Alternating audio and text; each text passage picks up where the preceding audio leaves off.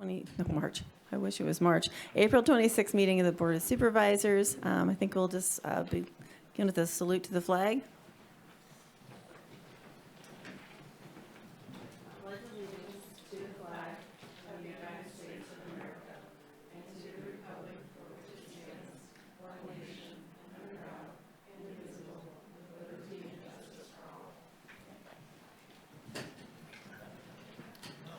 And just a reminder to people who may be watching us on a video feed, if you want to comment on an item today, you need to call in the number that's on the screen and press *9 as soon as you can so we know your hand is up.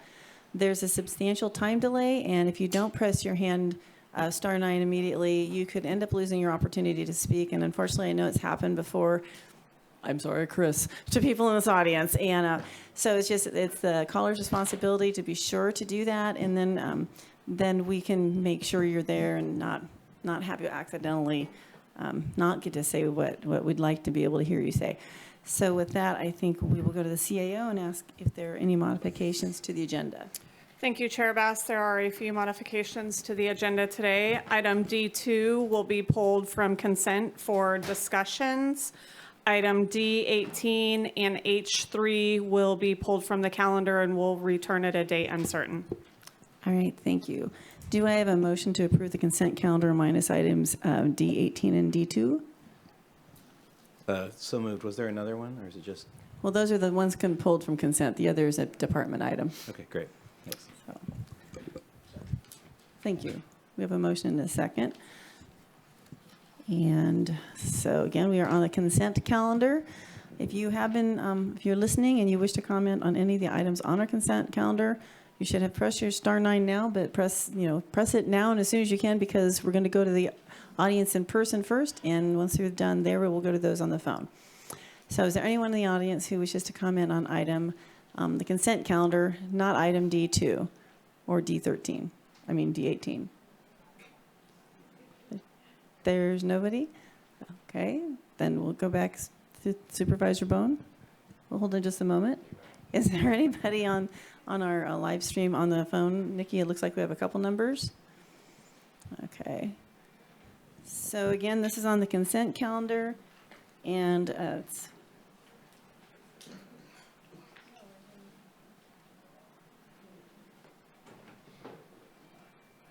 okay.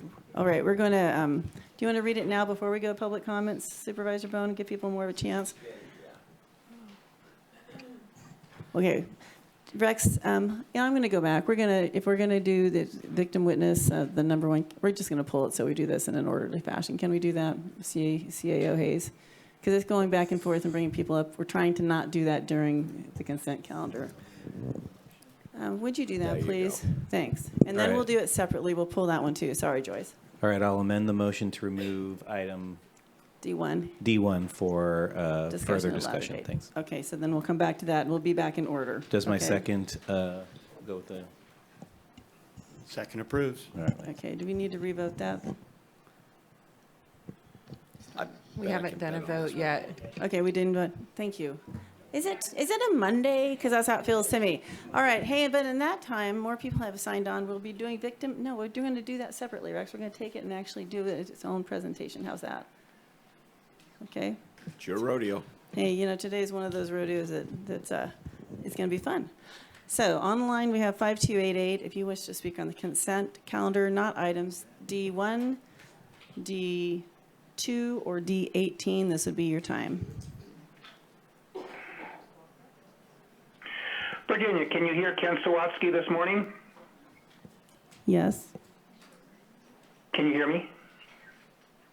Yes, Kent. Virginia? Yes, Kent. Thank you. Your audio is dropping off completely regarding people on the phone from time to time, and you do have a longer than normal lag. I just wanted you to be aware of that. Your audio just drops off on the phone or however we're receiving it. So I appreciate the opportunity to speak, and I do appreciate the fact that you're running the rodeo in the way I feel it should always have been read. Anything that's going to be done as far as a special presentation that's going to have special things should be pulled. Thank you for running the rodeo correctly after all these years.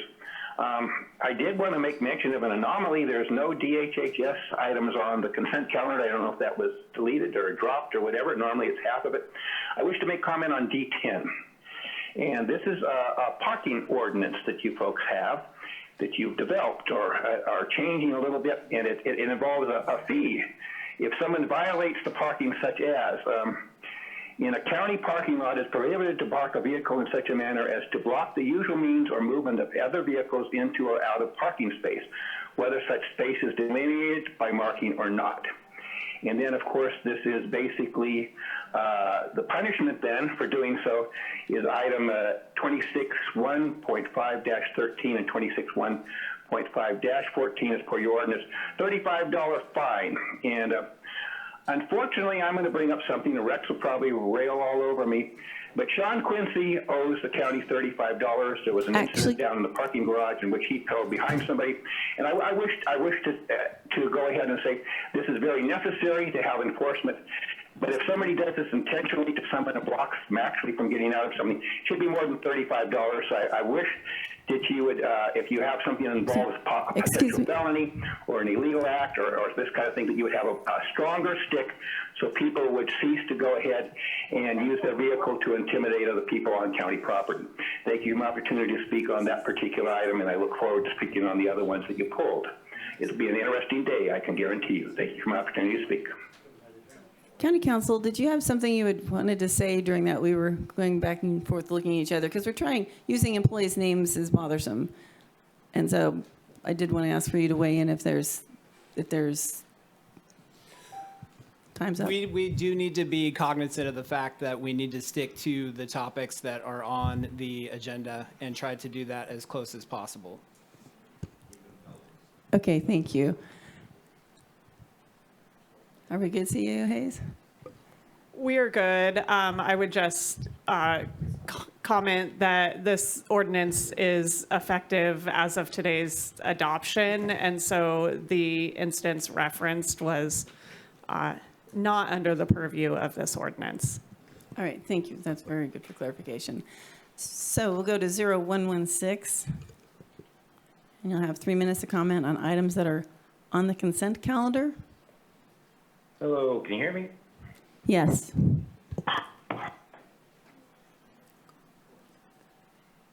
Hello, my name is Ash Teeter, commenting on number 11 in the consent calendar, the implementation of the Senate Bill SB 114, federally mandated or state mandated benefits related to COVID-19. One of the scenarios within the staff report for receiving said benefits describes an employee or a family member obtaining a COVID-19 vaccination or booster, or recovering from an injury, disability, illness, or other condition related to such immunization. This confirms knowledge of potential harm from a person taking one of these treatments being called vaccines. Locally, all people up to 49 years old have a 0% death rate, yet the city of Eureka demands that all of its employees, even those who contract with the city, get all COVID shots and subsequent boosters, demanding they take a substance that will potentially do harm to them when they have a 0% chance of dying from the thing the shot is supposed to protect against. Locally, children up to 19 years old have a 0% hospitalization rate from COVID, and as included in the last statistics, a 0% chance of dying from COVID. If they and their parents are still placed under enormous constant pressures to get vaccinated, we can do this. Do it because you care. If you don't do it, then you don't care about people and other such meaningless, guilt-trip-ridden rhetoric. These two examples are so ridiculous and disturbing that it makes me want to laugh and cry at the same time. This blind obedience to herd mentality, contrary to all local information and evidence, must end. The current law is being pushed by the 100% Democrat members of our legislature are further examples of this madness. Removing parental consent from vaccines, disciplining doctors for having a medical opinion apart from the general consensus, allowing the state to access the medical records for creation of a vaccine database, requiring schools to test for COVID indefinitely, even if it's not a threat. We need to wake up and start saying no to all of this. Plain and simple no. I mean, there's even like 6 more of these insane bills that are just on hold, like requiring everyone to get vaccinated, requiring law enforcement to enforce medical policies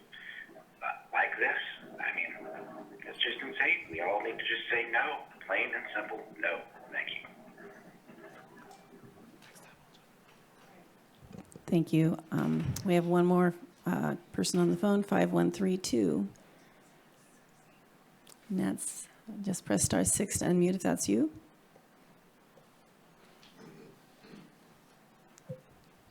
Yes, this is Bonnie Blackberry, and I wanted to comment on item 15, which is the rental agreement for the conference or the conference room at the Garberville campus complex. I'm glad that during business hours, you're not going to be charging people $1 million insurance. I thought that was progress. On here, on the, you have on your rental comparables, which is how you picked, it was going to be $40 an hour for a 2-hour minimum to rent that room. The comparables are veterans buildings. The Reading, Cotati, Gurneyville, Santa Rosa, Sonoma, all these veterans buildings.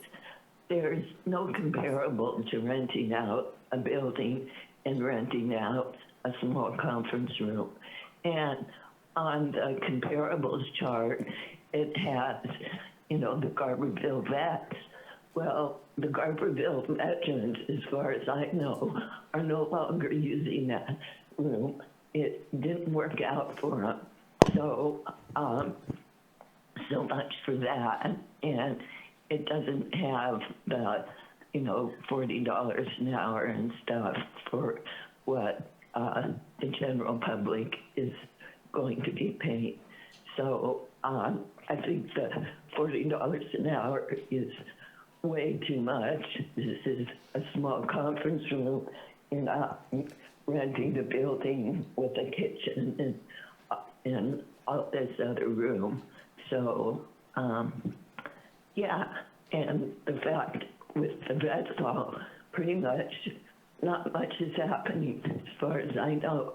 The veterans, the county hasn't found a place for them to move all their stuff. So they get this little conference room that doesn't work out for them. And our veterans building is no progress. And another thing that I've been upset about, a lot of people down here, is the fact that the whole plan to replace the Veterans Hall eliminated our courthouse. And I feel like that's a big loss for the community, not having a court down here. So those are my comments on item 15. Thank you. All right. Okay, thank you, Bonnie. All right, there are no more speaker requests, hands up, so we'll go back to the board. Supervisor Bushnell. Thank you. Thank you, Bonnie, for that comment. However, some of that information is not correct. If you would like to reach out to me, I can update you on what is happening with the Veterans Hall and the difference between the building rental, meeting room rental, and when you actually rent the veterans, which is a totally different situation. I'd be happy to speak with you and update you on all of those items you spoke about. Any other supervisors have a comment on the consent calendar? Supervisor Madrone? Yes, I would like to read the resolution, although my screen just popped up the vote. And that's, hang on, let's see if I can get this out of the way. And which basically, I just wanted to read the resolution very quickly. It's very short in regards to the Old Timers Parade up in Orleans. So this is a resolution for a temporary closure of portions of Highway 96 from Big Rock to the Forest Service campground at Ishipishi Road for the 71st Annual Old Timers Parade. And this will be on June 19th this year. And it is going to be, it's held every year on Father's Day. And it's just a fantastic event. So if anybody's out and about on Highway 96 on June 19th, the parade will be from noon till 1 o'clock with a parade and picnic afterwards. So thank you very much. All right, thank you.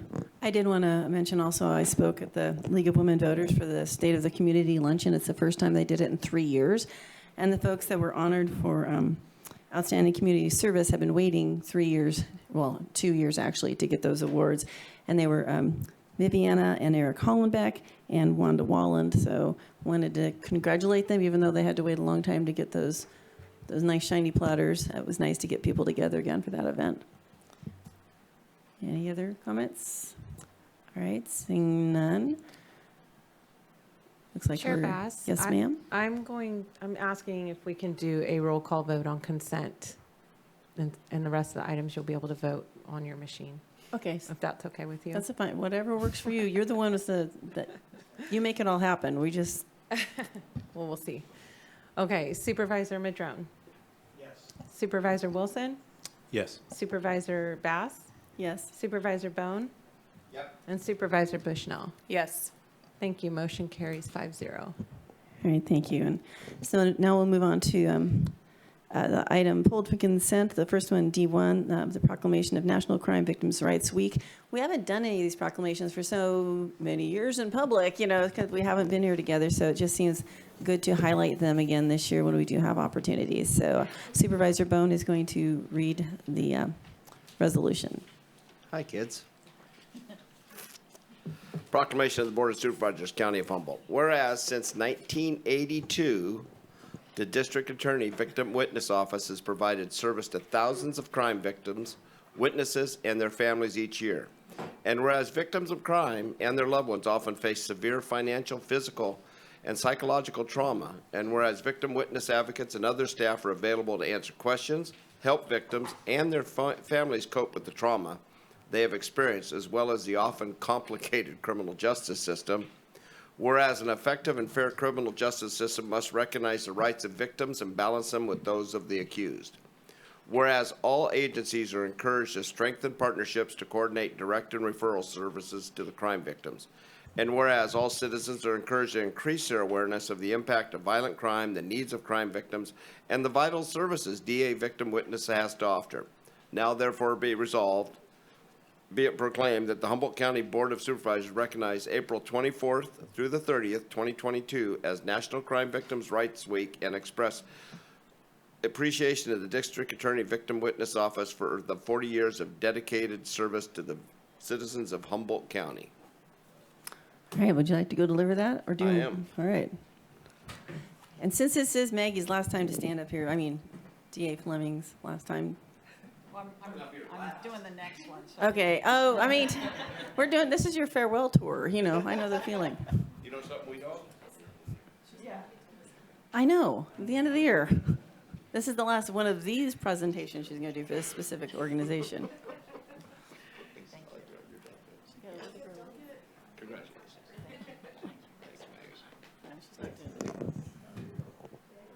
Good stuff. Okay. Give us that. Almost had Supervisor Madrone flip over in his seat over that one. You got a little bit shorter there. All right, welcome. I'll wait till Rex gets back there. I'm going to share a few words. Like you said, we started in 1982, and I just want to share that in 1982, we started with 1.5 positions. And today we have 13 positions and 5 volunteers. That's a lot of growth. Joyce, is there a microphone on? Supervisor Bohn, we just wanted to confirm that everyone at home can hear you as well. Is the microphone? Yeah, you're good. Okay. We just didn't hear you as well. Tomorrow will be our 1-year anniversary of all of us, the whole entire DA Victim Witness team being housed up on the 5th floor. And I just want to thank everyone here because moving the DA's office and cast back into the courthouse on the 5th floor, side by side, separate. The safety and security of both programs have increased as well as confidentiality. And so again, thank you for every single person that had a hand in that, in creating that amazing space for crime victims to receive the vital services they so deserve. Having permission from a mom of a child molest victim, I would like to share her words when she entered our office. She looked around and she said, I feel like and we matter here. And so, again, thank you. I'm thankful also for the entire DA Victim Witness team for their constant dedication, respect, and genuine concern for crime victims and their families.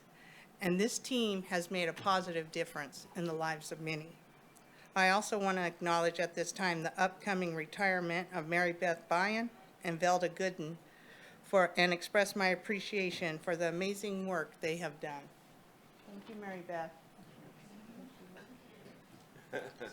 Yeah. And I'll echo what Joyce said. It means so much to all of us that you allowed us to move up into the 5th floor in that safe spot, to have them right next to our cast unit so that the two teams can work together seamlessly. And I also want to thank so much Mary Beth and Velda for their dedication and hard work. We sometimes, forget all that they do behind the scenes, all the constant calls they make, trying to keep people informed of what's going on, but also in courtrooms. Sometimes when we're done with the testimony and we say, thank you very much for the witness, we stay in the courtroom, but it's the victim witness advocates who make sure they get safely out of the building, to their cars or whatever, because sometimes those people really understand the moment they walk out of that courtroom, they're in danger. So they do so much for public safety, and what they do allows us to get some measure of justice in our community for victims of crime. So thank you very much for this. All right, thank you, DA Fleming. Supervisor Bushnell, and then Bohn. Thank you. Well, could I have the team stand up, please? So thank you, and I just really want to applaud you guys.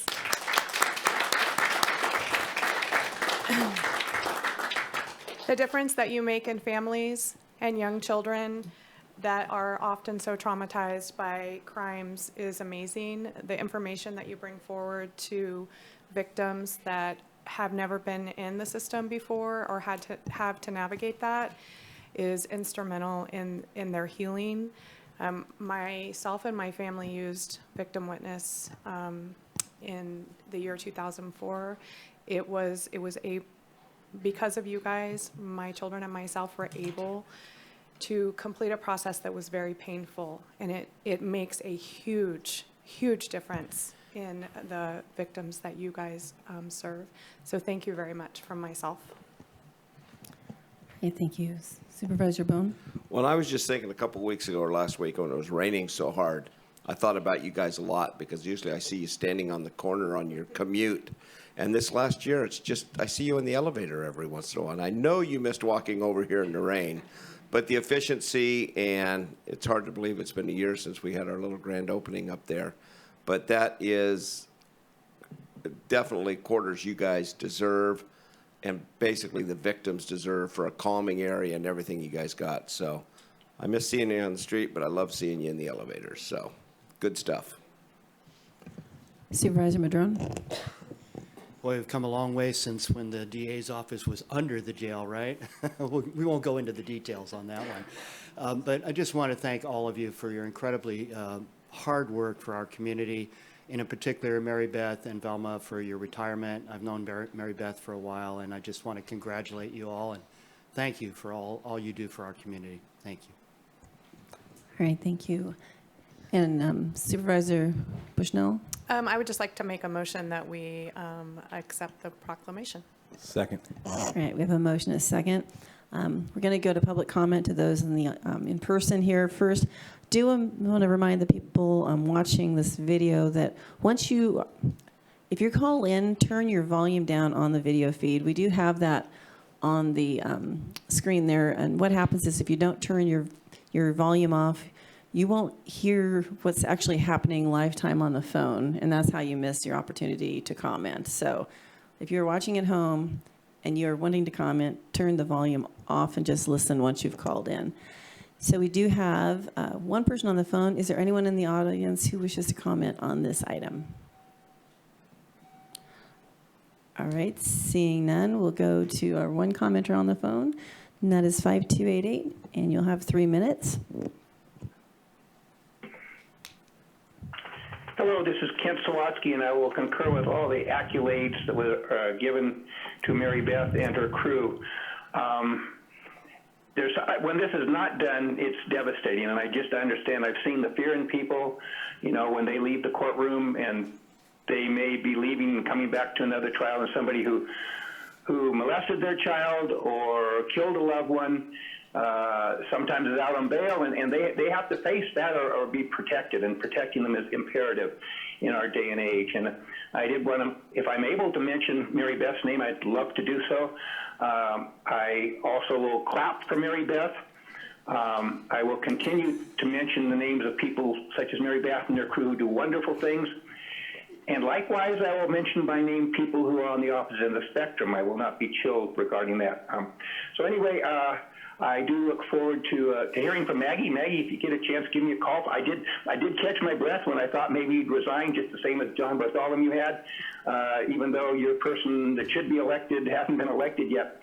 And but again, victim protection for victims and witnesses is so important. So thank you for what you do. This is very heartfelt. Thank you. All right, thank you. And there are no other hands up. Supervisor Bohn, and then... Well, just so we can be accurate and out of respect to John Bartholomew, he retired. He postponed his first retirement, and he stayed to help out, and he retired last week after many years of service. He did not resign. That's a narrative out there. I don't know why that narrative would make hay, but he retired, and we respect him for that. Yes, I would say I'm sorry if I scared people when I said anything about Maggie not being here. I meant for this one specific item. She's got 8 months to continue coming to visit us. I'm sorry about that. Sorry. Any supervisors want to make a comment before we vote? Supervisor Wilson? No, just speaking to my second, which is I just echo the accolades and the thank yous. It's the volunteerism and the people that work within these departments that again help mend the frayed ends of the fabric of our society in ways that are just so important. I just really appreciate it. Thank you. All right. And we do have the vote. Well, my vote button was up. Where's it now? Chair Bass, you already voted. Okay, good. I just wasn't. Well, it disappeared. We're trying the system, and it's like, have we voted? Is it there? Where'd it go? There it is. It passed 5-0. All right, with that, we'll move on to our next item. Thank you guys for being here today. We also pulled item D2, which is the recognition of Child Abuse Services Team, also known as CAST, for 26 years of dedicated service. And so, okay, should I let everybody come up first and then we'll start? We want the whole team on.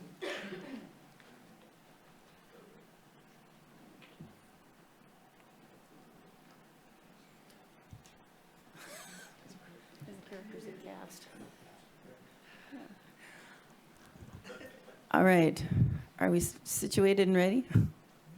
Okay. So proclamation of the Board of Supervisors, County of Humboldt. Whereas the impact of sexual assault and child maltreatment can cause severe and long-lasting physical, emotional, and psychological consequences, the experience can be devastating not only for the child, but also for the family and friends of the child. And whereas sexual assault and child maltreatment across all ethnic, cultural, socioeconomic backgrounds, the tragedy of child abuse can cause disabilities and poor health, depression, poor academic performance, alcohol and other drug problems, and abusive adult relationships.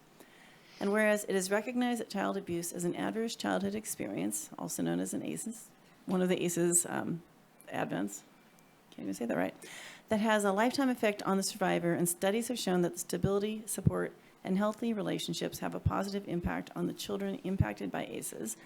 CAST promotes stability and support for the child, family, and caregivers through the multidisciplinary team approach. And whereas the Child Abuse Services Team, a multidisciplinary team comprised of specially trained individuals representing child welfare services, the district attorney's office, Humboldt Domestic Violence Services, law enforcement, mental health, North Coast Rape Crisis Team, and tribal agencies, was created to reach one of the most vulnerable populations in our community, children who are victims of sexual and physical abuse. And whereas CAST is a nationally accredited child advocacy center, through the National Children's Alliance, the office provides a child-friendly setting for forensic interviews to occur. And whereas since October 1996, the Child Abuse Services team has conducted 3,553 comprehensive forensic interviews, and this coordinated response has proven successful in the criminal investigation and the prosecution of the child abuse cases. And whereas the effective intervention of the Child Abuse Services team, multidisciplinary approach to child abuse investigation, has reduced the number of interviews a child abuse victim must undergo, and whereas CAST interviews may also be used to interview witnesses of violent crimes, such as assault and domestic violence, and are sometimes used in cases where there are allegations of neglect and drug-endangered children, and whereas the citizens of Humboldt County benefit from coordinated services provided from the Child Abuse Services team, now therefore be it resolved that the Humboldt County Board of Supervisors hereby express appreciation to the members of the Child Abuse Services team for their 26 years of service to sexual and physical abuse victims of Humboldt County. I move the proclamation. If I can get a second. Second. Thanks. You can clap anytime you want.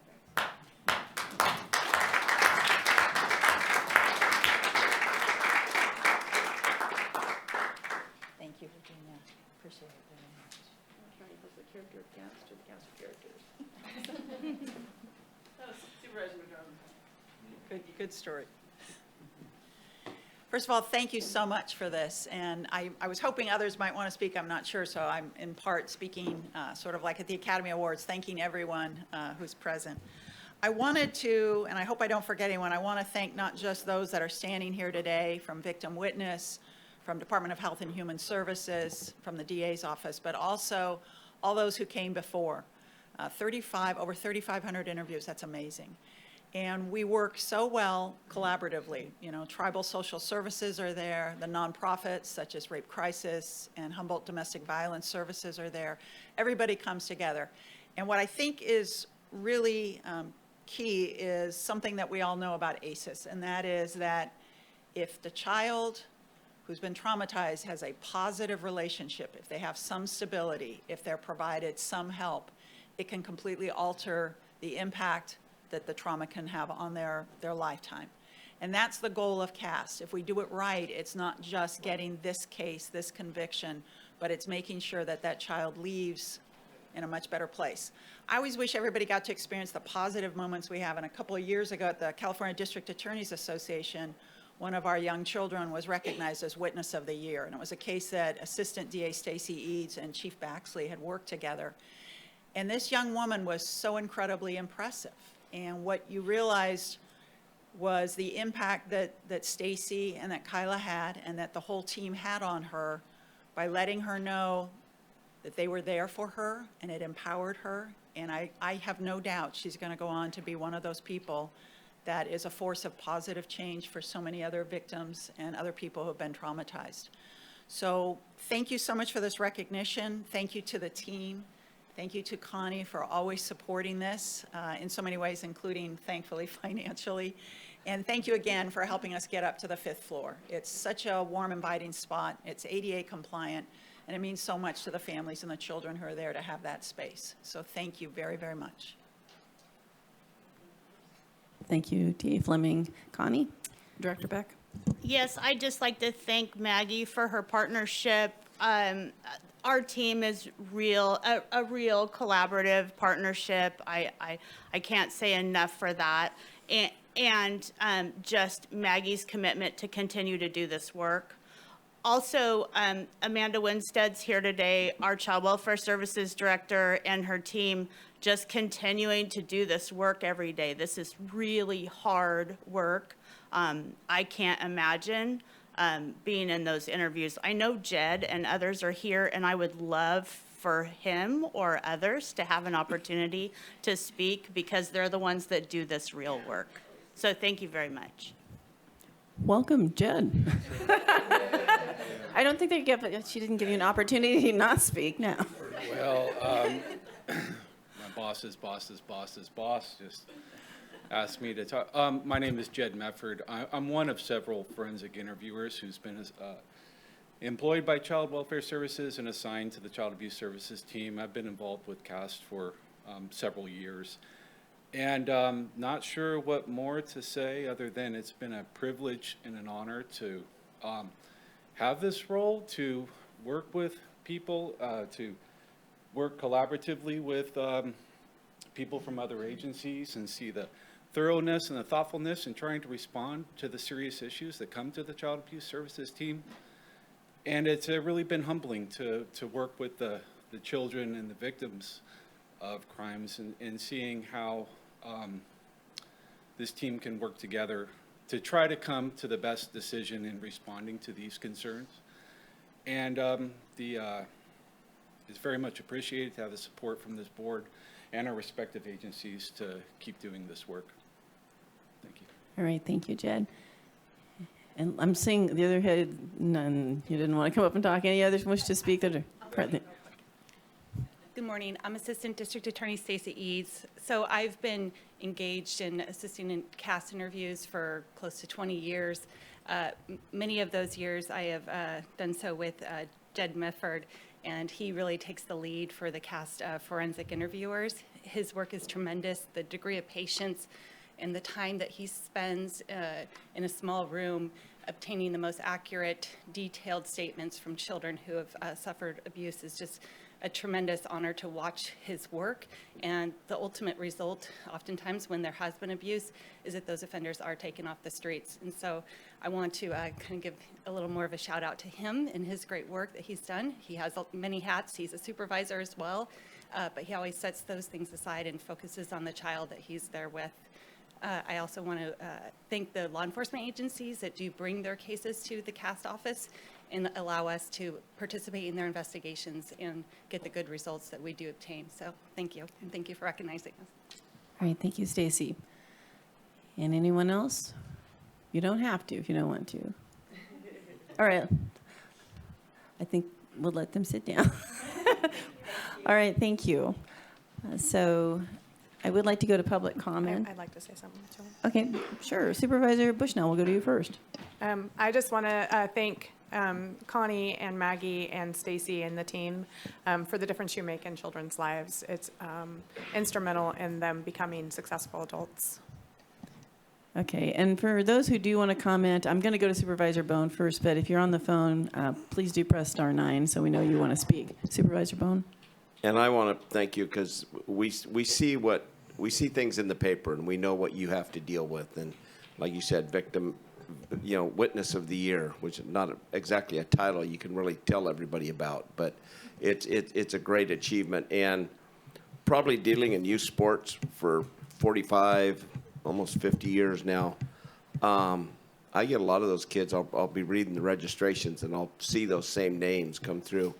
And realize that, I need to let a coach know, you need to let somebody know that this may need a special attention. And I've dealt with CAST in the back with others and trying to get those kids, you guys are the mainstream to get them back on focus and realize that there is life after trauma. There is love, there is compassion out there after what's happened to them, which is usually unspeakable. So thanks for what you guys do. It does make a difference. Supervisor Madrone? Yeah, I just want to thank all of you for your hard work as well. And in particular, I want to thank Connie and her staff at DHHS for their incredible outreach to the tribes in our community. The work that's being done there is just really important and have really stepped up and are reaching out on a regular basis. And I want to thank you for all of those efforts. So. All right, so we will be going to public comment now. I did want to ask ask Nikki, since we have the vote tab up, it's not showing any speakers, so let me know if any are on, but I will go to the public here first and then go to the phone. Is there anyone in the audience who wanted to comment on this item? All right, so we'll go to the phones. Do you have any callers? There are none. It looks like 0. All right, so it looks like we are going to Supervisor Wilson. Yeah, for just last a comment quick and comment. vote. I mean, I think we really, and we're right. Everyone's right to focus on the trauma that's trying to be mitigated by all of this work, but I want to also recognize the sort of the toll that being trauma adjacent happened. That's out there for folks that are working in all of these, whether it's law enforcement or whether you guys, with CAST and everybody else, that, we just have to recognize and take care of ourselves, those folks that, and when I mean ourselves, I mean you yourselves in that work, and be cognizant of that, because I do know, and I have seen it really take a toll on folks, and I just want to be thankful and mindful of that. So thanks, guys. All right, thank you. I don't see any further comments. And have we all voted yet, Nikki? Well, I voted. All right, it passes 5-0. So we will now move on to our next item, which I believe comes to us from Supervisor Bushnell. And yeah, the TOT. This is the consider the formation of a transient occupancy tax working group. So I will turn this over to Supervisor Bushnell. Thank you, and I am going to turn this over to Scott and Sean.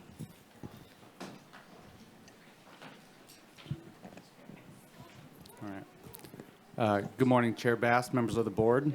Sean Quincy, Deputy CAO, here with Scott Adair, who is our Economic Development Director. Excuse me. This item comes to your board as we consider the transient occupancy tax. As your board is aware, in March, your board voted to approve placing a TOT measure on the ballot for citizens to decide, a increase from 10 to 12% of the TOT rate and adding RV parks and campgrounds. The item that is before your board is on in regards to developing a work group of stakeholders who share some nexus to the transient occupancy tax and revenues that are generated by that tax.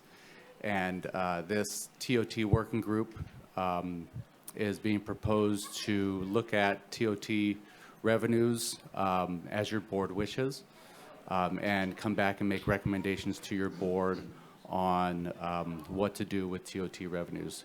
I will note that this item is not specifically about the 2% increase that is on the ballot.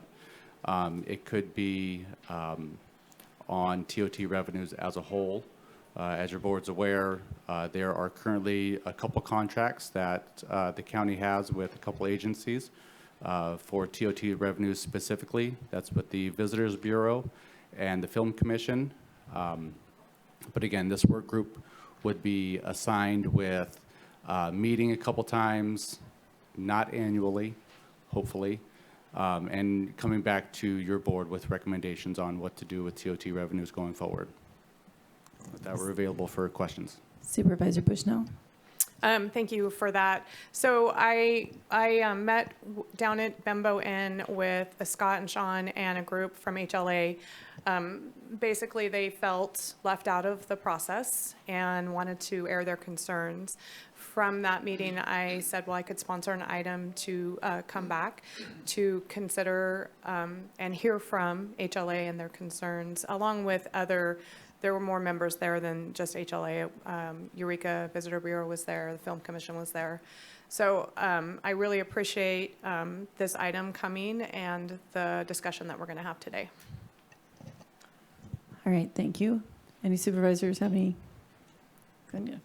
I would say, I think it's an interesting concept. I think it's hard when we put things on the ballot, because when we put things on the ballot doesn't necessarily mean we have the approval of all the groups when we put something on the ballot.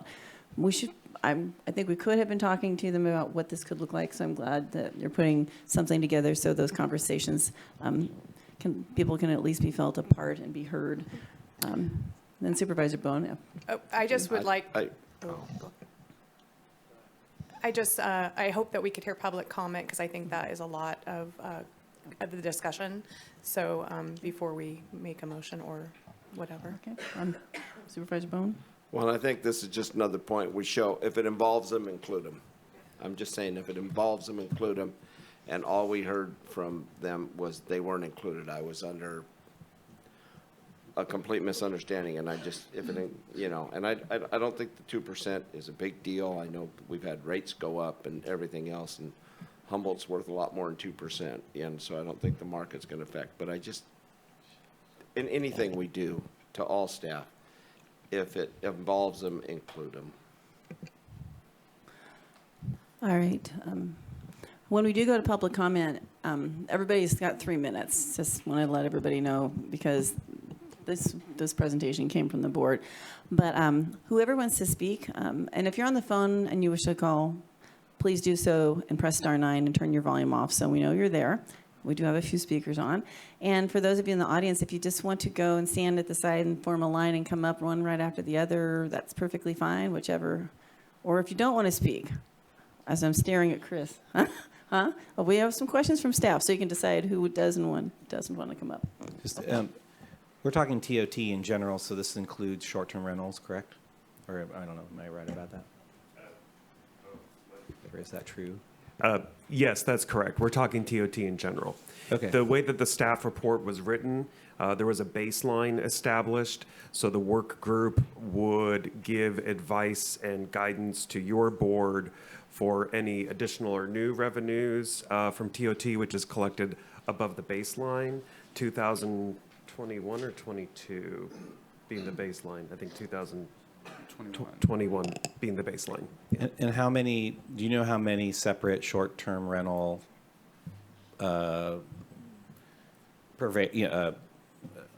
owners or that we have in that? Do we have a general sense in terms of the county? Is it like even order of magnitude? Is it 100, 1,000? It's in the thousands from what I understand. It's in the thousands? Just previous discussions with our treasurer tax collector, but Okay. we're not presently tracking that. Okay. And then how many hotels are in the HLA currently represented? Do you know? I do not know how many members there are in HLA. Okay. Thank you. And Supervisor Bohn.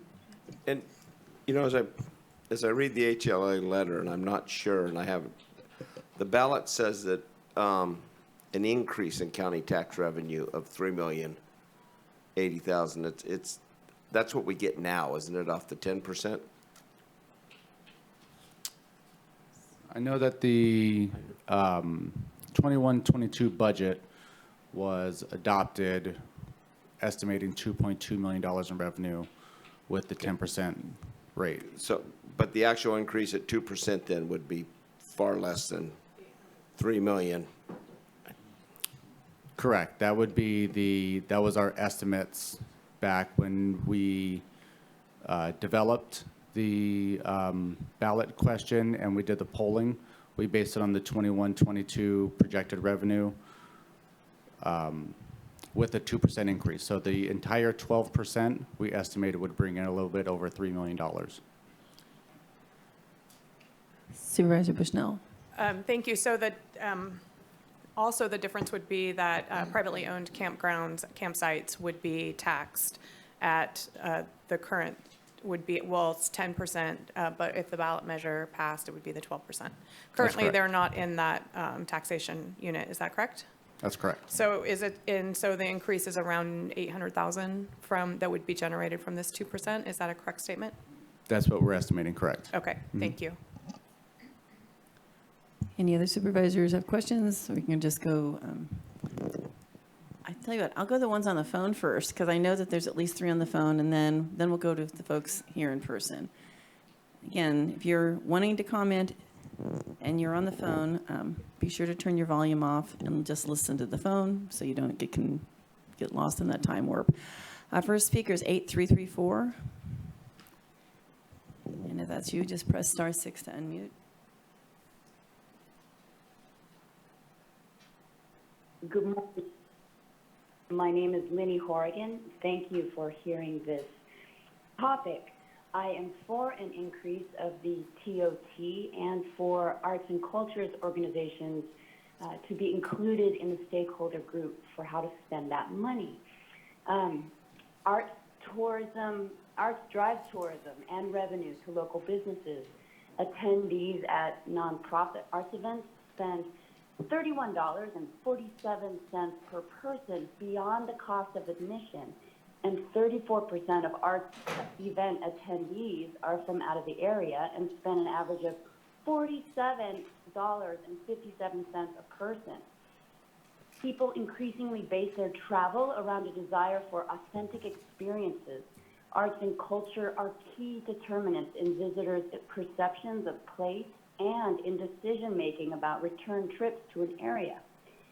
I love this part. The arts reduce crime and improve neighborhoods. Arts and culture activities and events are part of CPTED, the Crime Prevention Through Environmental Design initiatives all over the country, from Reading to Detroit. Arts and culture events bring people back into commercial districts, making them livelier and safer. The arts need public investment more than ever if they're going to keep producing all these benefits. And TOT funding is already a proven successful way to invest in the arts, including in communities and counties such as San Francisco, San Diego, Oakland, Laguna Beach, Long Beach, Monterey, and San Jose. So I want to thank you all for the discussion and all the service you're doing, and thank you. Bye-bye. All right, thank you, Minnie. Our next speaker is 2381. If that's you, press *6 to unmute.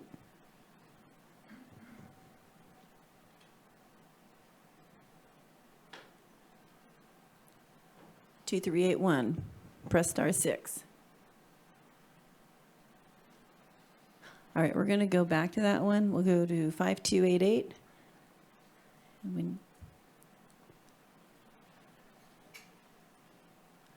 All right. Virginia, can you hear me? Yes, I can. Welcome. Kent Sawatsky. When this first topic came up and it was heard before the board, I was the only one who questioned why none of these other people were speaking at the time and why I was the only one who happened to know that this was happening. As you said, the big flaw is when you don't reach out to people in advance. And because of that, and because of the fact that this was written in a very misleading way, and of course anybody who objects to this could probably litigate it after the fact, just the fact that you misrepresented the total amount of money received, the 10% as being the gain for this tax, all the flowery things that you always put into these things. I support you having this group, but I also support everybody voting no on this and coming back with something that everybody can support in November. This is a little bit on the ridiculous side. I think Trinidad has just had, they did not have a vote on theirs, and of course they had to roll back, I think, to 8%, and you're going to 12 or something. I strongly support what all the people in the hotels, all the people from the mobile home parks or the RVs or anybody who's going to be taxed be part of this process, and hopefully the voters will turn this down and vote no and start over again in November when you can do it right. You didn't cross your T's and dot your I's. When people read these ballot issues, such as this one, and we're talking about the TOT, there's all kinds of flowery things put on there, such as was put on for the cannabis tax. Those things do not come to fruition, and if you are going to have this tax, hopefully in November, strongly support you have something set up, such as Measure Z committee, and of course anybody who is putting this tax in there should have the seat at the table. All the other groups who may want to have their hands in the pocket of the tax and things may be considered as seats, but as far as the main participants, the housing, your lodging association there should be the main ones, because they're the ones who are potentially losing income if the tax is too high, and you say that won't happen. I disagree. But to not involve these people from the get-go means you should start over again and do it right from the start, and I hope the voters will vote no on this TOT, no matter what working group you have. It's not done right. Thank you for the opportunity to speak. All right, thank you, Kent. We have one more, and this is the last time we'll go back to this person, 2381. If that's you, press *6 to unmute.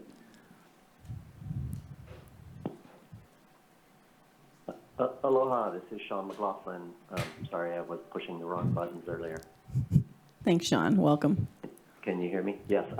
I'm calling in as a board member for Inc. People. I've been a long-time board member, and I think it's just so important when discussions at this level, which is obviously a very large and important discussion, in effect, the social contract between the visitor industry and the county, right? I mean, when you're talking about TOT, those are very critical resources, and we have appreciated the intelligence that's been applied to how they've been deployed in the past, I have to say.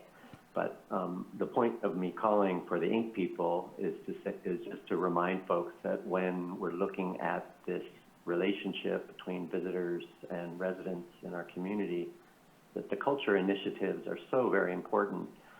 People come here to see our culture and our community, and we really need to ensure that those folks are represented in any of these discussions. So in the formation of this work group, we feel it's very important to ensure representation for the culture and arts community, part of our community that clearly support tourism, community well-being, and there's an economic dynamic here of synergy, really. Visitors love to see the culture and arts that we have, and the culture and arts rely upon them being here to also support us. So thank you for this opportunity, and appreciate the venue that you've created for the discussion here. All right, thank you, Sean. Okay, so now we'll go to those who are in person with us. We do have a few at the side of the room. Just come up. If you don't mind, let us know your name. You don't have to, but it's always nice if you do. And you'll have 3 minutes. All right, thank you, Supervisors. My name is Monica Topping. I am the Administrative Director for the Inc. People Center for the Arts, coordinator for North Coast Open Studios, which is a Dreammaker project of the Inc. People, and I am also an artist myself. I'm here to ask that the arts and culture organizations in this area be included in the stakeholder group for the TOT. As the coordinator for North Coast Open Studios, which takes place during the first 2 weekends in June, even though we've been on hiatus for 2 years, but we are back this year, I work with more than 100 local artists every year who are asked after every event who their visitors were, how many they had, where they came from, were they local, were they from out of the area. And every year we have visitors who actually come into town. They stay in local lodging. They spend money in restaurants and around the community far above and beyond even what they're spending with the artists that they are visiting. I appreciate that a representative of the arts community is planned for the TOT working group and encourage them to move forward with including arts representation. Arts drive tourism and revenue to local businesses. And as we've heard, 34% of arts event attendees are from out of the area and spend an average of almost $50 per person. So not only does this improve the quality of life as well as economic activity in the district, but these improvements influence the first impressions of travelers. As you know, driving through anywhere in Humboldt County, but particularly Eureka, we see art everywhere we drive through town, and that is huge, and it brings people back to our area. Imagine if Humboldt County did not have the arts, if we did not have the kinetic sculpture race, we did not have the Eureka Street Art Festival, if we didn't have the Benbow Summer Arts and Music Festivals, Open Studios, Morris Graves Museum, the Inc. People. The arts need public investment more than ever if we are going to keep producing these events. So thank you for including us. Okay, thank you, Monica. And come on up and welcome. And you can bend the microphone down. It should. Good morning. My name is Gabrielle Gopinath, and I am the Marketing and Resource Development Director for the Inc. People Center for the Arts. So, like my colleague Monica, I am here today to speak about the transient occupancy tax, which is before the board today. The Inc. People supports a share of the TOT funding for the arts in Humboldt County. And I'm just here to say a few words briefly, speaking to the importance of the arts and culture in terms of regional well-being and the tourist economy. The arts offer tremendous benefits for local citizens and for tourists alike. The role of arts and culture in tourism is significant and I think deserves more recognition. In our immediate community, I'm sure we can all think of so many examples. The Street Art Festival, the Kinetic Sculpture Race, Eureka's Cultural Arts District, the recently formed Eureka Kite Festival, and the Bimbo Arts and Music Fest. These are not peripheral, these are profoundly important, events that really constitute the well-being of this community for so many people. Arts-related tourism and activities determine how long people choose to stay in locations and whether they plan a return trip. The arts and culture make contributions to the local economy, to the relationship between arts and tourism, the way that the arts impact the entire community touches on the relationship between arts and the quality of life. So arts organizations, until this point, have not had a seat at the table when it comes to decision making. And as a stakeholder in the local arts community, I can state that we at Ink People Center for the Arts are excited about potentially taking on an active role on the proposed working group. I appreciate that representation of the arts on the working group is planned in the stakeholder group for the TOT, and I encourage the board to move forward with encouraging arts representation because it's so important. Thank you all very much. Thank you, Gabrielle. And Chris, don't have to raise your hand on the thing. Yeah, I apologize. You were one of the few that we couldn't get through on when we were trying our new method of phone. So glad to see you in person. I appreciate that. Thank you. Yes, I was in the queue like 3 times, and each time it said, your hand is up and you'll be called, but I never did get an opportunity to speak. So anyway. Yeah, actually, Rex said that was his fault. Yeah, I know. I was thinking that. Someone had a button in the And just for people to county. know, before it's- you start talking, that's the day I realized how much the live stream and the not listening to the TV, I think it really gets people, unfortunately, in a bad position. So thanks for being here. Okay. Well, thank you. My name is Chris, and I'm the board chairman of the Humboldt Lodging Alliance here in Humboldt County. And I'm sure that you're aware by now that, HLA is against Measure J. And for some of you, it could be, you might think that we're just totally against raising the tax 2%.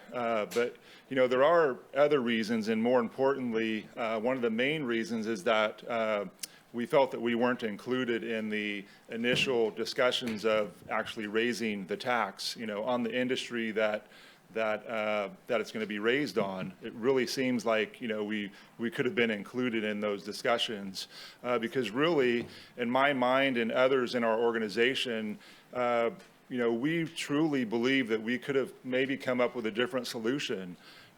Yes, I mean, the ballot measure, it might not have been even brought forward to be a measure. I mean, we could have come up with other ways to help fund whatever the items that you're looking to fund. Or we could have came up with a more specific tax that we all would have been happy with.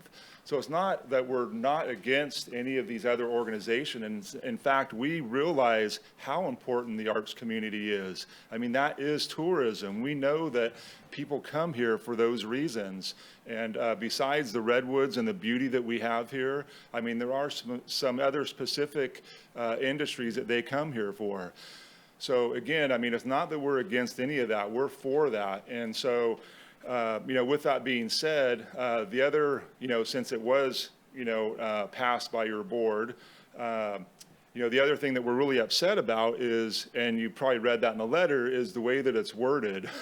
You probably read some of the articles that were in the Lost Coast Journal and a few other, or not Lost Coast, but the Lost Coast Outpost. Some of those reasons and everything. And And again, so it's not that we're totally against the tax, but we do oppose the measure. But I do want to say that I do want to speak in behalf, or not in behalf, but I want to applaud Supervisor Bushnell and also Scott Adair from his department for them stepping up and trying to help us and the other organizations to create some sort of a work group that will help decide where some of this money goes, because right now the money is going into the black hole. The black hole, the general fund.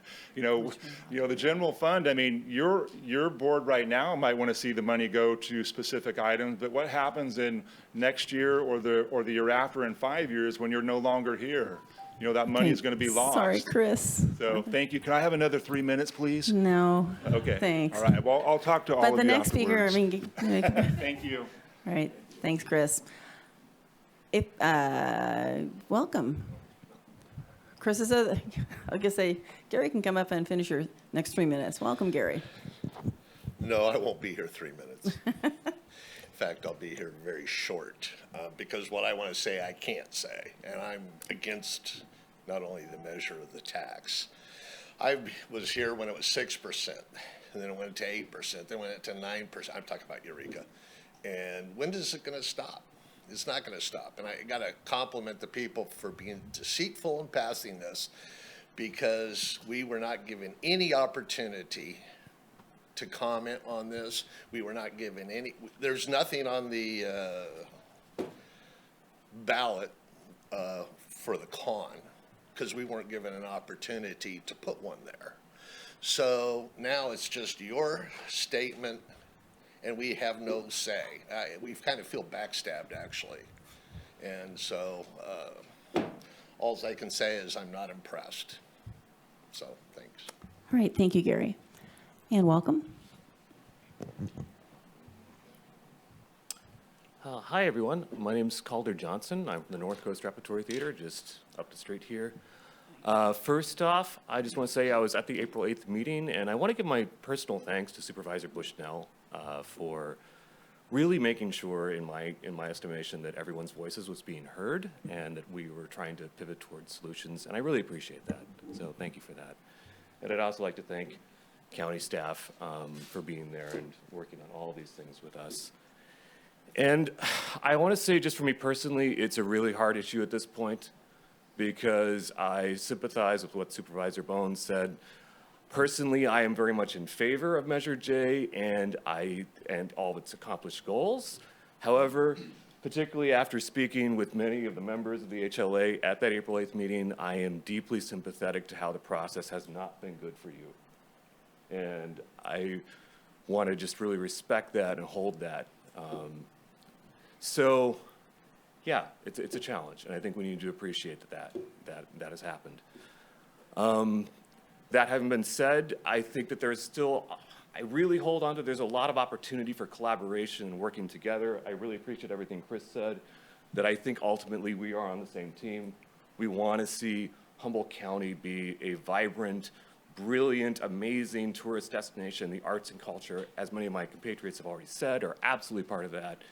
I think we can make that happen. I think a working group is absolutely a tremendously important goal towards making that happen.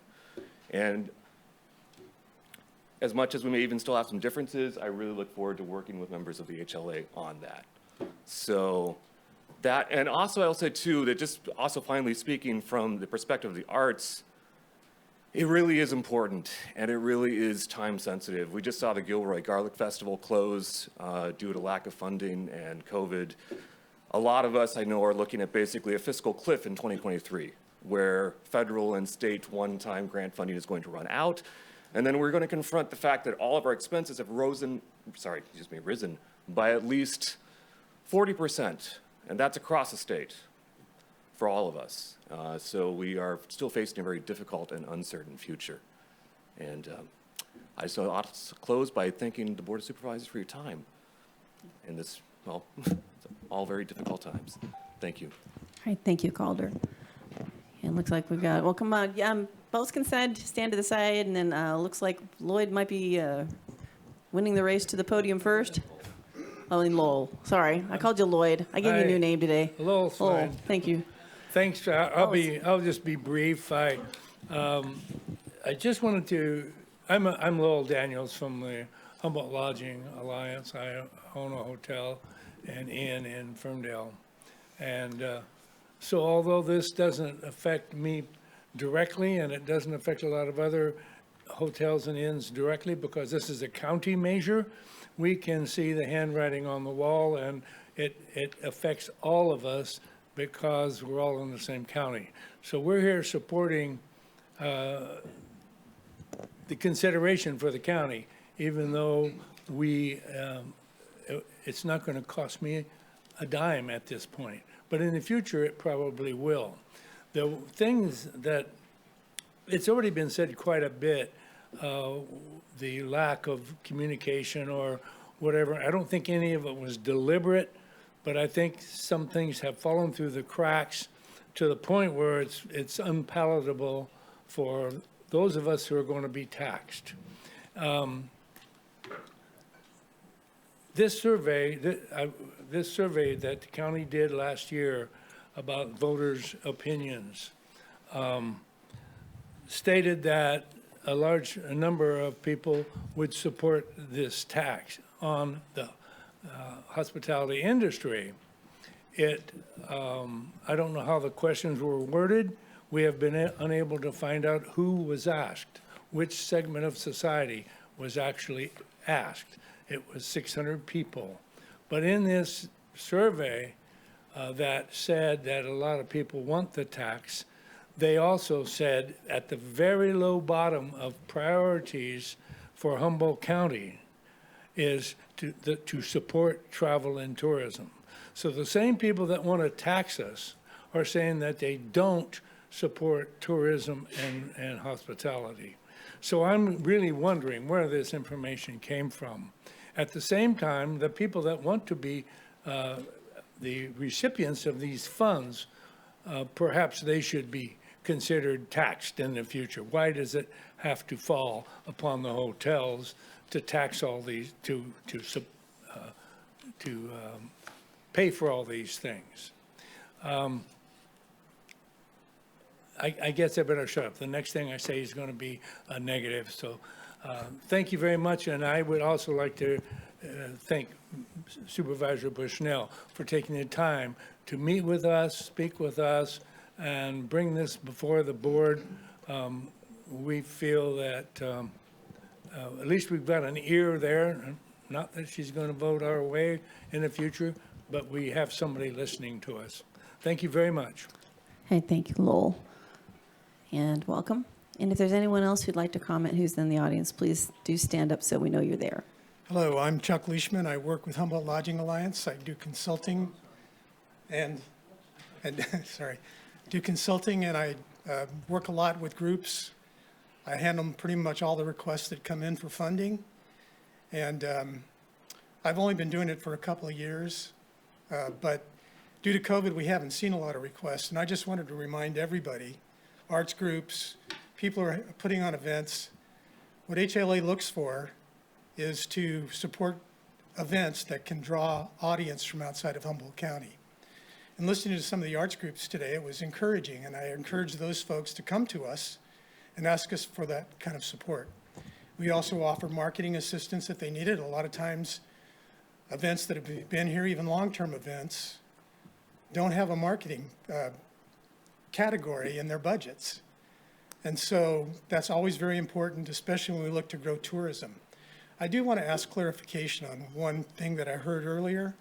I think it was from Scott and maybe Sean, that we've been thinking that the work group that Michelle is forming, and thank you for that, would be facilitating the money, the increase that we see in the TOT.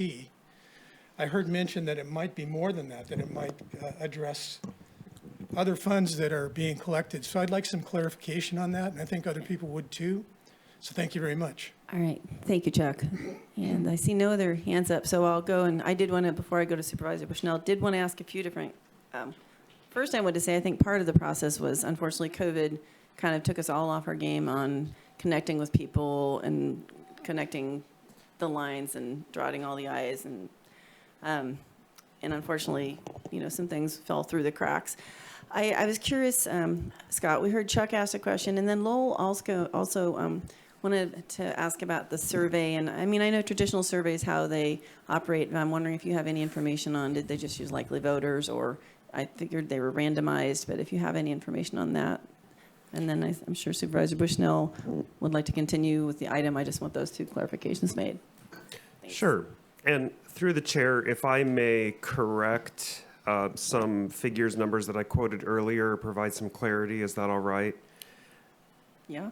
Doing some research and looking at some of the history on dialogue concerning short-term rental operators, it looks as though presently there are approximately 624 short-term rental units in the municipal areas, including both incorporated, non-incorporated areas throughout the county. I did confirm with our interim treasurer tax collector that of that, only 151 are registered.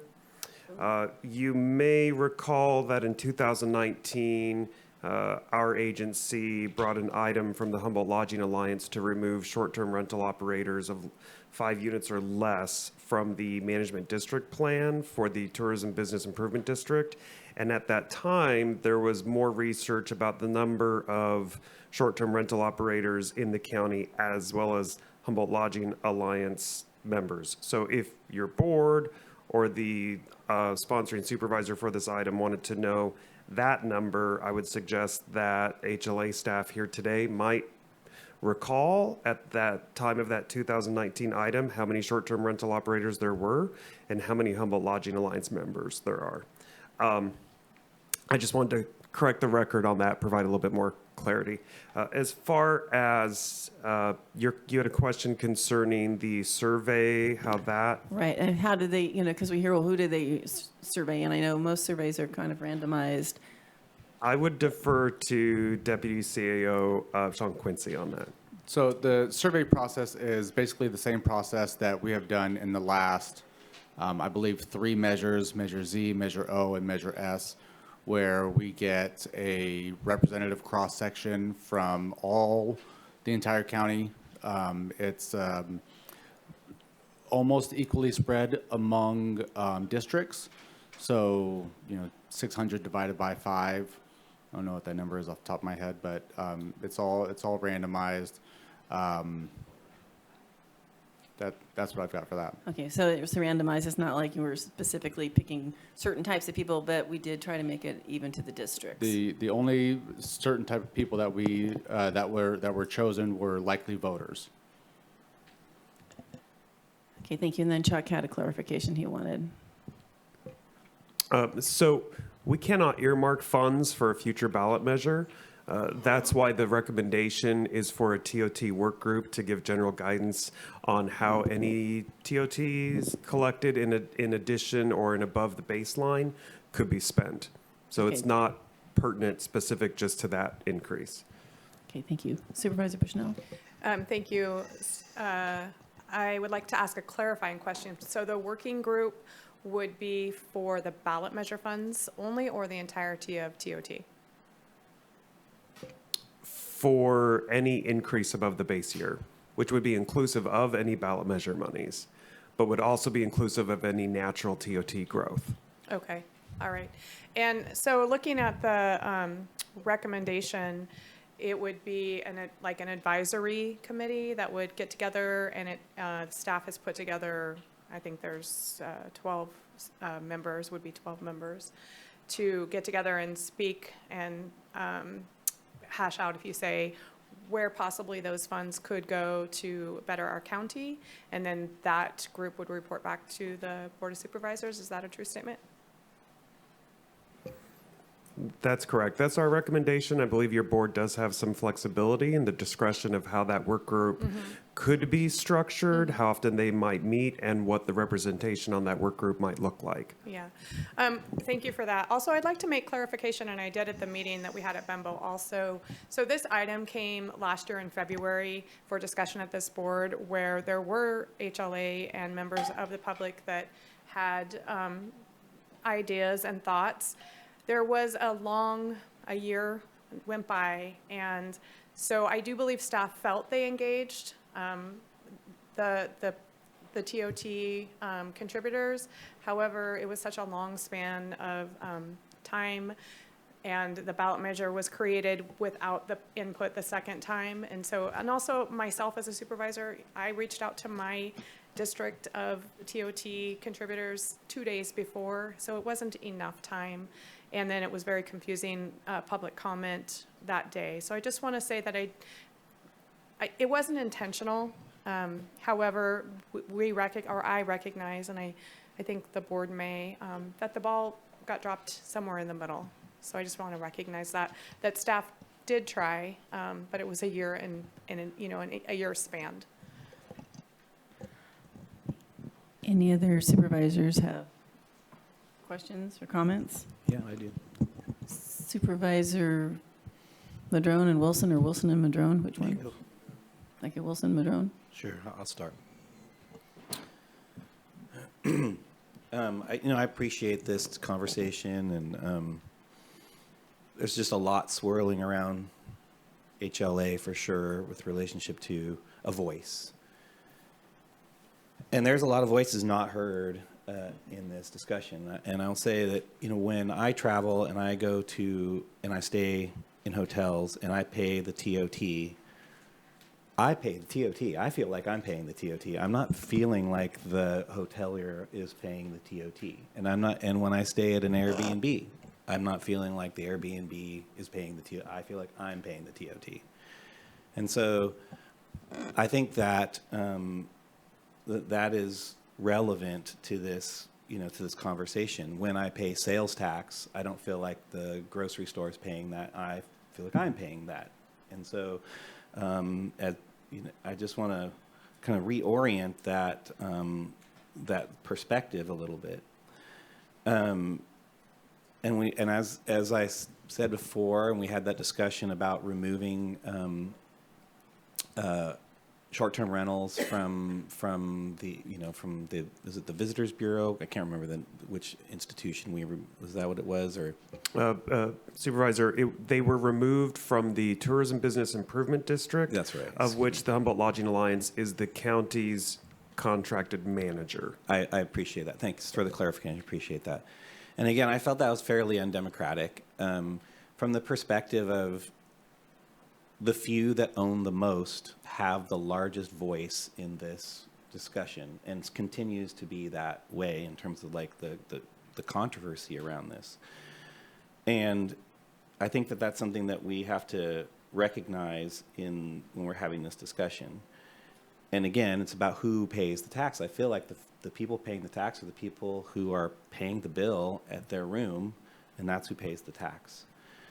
I also think that in many other communities, the discussion around TOT also looks at impacts, not just all the fun stuff that we can do and bringing visitors in, but there's also impacts. And I have to say, I'm just on the record, I'm super supportive of the arts section of this discussion.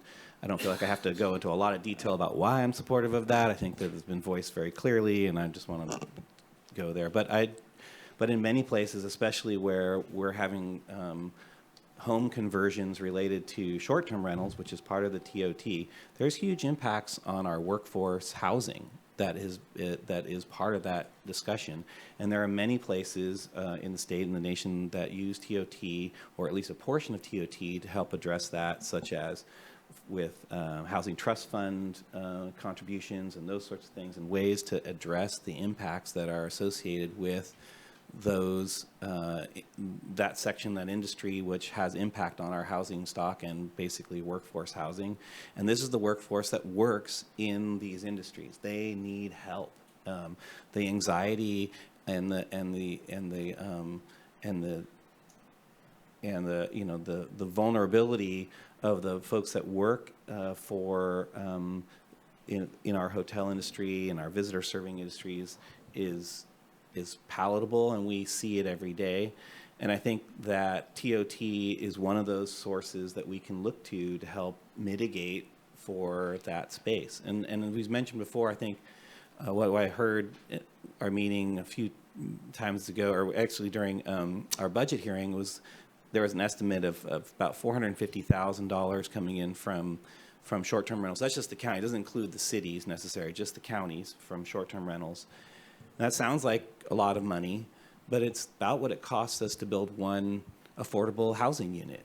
So when we talk about the loss of housing associated with that that use and that shift that we're seeing, we're nowhere close to mitigating the impacts of that. And I think that's a voice that's not heard in this discussion and hasn't really been heard. And understanding that people who are having housing insecurities, that voice, they're not at this meeting today, right? And so I would feel really much more comfortable if we're talking about a committee that talks about this, that maybe we have a seat at the table for a housing trust fund member as well, because I think that's it's relevant and needed in these discussions as we move forward. So those are my thoughts. Thanks. Thank you. Supervisor Madrone, then Bushnell. Thank you, Chair.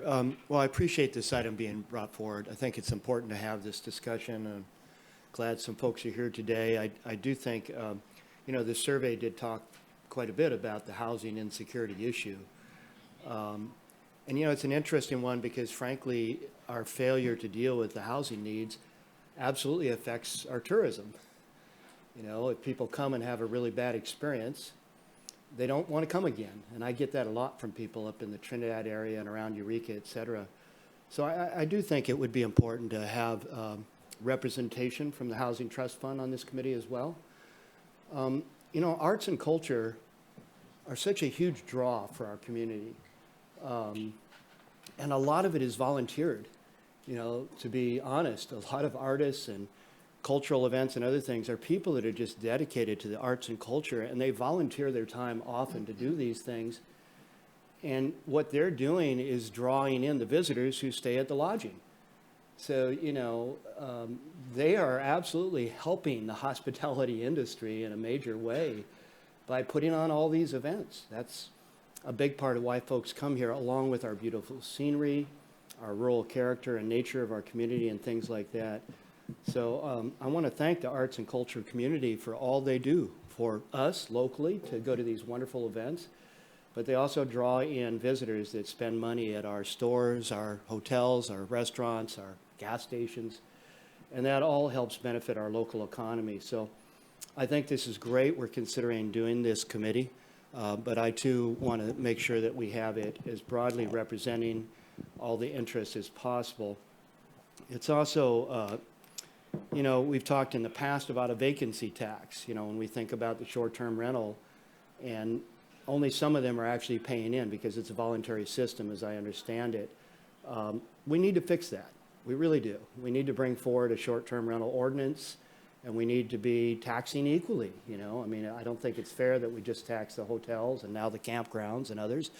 But the short-term rentals, not only should they be contributing, but it does have a massive impact on housing, which then creates all kinds of other expenses and costs for our community when we're not dealing with those things. So I would very much like to see an STR ordinance and tax brought forward along with a vacancy tax, because these are places that are no longer available to working families or others in our community. So those are just some of the thoughts, but I think we can all work together on this and make sure that we have broad representation so that we can do the best we can with these resources.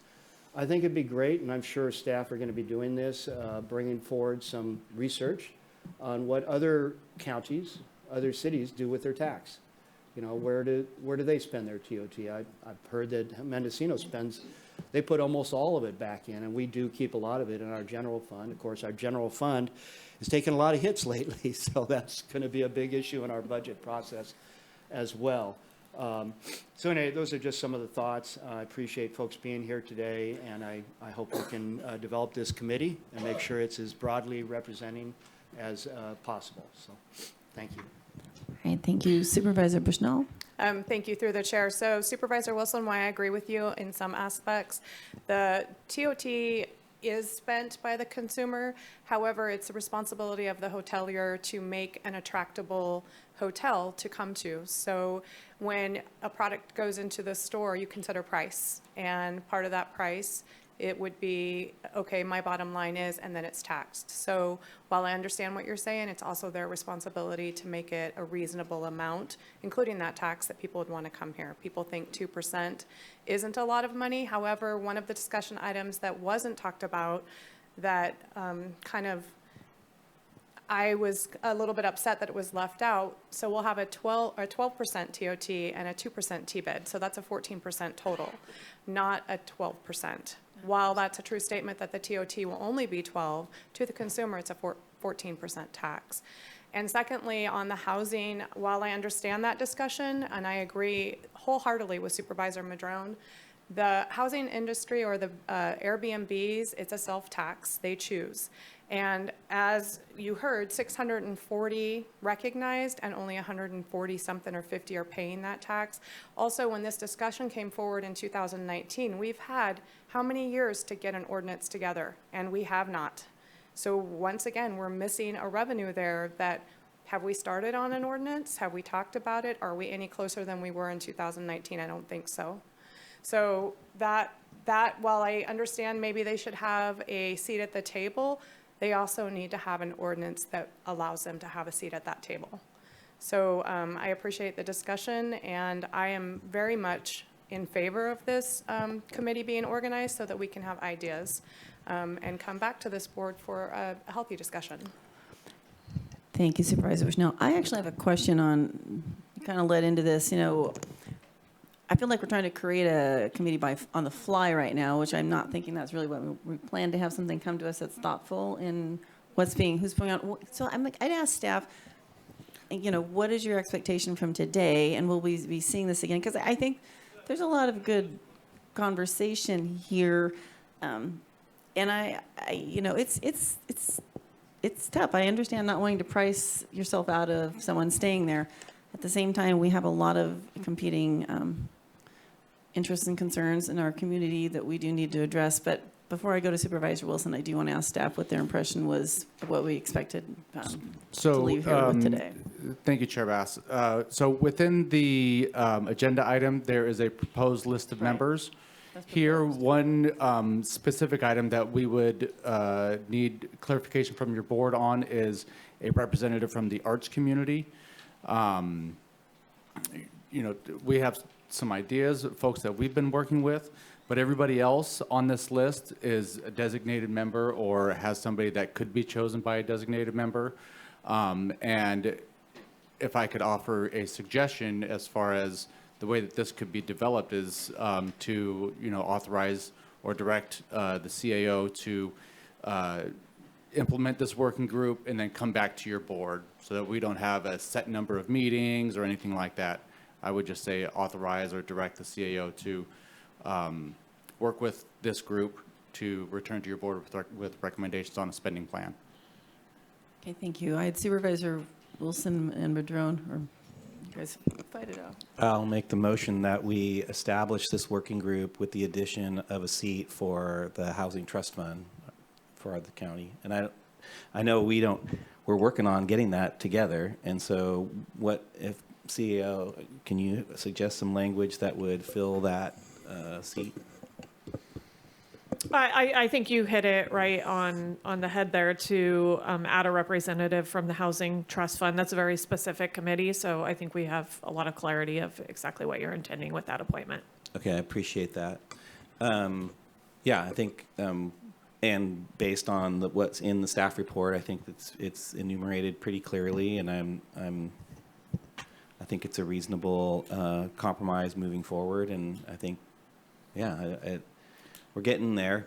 I'm hopeful that we can keep moving forward with this. We've seen so many again, as those of us who travel around a bit, we're not at the upper levels of TOT necessarily in terms of a lot of places, and also where various where the money is directed really varies a lot from community to community. And I'm hoping that we can do the best we can. And we do have an example with Measure Z was mentioned. It's really an excellent way of doing that, but that's not how this is crafted. And so moving forward, I think this is pretty well done, and I'm happy to support that. So that's my motion. And I'm looking for a second. Thank you. Okay, hold on. And do you need him to clarify that motion? It started out as a motion that went a little longer, but okay. Okay, just adding that. Hold on. I know Supervisor Bushnell was going to say something, but I see Sean waving. So thank you, Supervisor Wilson. Within this list, it asks for 2 board members. So the board would need to designate 2 of you if you guys wanted to use this list, who would serve on this committee. Supervisor Bushnell. Thank you for that. I would like to second, however, I would like to add, I would really like to be on this committee if possible. And I don't know if, Mike, you seem rather interested. Would you? I think those are great suggestions. Okay. Okay, I'll do it. So, I guess I would amend that motion to add myself and Supervisor Wilson to that committee. And also, before I second, I would like the discussion of when or who is responsible for bringing a Airbnb ordinance forward, and how has that started? Have we looked at it? Yeah, through the chair, we have checked with planning and building on working on this ordinance, and as I understand it, they are actively working on it. As you know, they have no shortage of work over in Everybody that has no department. shortage of work. Absolutely. So I'll second that motion. Thank you. I'll amend my motion to include the 2 members of this board. Yeah. I am. I'm affirming the amendment. Something like that. And it was duly seconded more than once. How many times back and forth can we do this? Supervisor Madrone. That was actually a quicker way of doing it than voting on the amendment and then doing it. See, so he was helping.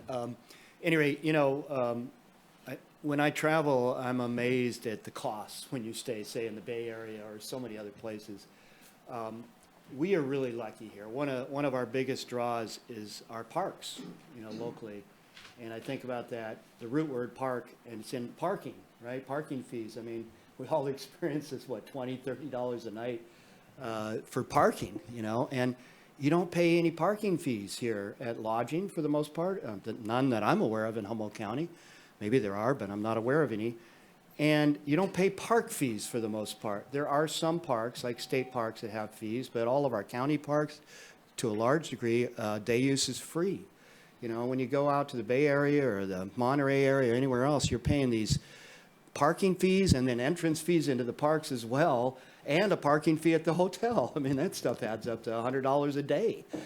So really, one of the biggest attractions for our area is the lack of parking fees and the tremendous amount of parks that we have here in our area that draw visitors to our community. So just was thinking about the word park, I guess, a little bit today. So, and as far as the short-term ordinance, it's B&Bs and short-terms is my understanding that would be included in all that. All the various types of short-term rentals, VRBs, and on and on and on.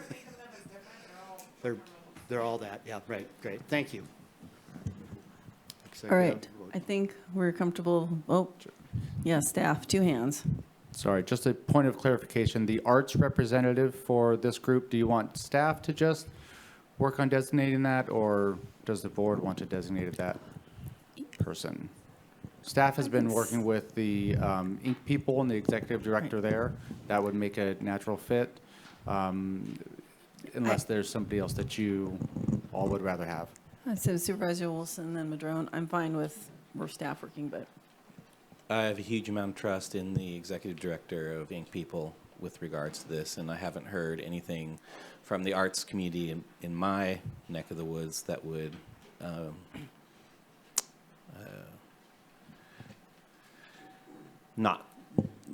that wouldn't confirm that. Thanks. Okay. And I was going to say, I agree. I wanted to thank Calder though for being here. We talked a lot, well, emailed a lot through COVID. So that's when it first, came to my attention. So I think anyone from the community would be good. So Supervisor, yes, Madrone.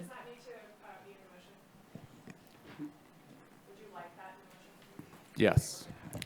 All right, as the motion maker, I'll amend the motion to include the executive director of the Inc.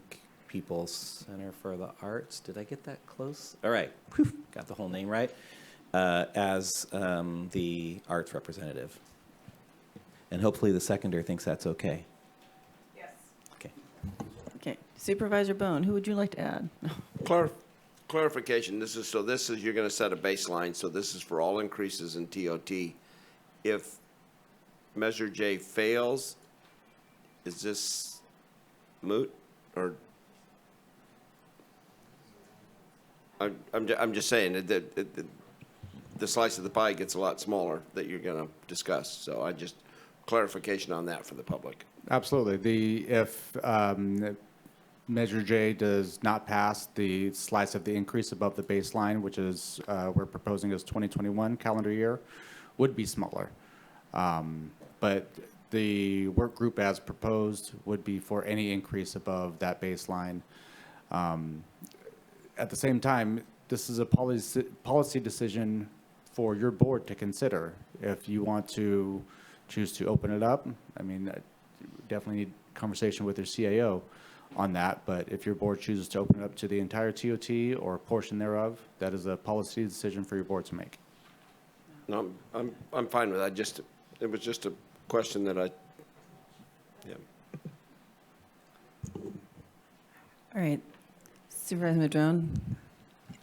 Well, thank you, Supervisor Bohn, for bringing that up. I guess I was assuming that we were going to form this committee to look at the whole TOT, whether or not J passes or not. I think, we've heard a lot of comments about how other counties do it, and it seems timely to me to be forming this group to look at the whole picture. But is that not what we're doing? And then I have a follow-up to that. No, So thank you for the opportunity to provide clarification. It is correct that the intent in the agenda item for the formation of this work group is just for the increase or the growth of TOT above the baseline. So, I'm fine with that, but I thought it might be good to kind of open it up and take a look at the bigger picture, but maybe I'm alone on that, I don't know. Because frankly, if we were to provide more funding to arts and culture, it's one of those things where if you invest money in one area and it actually increases tourism and more income to the community, that's a good investment, right? And that's the kind of thing you want to look at in terms of considering how these funds are being utilized.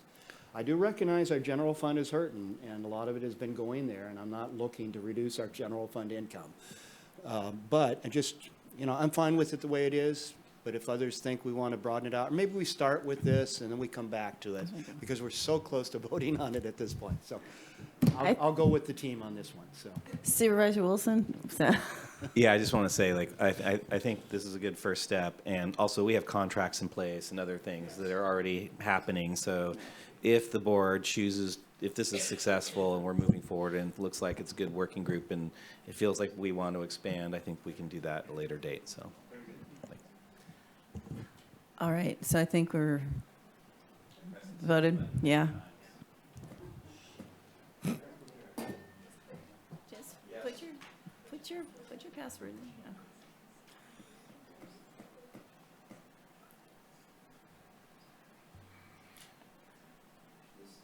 While we're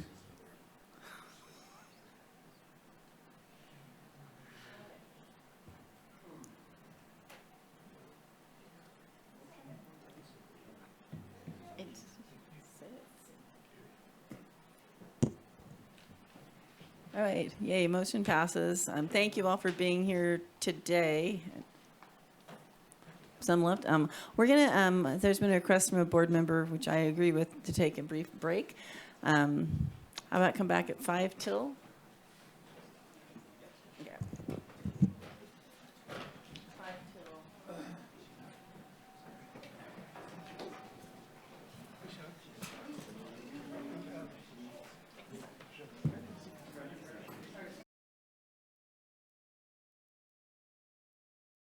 So next, we're going to move on to a second board-initiated item, which comes from myself and Supervisor Bushnell regarding communications we've received related to the duties and responsibility of the auditor controller.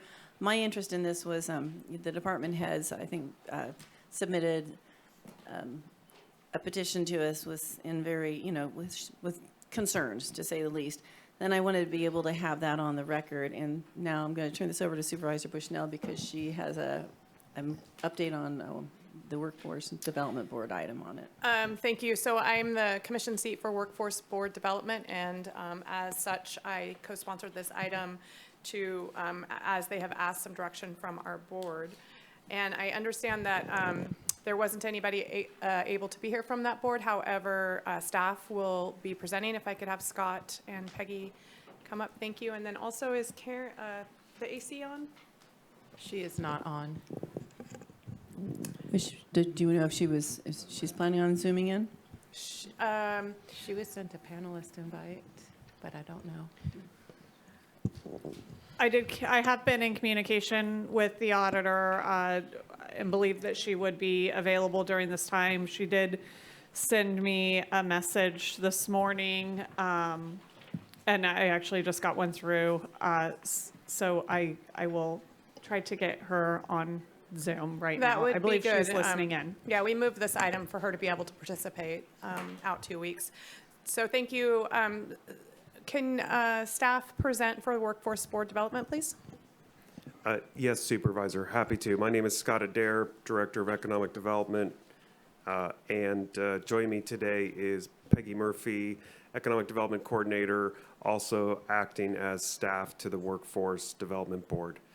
Last year, we were notified by our state partners at EDD, and for those members of the public who are listening not familiar with that acronym, that's the Employment Development Division with the state of California, that our workforce programs were at risk of being placed on cash hold because the county's single audit was not completed. The completion of the single audit is a requirement in order for our county, our local workforce development area to continue to qualify for and draw down workforce dollars, which are actually federal dollars but are passed to us through the state. When that was made clear to the Workforce Development Board that those funds were at risk, the Workforce Development Board invited Auditor Controller Karen Paz Dominguez to a meeting to provide additional detail and explanation for the failure of the county to complete and tender the single audit report. That was in November of last year. At that time, after receiving that presentation from the county's auditor controller, the Workforce Development Board passed a vote of no confidence in the Office of the Auditor Controller for failure to complete that report. The auditor controller at that time made a commitment to have the single audit report completed by March of this year. That did not occur. In response, the Workforce Development Board brought this item up again and passed and adopted a resolution of no confidence in the auditor controller and asked that staff bring this item to your board, as the Workforce Development Board is simply advisory to your board, who has the final authority on workforce development issues, seeking direction and guidance to be able to engage with and approach the state to discuss and have dialogue concerning the existing cash hold, which has now been put into effect. So at this time, we cannot draw any workforce dollars from the state for that program. Thank you, Scott. So I abstained from this vote at the Workforce Development meeting to have the discussion more with my fellow board members. And can you explain what they do want this board to do? Because the Workforce Development Board is advisory to your board is the final authority for the local workforce development area, and the state considers this body here as the final decision-making body for matters related to workforce. The Workforce Development Board at this time is seeking guidance and direction from your board to how to proceed, considering that the program is now on cash hold and those funds cannot be expended. We have been told by the state that we have until the end of this fiscal year to remedy the single audit issue, after which expenditures may not be available for reimbursement. If we can complete the single audit by June 30, then the state has expressed that they're willing to work with us. We do continue, it's important to note, we have not paused the program. We continue to administer this workforce program and provide services to the clientele. So we're currently incurring expenses related to it. We're just not able to seek reimbursement. The Workforce Development Board is asking your board to give them guidance and direction on that matter, and is also seeking conversation and dialogue with the state to escalate this and elevate this to the state level, but wants your board's consent and approval before doing that. Thank you. Through the chair, CAO Hayes, do you know the amount that we are currently or could be responsible for out of the general fund between now and June if those monies aren't reimbursed?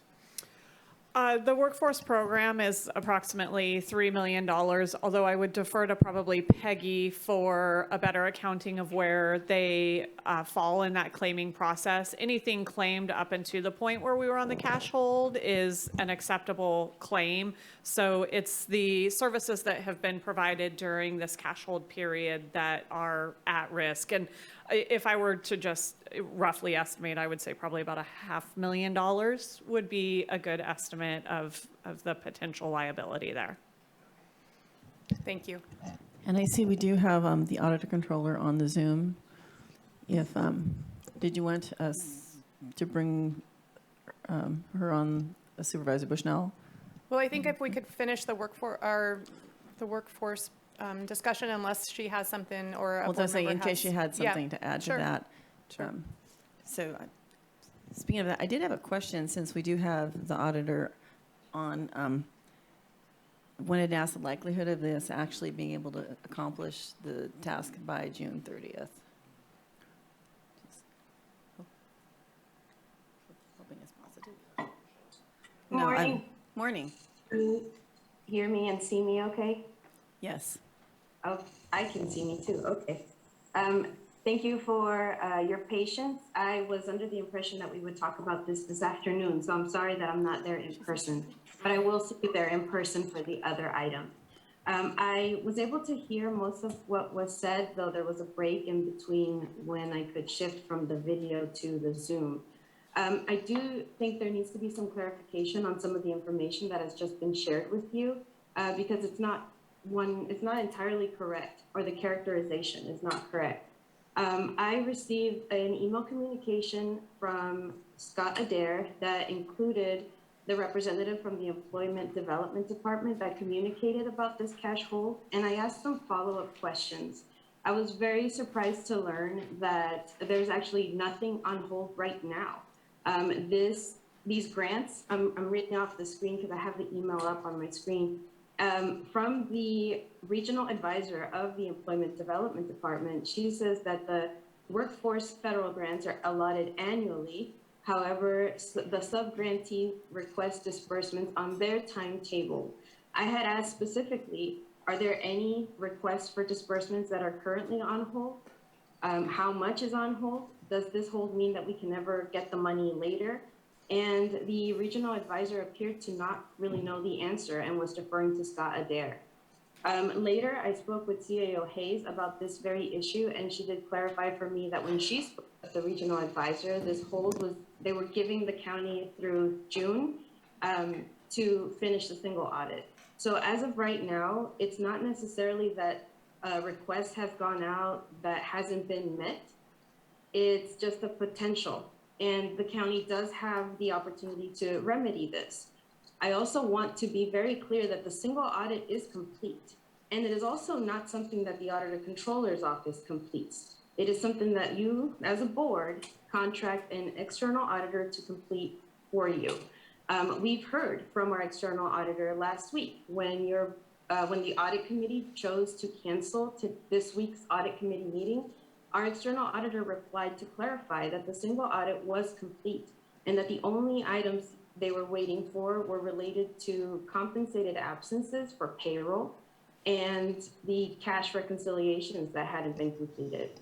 As you also might remember, the cash reconciliations were a task delegated to MGO.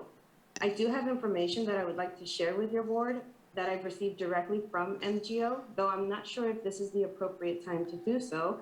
I did just want to make sure that I clarified those points for you, because I don't want the impression to be that this is something the Office of the Auditor Controller is holding up purposefully, or that it's something within our control to do at this point. And I'm also going to answer any questions you may have. Supervisor Bushnell. Thank you. First of all, thank you, ACO, or I'm sorry, AC. I would like clarification first from, well, Scott's got his hand up, or Peggy? I don't care which. Yes, thank you, Supervisor Bushnell. Happy just to, Auditor Controller Karen Paz-Dominguez is correct. There's been a lot of communication on this issue, and so that can be somewhat confusing to all of the parties involved. And I know that Auditor Controller Karen Paz-Dominguez does receive quite a bit of email correspondence and email traffic. On March 15th, 2022 at 5:55 p.m., our representative, the one who Karen Auditor Controller Dominguez referenced in her comments, emailed me and notified me, "Good afternoon, Scott. This email is to inform you that the Humboldt Local Workforce Development Area has been placed on cash hold. This cash hold restricts the local area from drawing down funds from all formula and regional grant funds. This cash hold was placed on March 4th, 2022, and remains in place until the EDD Workforce Services Branch Regional Advisor receives proof that the Humboldt County single audit for FISC program year 1920 is complete." I forwarded this email to Karen Paz-Dominguez on March 16th, 2022 at 8:12 a.m.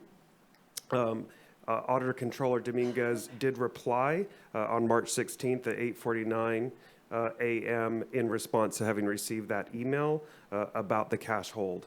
At that time is when Auditor Controller Dominguez and our State Regional Advisor, Veronica Champagne, had an email dialogue concerning the impacts of the cash hold, which culminated in Veronica Champagne from the state providing the Auditor Controller with a link to the Workforce Services Directive, which provides additional information for how cash holds can impact workforce programs and workforce areas.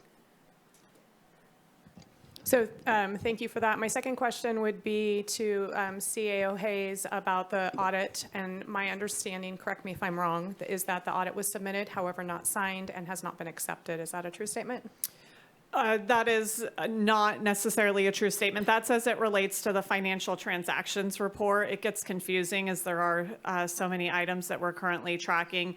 The single audit is in draft form. However, according to our external auditor, Rich Gonzalez, that is not a finalized document and actually submitted to the Federal Clearinghouse until our financial statements are completed. Our financial statements are being held up by the compensated time calculations and the bank reconciliations. We've spoke with your board a lot about the challenge with the bank reconciliations, and we currently have approximately $28 million associated to fiscal year 1920 that is still in the process of being reconciled. And we will have recommendations for your board in the following item as to how we might be able to tackle that more effectively. Thank you. I want to say thank you for bringing the 28 million, because I received a question. Have not been able to get a clear answer. So that was helpful. Thank you. When do we expect to get the audit back to us to actually hear the presentation? I mean, we can't tell because we don't know when all that will be. Never mind. Okay, good. Through the chair, I understand. We have no idea. The 28 million is a hefty task. That is many transactions. I think it's upwards of 700-800 transactions. So What I will propose in the next item is that you authorize my staff to step in and assist with identifying those transactions which are appearing on our bank statements but have been unidentified in our finance system. And we are, we would like to put all resources possible to completing the audit. It is of the utmost concern at this point in time, and it's our hope to have it done by June 30, if not sooner. We were hoping for April 30, but we're clearly going to miss that deadline. All right, thank you. Supervisor Wilson? Thank you. This is just a question for staff relative to the request from the Workforce Development Board. Is that what we're calling it these days? I liked it when it was the WIB. It was much easier to say. It seems like when this was before us before, there was, it seems like there's a request for direction. Also, there was a request that maybe we take action in some way, shape, or form. Could we just offer that the Workforce Development Board, can we give authorization or permission for them to interface directly with the state at this time, and so that there's not a go-between in terms of these conversations?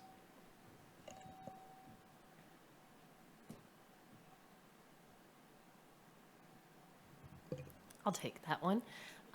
Prior to this item going before the full Workforce Development Board, we did seek counsel, and we were advised that due to our funds being federal pass-through funds, the Workforce Development Board does not have the authority to speak to the state on this matter, and that is why this item was brought to your board instead for action.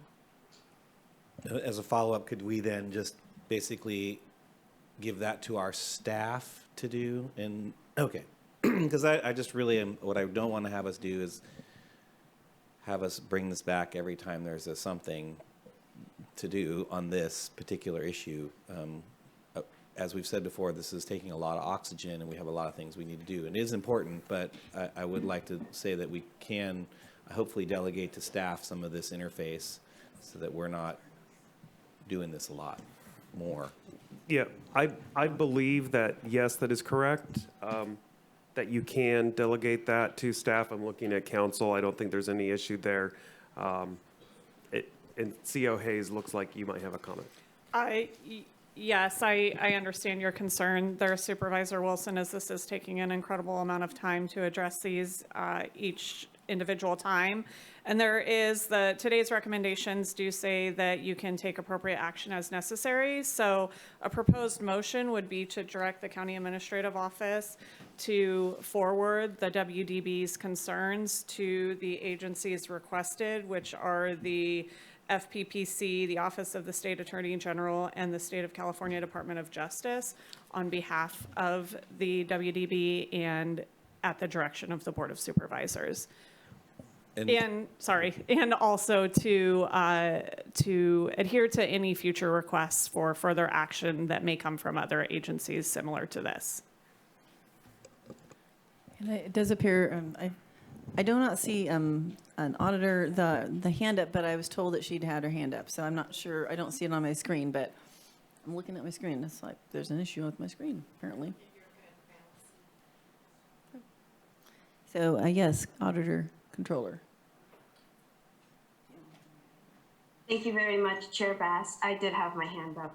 I would like to offer a different opportunity to the board. I do have concerns about you directing staff to forward these concerns from the Workforce Development Board for several reasons. One, the fact sheet that you've provided is not actually factual, and I'm concerned that it's being presented as such. I also have concerns about information being omitted by staff, just as I've witnessed today, where Scott Adair read only through parts of the email and did not give you the additional information and additional responses, which put the responsibility on him to be aware of the pending expenditures. So my proposal to you as a board is I am more than happy to write a joint letter with you to send information to these agencies that you've listed. I would be more than happy to have them come and investigate the operations of this county so that they can see the challenges that we've faced as a county together.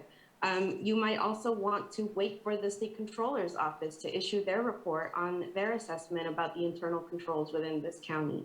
I think it would have more power if a letter came from the board and the auditor controller, both parties being willing and interested in resolving these issues together, rather than assigning it to a staff person, because it doesn't show a united front in that way.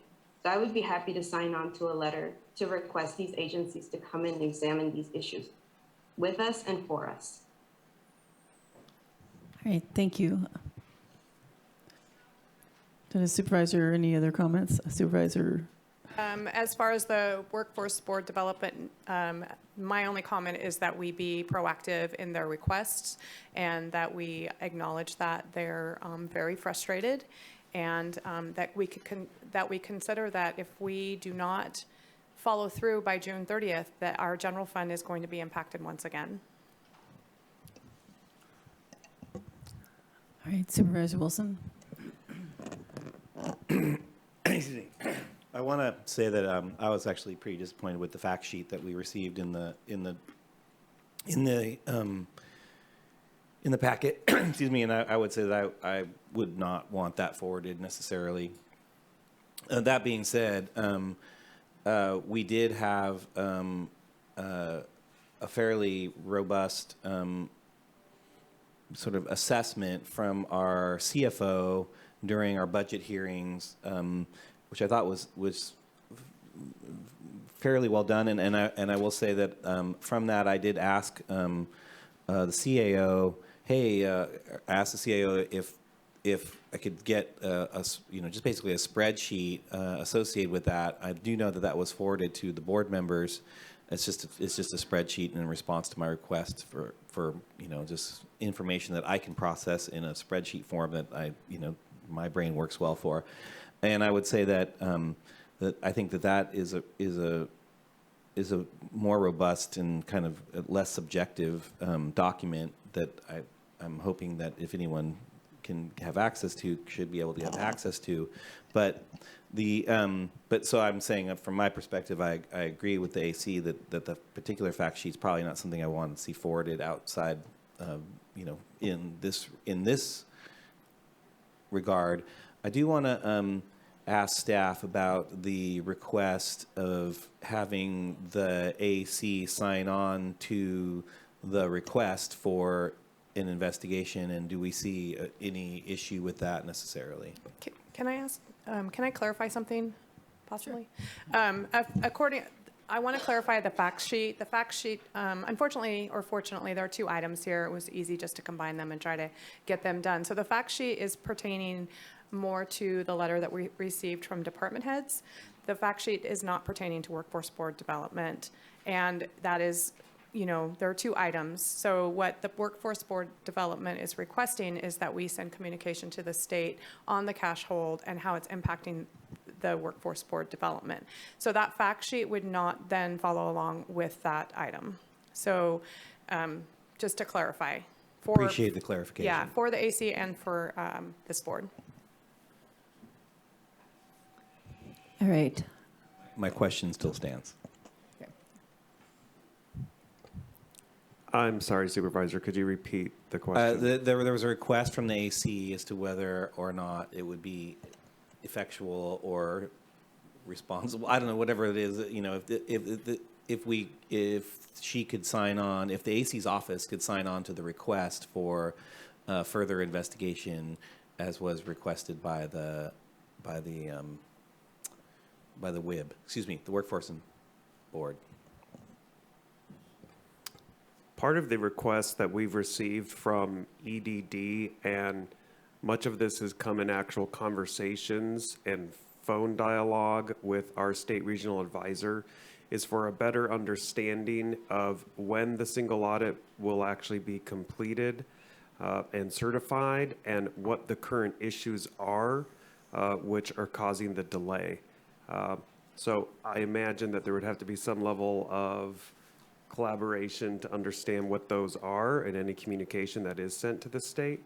CAO Hayes, do you have a look on you? Do you have anything you wanted to add, or are you? I think that this is a fairly simplistic letter that simply says the Board of Supervisors has directed staff to forward the concerns of the WDB and for their resolution, which they approved, to be included in that correspondence, and just merely take the language from their resolution asking that there be a review for a potential investigation. It's 3 sentences. Okay, and so maybe an option would be the having, allowing for, or having and asking for maybe just a separate letter from the AC that accompanies that basically the AC can then respond in that regard as part of that request. Does that seem reasonable? I mean, I could offer through the chair, if I may, that I think that the intent, and unfortunately none of the Workforce Development Board members were able to be here today, but the intent is just to try to get the cash hold released. And so whatever information that we collectively as a county can provide, including if it's a letter from the Auditor Controller that we can tender to the state to give them some assurance that the single audit is moving forward, that's the type of assistance that the Workforce Development Board is looking for. Okay, I appreciate that. Thanks.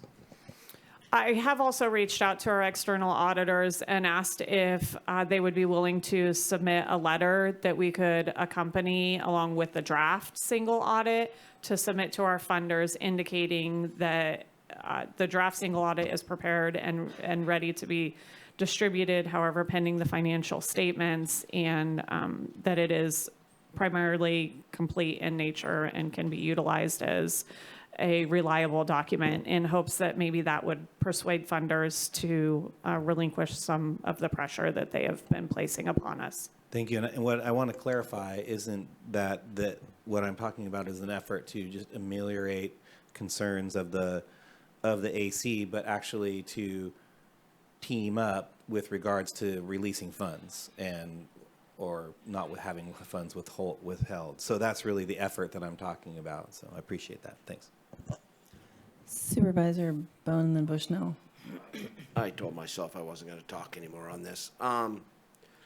They could team up and get the single audit done, and we'd have our funds released immediately. So I think the Auditor Controller, being a duly elected official by the County of Humboldt, can write as many letters as she wants on our behalf, or she could do the single audit, or we could get this stuff done timely.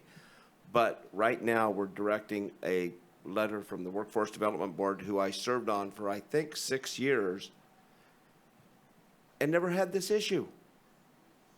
We just moved along and did what we were supposed to do. So I apologize, I wasn't going to talk, but if we just got stuff done, we wouldn't be doing this time suck.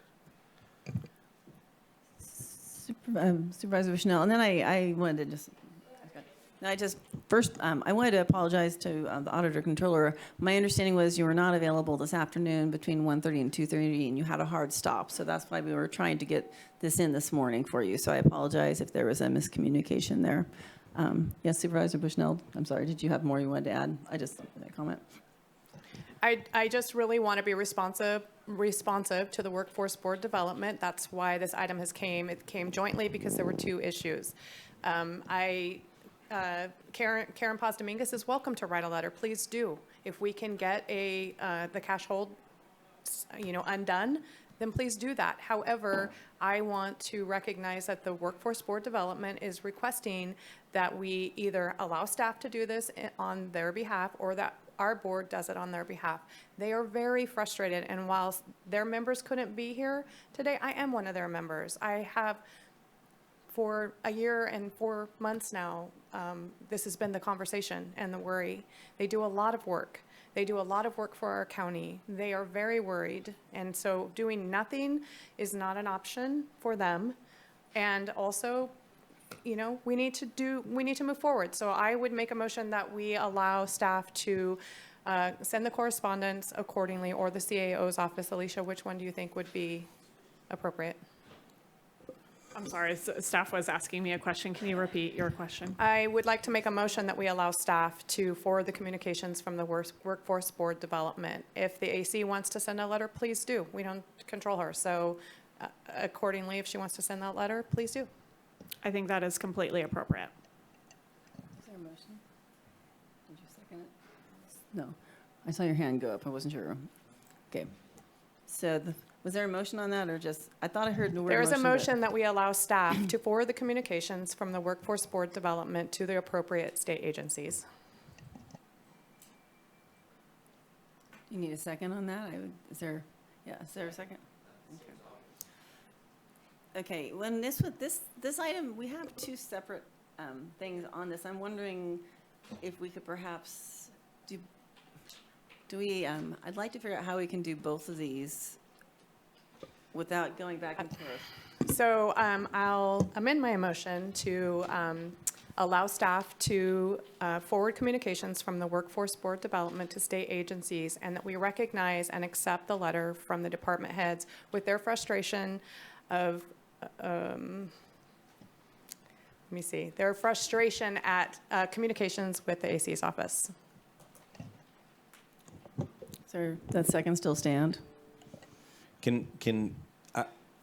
Well, there's a seconder that's not me, but I would advise just receiving and filing the letter as opposed to. Receive and filing. There you go. Without editorial. Okay. Motion seconder, you're good with that? Now we don't have a choice. Yeah, fine. Okay. Yeah, and for those, I would like to say I do appreciate the department heads who did send in their concerns.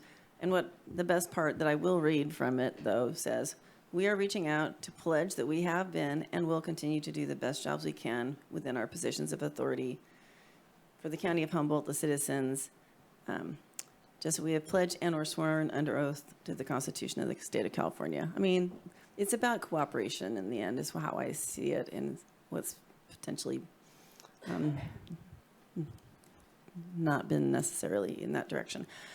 So we do have a motion and a second, and I do suspect we have some public comment. Through the chair, I also see Auditor Controller Paz Dominguez has her Okay, hand thank you. raised. Why is can we find out during lunch why the hand is not going up on mine? Thank you. Okay. Chair Bass, I'm starting to put her under the speakers. Okay, on then your, I'll start looking yes, there as well. Okay, since thank you. we'll look at that on the next break. All right, Auditor Paz Dominguez. Thank you, Chair Bass. I've been watching this and I'm noticing several things that are confusing to me. One, I heard Supervisor Bushnell say that she was going to abstain from this, yet she's made a motion. I haven't heard anyone provide you the actual dollar figures for any amount that has been denied to the county or that has been requested by the county that this hold is actually affecting. And I do agree with you, Chair Bass, that we should be interested in cooperation, which is why I'm surprised and disappointed that the board wouldn't want to write a joint letter with the Auditor Controller to request assistance from the state agencies. I continue to be open to that, specifically because you haven't been provided factual evidence and you would be giving authority to someone to just forward a list of concerns that aren't rooted in fact. It should be very clear to everybody here what the intent of this item is, as there is one person who is named and accused. And I think it's important that we all recognize that is not appropriate or correct, because this is a county-wide issue. It's a systemic flaw in this county. And I don't know how many times I can clarify this for Supervisor Bohn as well. This is not something that is new to this county.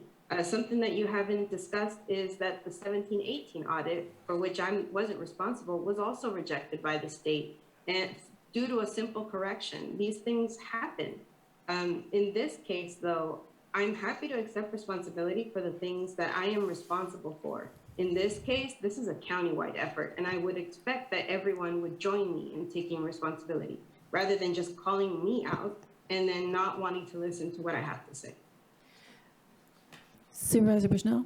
Thank you, Karen Paz Dominguez. So first of all, I'm sorry you weren't here when we first started this discussion. You probably would have been able to clarify a little bit better. I abstained from the motion to send this item from Workforce Board Development to this board. And as such, we'll be voting at a board level. Secondly, like I said earlier, the list of attachments will not be going as communication with the Workforce Board Development. And thirdly, please write a letter and support your documentation that you don't think it's necessary for the cash hold. The request of Workforce Board Development specifically is that we address their issues that came from their board and send their correspondence on to the state, which we will be doing if we get a vote.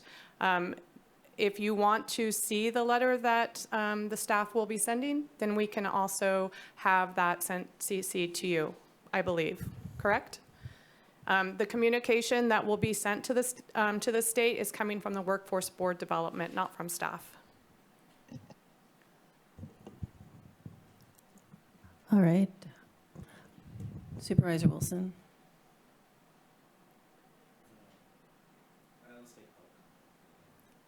All right. I think we can like to move on to public comment while we can. If you're interested in speaking on this item, please press star 9. I know we do have a couple hands up. We have 5288 followed by 7559.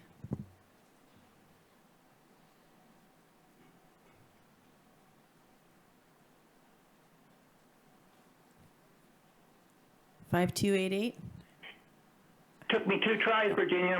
Anyway, appreciate the opportunity to speak. I've been waiting many years for today, and I've been attending these meetings continually to be here at this meeting today. The statement that you have along with this, that you put on here that was objected to by the auditor controller is slander. She has every right to sue the county for even putting that in anything at all. It's not based on facts. It's fraudulent, and I get really tired. I'm considered a very conservative person. Why would people say, why are you backing Karen Paz, who's considered stereotyped as being extreme liberal? I consider her to be not political. I think she is the best person we've had to represent the county in the Auditor Controller's office, and I'm an accounting major. So how many of you people even know the difference of the 4 different levels of accounting audits? What you're asking for here, and what I would be requesting, is that the county have a forensic audit, and that's the most discerning audit you can have. You've never had one. Are you aware that you've never had a forensic audit that I'm aware of, and any of your accounting procedures, policies, anything going on here? Request that. Request that of the state. Request that the state controller participate, and also request it coming from the federal government also while you're doing it. You're not going to be happy. As you were told today, the cash reconciliation is off by $28 million.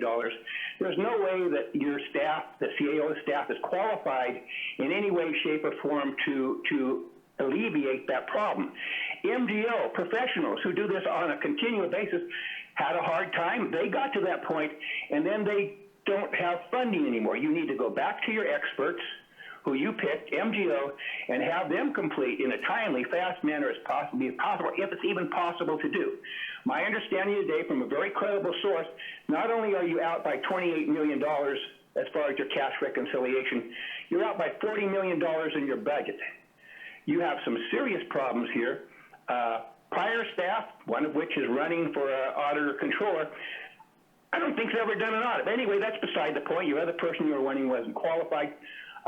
The people need to know that basically things are being hidden here. There are problems, and these problems will come to light, and unfortunately, the current auditor controller is being gaslighted by the same people that tried to get rid of the elected position of auditor controller.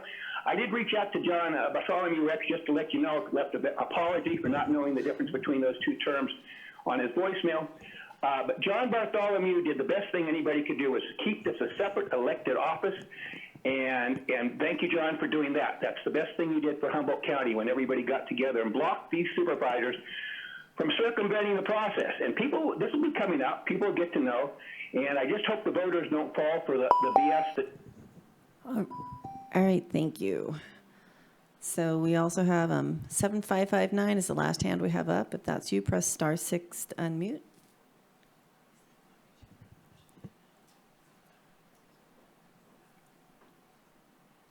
Hi, good afternoon, Board of Supervisors. This is Connie Stewart calling. And I just wanted to say a couple of things and remind the board that back in October 2020, you received a note from Smart Workforce Center expressing problems with getting their invoices paid on time and threatening to move WIOA programs over to Reading.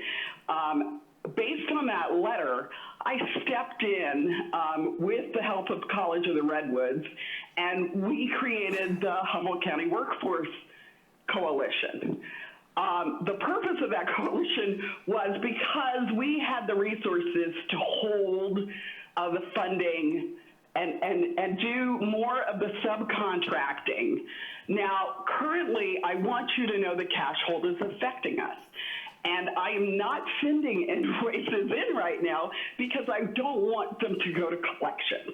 But we are expending workforce money. I just want to be clear that it's being impacted by that cash hold.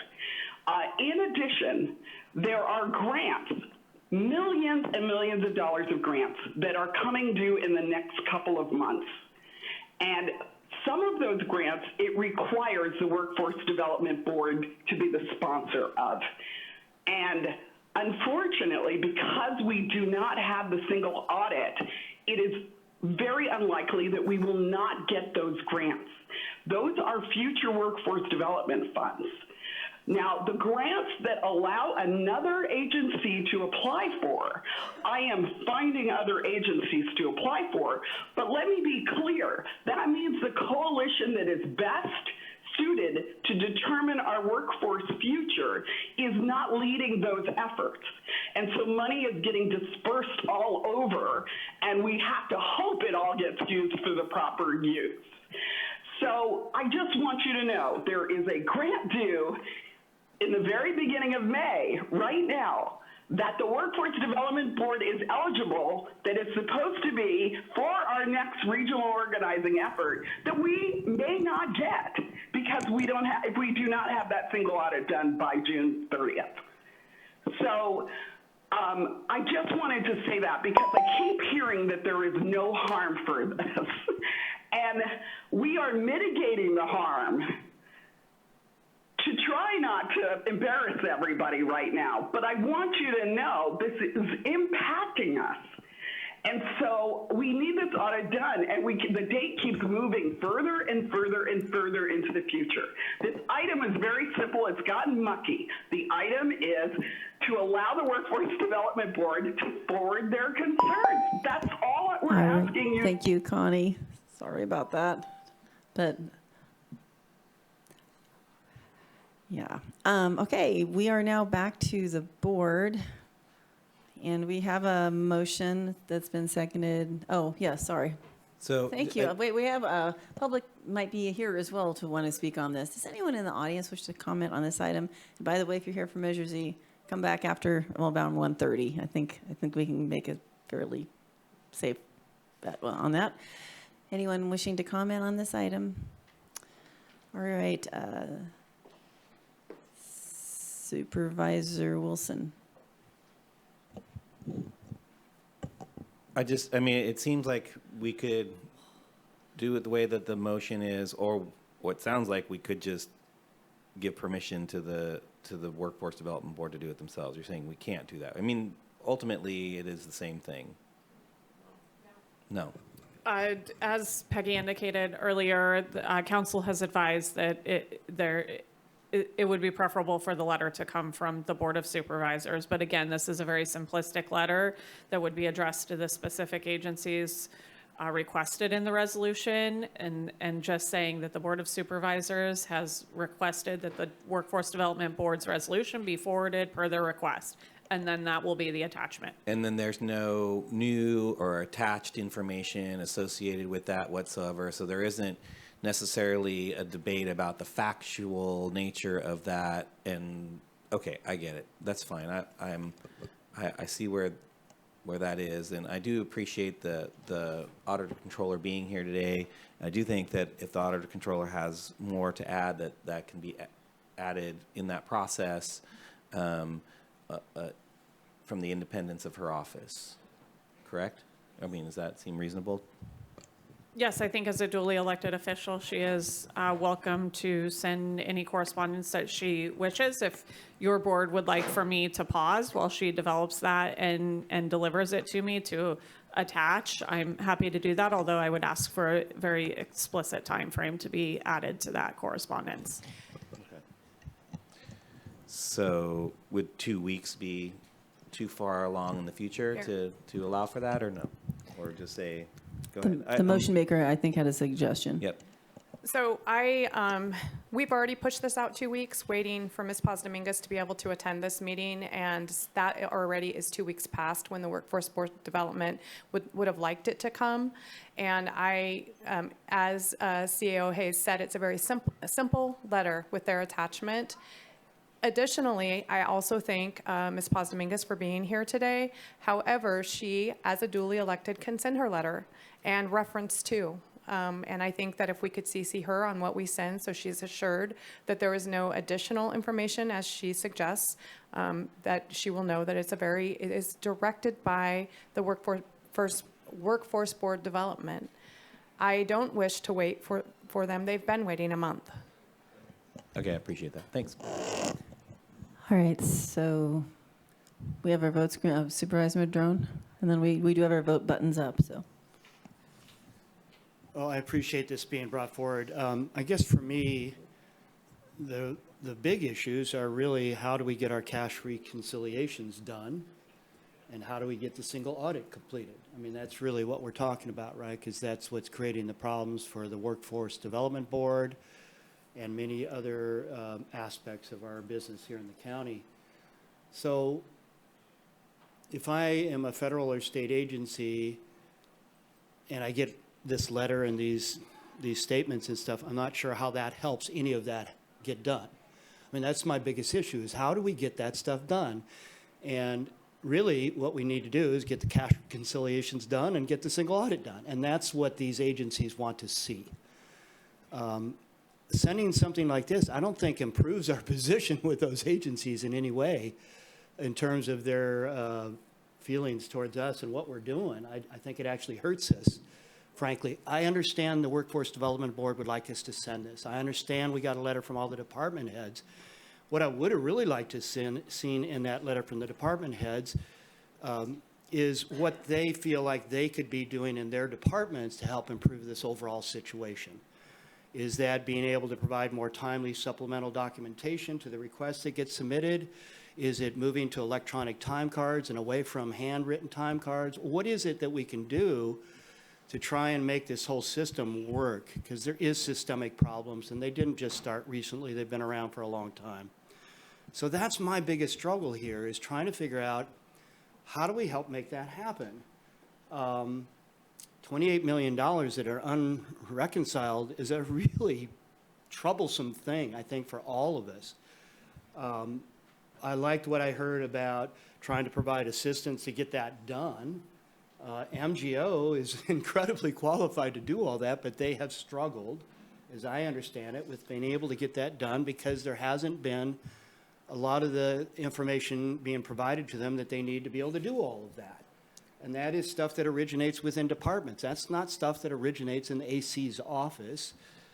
So I'm really struggling with what are the steps we need to take to get those two things done. And I'm not sure this does any of that, frankly. And, you know, I recognize that staff in the departments are all working really hard, and everybody's doing their best. So in no way do I want any of this to be perceived as saying that staff aren't doing a great job. It would be a lot better for me if departments came forward and said, we are struggling with providing supplemental documentation, you know, to get our request processed. And so we need more staffing, or we need more training, or we need to finish the manual that we paid that is like 95% done but isn't produced yet, that lays out all the institutionalized steps for the departments to say, if you're submitting this type of a request, here's what needs to come with it, right? We've spent a lot of money getting that to where it's at, but it's not done. And so for me, I want to really focus on those steps that we need to take to be able to get this system fixed, because I don't think this letter does any of that. It just sends forward complaints and concerns, but it doesn't really fix anything. So that's the part I'm struggling with, I was told by one department head not too long ago that, when Joe Mellett, the previous AC, wasn't able to get the staffing to do the job that he felt he needed to do proper auditing and controlling, that he basically contacted department heads and said, stop giving me time cards, stop giving me supplemental documents with your requests, because I don't have the staff to process any of that.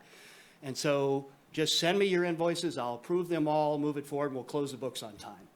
And that's a systemic problem that we've had that's been going on for a long time.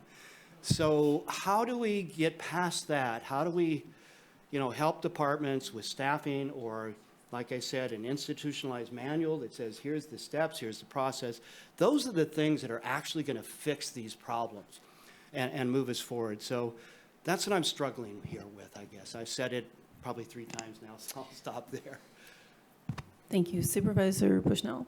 Thank you. Through the chair, Supervisor Madrone, I can understand that statement. However, for the Workforce Board Development, their response is in response to the cash hold from the state. So they were given an item from the state that says you're now on cash hold, and they absolutely have no control of that. And so this is their response to that, saying, please help us. Secondly, I would like a clarification question on cash reconciliation. Does that come from department heads? Does that come from the AC's office? That's a great point, Supervisor Bushnell. It's actually the bank reconciliation. So these are transactions that are appearing on our bank statement. The departments have already provided all of the documentation necessary to send those dollars outside of the county. What is not being provided to MGO is the supporting documentation from our finance system that says, we have a transaction on our bank statement that correlates to a transaction in our finance system, and then those documents tie together. So that is where the shortfall is. And I can say, when this came to my attention, I began communicating with my CFO, Tabitha Miller, and also Treasurer Tax Collector Amy Christensen to see if there was some reasonable explanation for these transactions. And there does appear to be an explanation. They appear to be transactions that were associated to the prior fiscal year. MGO wasn't provided that data, so they were not able to tie these data sets together. And so that is the complication that they are experiencing. They have insufficient data, which must come from either the auditor controller or the treasurer tax collector. And that's where I can insert myself into this process to help gather that data and close that loop. Thank you for that. So just for me, I do simple bookkeeping. And do our department heads write checks? No, Supervisor. And so a reconciliation is a comparable of the checks that have cleared our banks. Is that a correct statement? That is correct. So those, so that information, department heads in no way can help with that process. Is that a true statement? That is correct. Okay, thank you. Actually, I don't see a hand up, but I saw the Auditor Paz Dominguez looking as that she wanted to make a comment. I'm sorry if there's no hand showing, but if you'd like to comment, please do. And we would like to get to the next item so that we can have you with us as well. Thank you very much, Chair Bass. I need to clear this record right away. So that is not true, what you have just heard. The $28 million that are left unreconciled is after they were able to identify transactions from the prior year. This $28 million is a combination of transactions that don't just get issued out of the Auditor Controller's office. DHHS, for example, writes their own checks out of their benefit issuance department. And they also have been provided a template by MGO to be able to reconcile their own bank statements. As of now, I don't know what progress DHHS has made to reconcile that bank account, but I do know from MGO that they provided them a template to be able to do so. What we're talking about is the bank reconciliation that encompasses 5 different accounts for the entire county treasury. That doesn't mean just Auditor Controller. It's DHHS, who has their own account, just like the Auditor Controller has an account. There's also College of the Redwoods and the schools districts, and then what's called the master account, where it's a culmination of all transactions of all the different agencies. So this $28 million is not necessarily just directed by the Auditor Controller's office. There are other bank accounts that need to be reconciled by other departments and other entities, not just the auditor controller. And I would invite the CAO that if she's having these conversations with her CFO and the treasurer tax collector, that the auditor controller's office be invited to attend so that we can provide insight to make sure that information that's related to your board is as accurate as possible. Okay, thank you. And I know our motion is a simple letter, and sounds like we're getting a little further into field, which perhaps we will be, I'm sure this will be another discussion item at some point in time. I'm just curious, because we do have another item. Are we ready to vote yet? Supervisor Wilson? Well, I do want to ask our CAO if there's anything to clarify from what we just heard.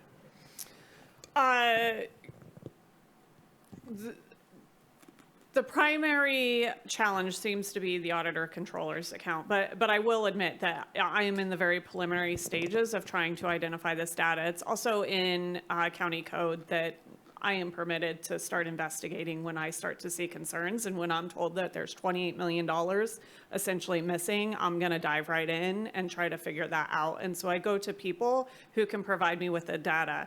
All due respect to the auditor controller, I struggle to get responses, and this isn't something that I'm willing to wait a day or 2 days or a week or a month to get a response on. So I go directly to where I can get the data, and I got it within a day of the treasurer tax collector, who assuaged my concerns that we might have $30 million in fraud taking place in the organization, which was a great thing because I lost a couple nights of sleep over this challenge. I do believe that the data is there. I do believe they are legitimate transactions. I do believe that they can be reconciled out, but we need to find the source of the data and tie them together so that we can put a bow on this, complete our financial statements, and close our audits out. And I think that my office can help with that. Okay, and I want to say that I, in many ways, concur with Supervisor Madrone in that this isn't the answer to where we're going, but it is things that were brought to our board. One is relationship to the Workforce Development Board, their request that their concerns be moved forward. I think that the auditor controller can respond to that, can support that, and in whatever way that her office feels the need to do, and I think that's fine. With relationship to the letter that we received, I believe it is a request, frankly, to work together, and that there are people really feeling like there isn't that they are not or have not received, at least for some years, the working relationship that they thought would be there, or that they think is to their expectations or their needs. And so I think it's just a recognition.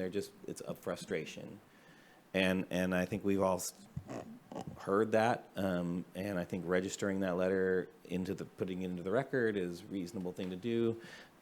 So although I don't think this, I agree with Supervisor Madrone, this doesn't fix what we're getting to. I think perfunctorily we're moving forward. And again, I do not like the third attachment, which we're not voting on. So I'm just registering my disappointment with that particular piece of the document. So with that, I'm ready to vote. All right. Are we ready to vote? I mean, I voted.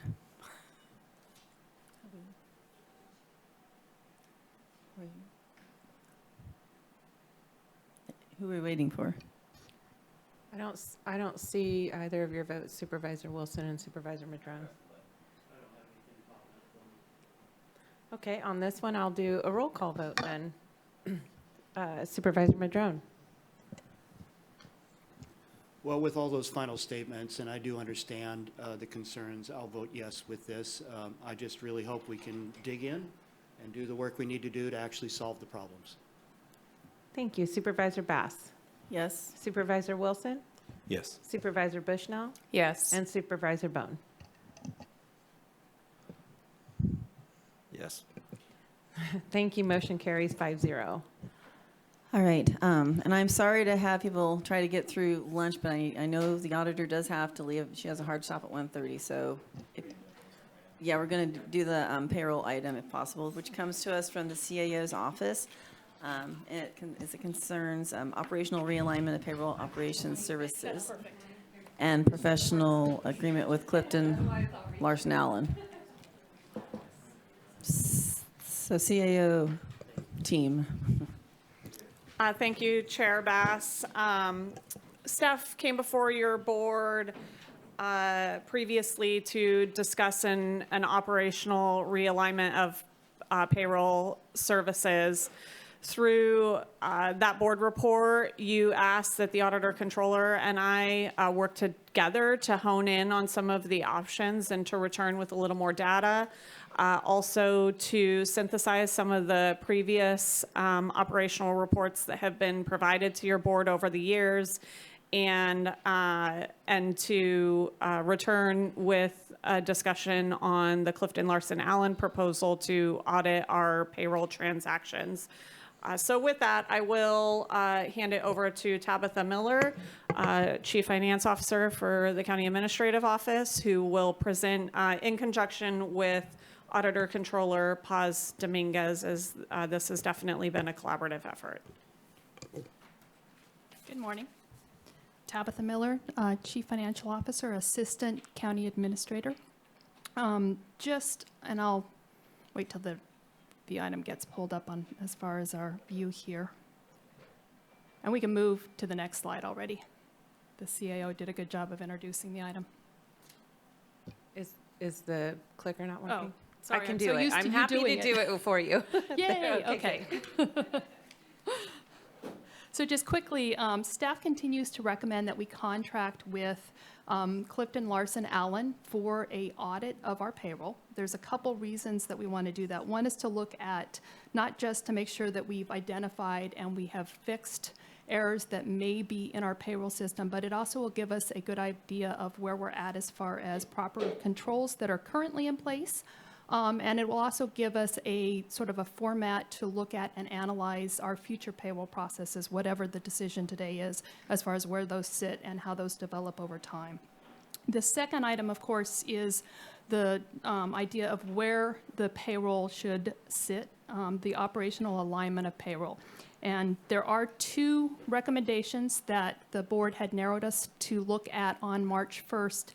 And I know that we're going to start with option one, and I believe that Auditor Ms. Paz Dominguez is going to actually go through that particular information.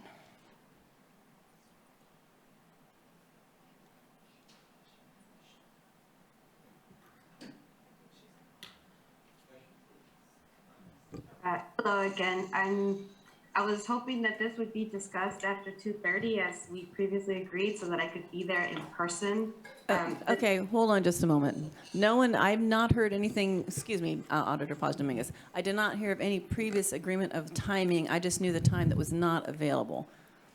Yes, that was my understanding. The auditor controller has a commitment with her children between 1:30 and 2:30, and that we would shuffle as needed to ensure that she was not necessary to be present during that 1 hour time frame. She did text me this morning and said that there were some challenges that she was experiencing at home this morning, and that she would likely attend by Zoom.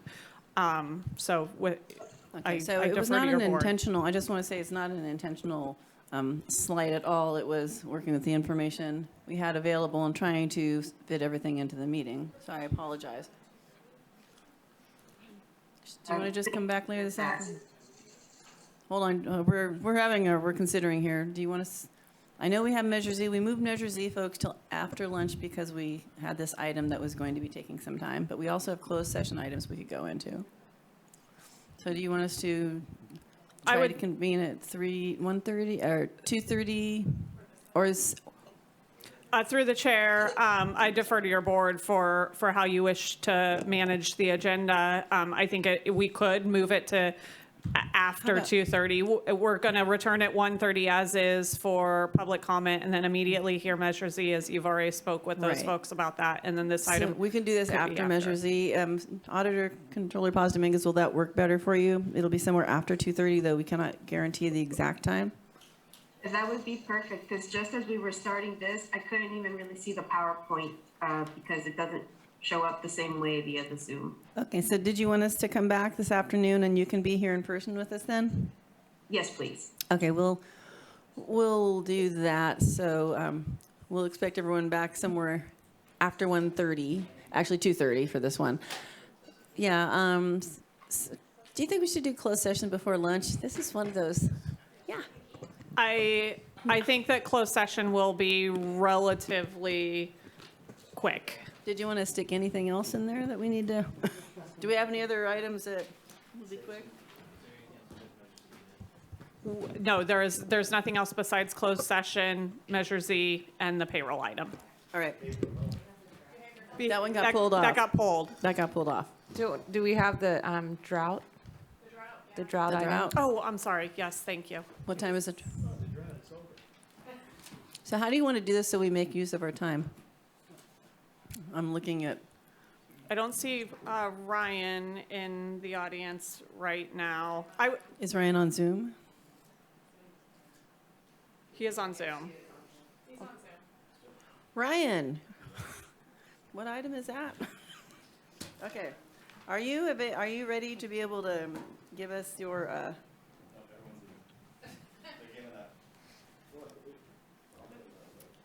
I don't know if Ryan, are you there? Okay. Well, let's go into closed session, and then if he's, depending how long he thinks it'll be, we could do it then after a closed session. Let's go to closed session first. Would you read us what we're going into closed session about? Thank you, Chair. We have 3 matters in closed session. They are all pursuant to Government Code Section 54956.9 D1 to discuss existing litigation. They're in the cases of Sean Perot versus the County of Humboldt. That's Superior Court Case Number CV 220313. The case of Teresa Miranda versus April Showers in the County of Humboldt et al. Superior Court Case Number CV 2200137. And the last is the case of Candace Danielson v. Donald Mertens et al. In the County of Humboldt. That's case number CV 2200262. All right, thank you. So we do have one hand up in the queue, and there's no one in the public here. So 5288. It's your opportunity to speak on the closed session.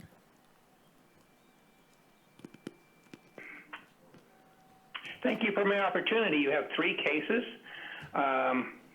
April Showers, that name's familiar from something. I'll have to come back. I'll check into all these later. I like to track all the litigation that's up and coming, and be prepared. There's a shitstorm more coming, but anyway, you'll be in closed session sometimes for whole days again, like you were that other Friday. So anyway, good luck with these. Settle these to clear the deck so you're ready for the next big ones that are coming, and there will be many.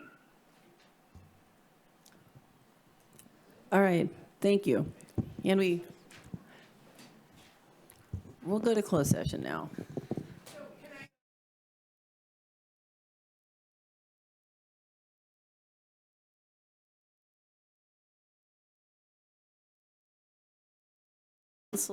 Deputy County Counsel Miles, interim, Scott, can we give us, we're going, yes. This is how long we've been gone. We're back. Okay, time stood still. Can we have a report out of closed session?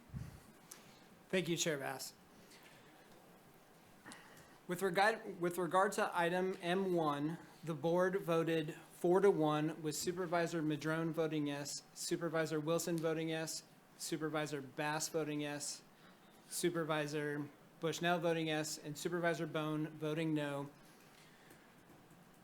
Voted to authorize the risk manager to enter into an agreement with the Mitchell Law Firm for the defense of the case of Sean L. Perot versus County of Humboldt et al., Humboldt County Superior Court Case Number CV 2200313.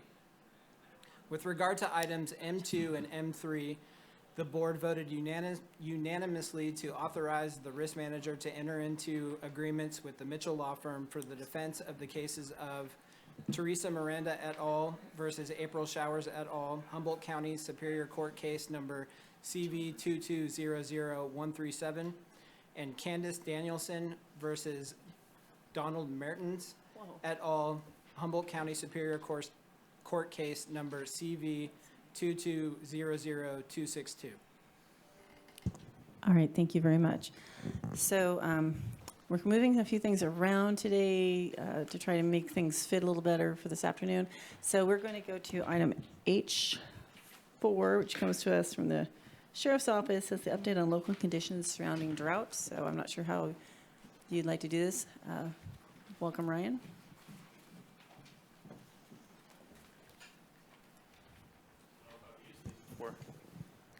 All right, and for those who may be tuning in early for the items, public comment on items not on the agenda at 1:30, it'll probably be a little bit late. We were moving some things around to help address time frame for the this afternoon's item with the auditor and payroll.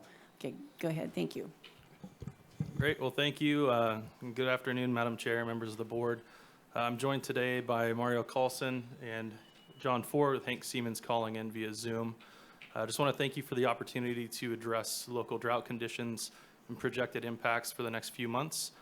To begin, I have a few slides that are going to talk about the current condition of drought with the seasonal forecast moving into June and prediction for what could be a potentially significant fire season. So what you see on the screen right here is a comparison between the current U.S. Drought Monitor that was issued on April 21st, 2022, and the previous monitor issued on April 14th of 2022. What's notable about these two graphics is the difference in drought intensity rating for the majority of Humboldt County, with the previous monitor indicating extreme drought intensity for the majority of the county, and the most recent downgrading to a severe drought condition for the majority of the county, with the exception of the northeast corner still in a D3 or extreme drought intensity rating, and the northwest corner being downgraded to a moderate drought rating. What this is a representation of is likely the recent rainfall precipitation that we've seen, which has provided some beneficial short-term drought relief, largely in the form of grass growth and beneficial conditions for pasture land. But it doesn't necessarily speak to the long-term drought conditions that we're seeing in the seasonal drought outlook indicated on this slide. So what this slide shows is a prediction of persistent drought for much of the western United States, including Humboldt County and the majority of California. And it's important to note that Humboldt County is in a little bit better position than the rest of California. Notably, the Central Valley and inland counties have seen persistent extreme drought and are likely to see increasing drought conditions over the next several months. Though we're seeing persistent drought likely into July, it's not going to be as severe as what we're seeing in some of the inland areas. What we see on this slide here is a graph of accumulated precipitation over the last several months compared to the 30-year average or normal, and also 2021 and 2020 water years. So what this represents is the 3 driest months on record, January through March of 2022, and current year to date, we're below 2020 and 2021 when the Drought Task Force, Humboldt County Drought Task Force was established. So even though we're seeing recent rainfall that's beneficial, we are still well below what the average is and are likely to see increasing drought conditions over the next several months. That points just further here with the seasonal precipitation outlook for April through June. In previous reports to your board, we've shown equal chances of below average rainfall for Humboldt County. And in this most recent report, it's showing that we're trending towards below average moving into the summer months, with our temperature outlook currently equal chances above and below normal.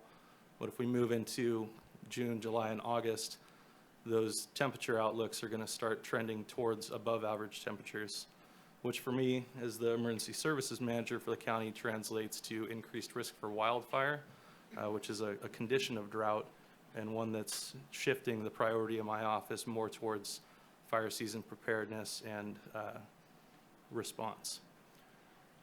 So what we're looking at here is a graphic from the Northern California Geographic Area Coordination Center's predictive services. That's a mouthful. But that shows a trending towards above normal fire conditions for May through July. And what this is really speaking to is critically dry fuel beginning in May, which is earlier than normal in the counties south of us in Mendocino, and then intensifying in June and July, creeping into Humboldt County. So what we've seen in years past is every year becomes the new biggest wildfire season. And with this prolonged drought that we've seen over the course of the last several years and expect to continue, that high potential for fire season is likely.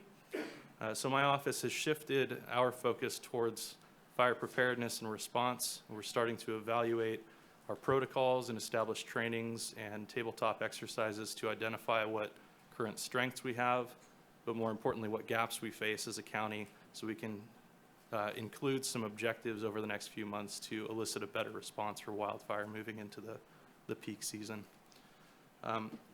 That's what I have to cover today. I'm going to transition over to Environmental Health Director Mario Carlson to discuss Senate Bill 552 and some consideration for wells.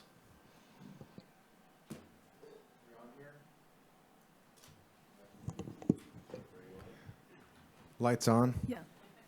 Thanks.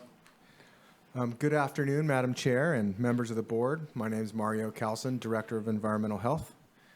I'll be providing a short update on Senate Bill 552, water well permitting, and dry well reports. Senate Bill 552 is the Drought Planning for Small Water Suppliers Bill, and this bill outlines drought contingency planning requirements for small water providers, as defined, serving 15 to 2,999 service connections, and for non-transient, non-community water systems that are schools.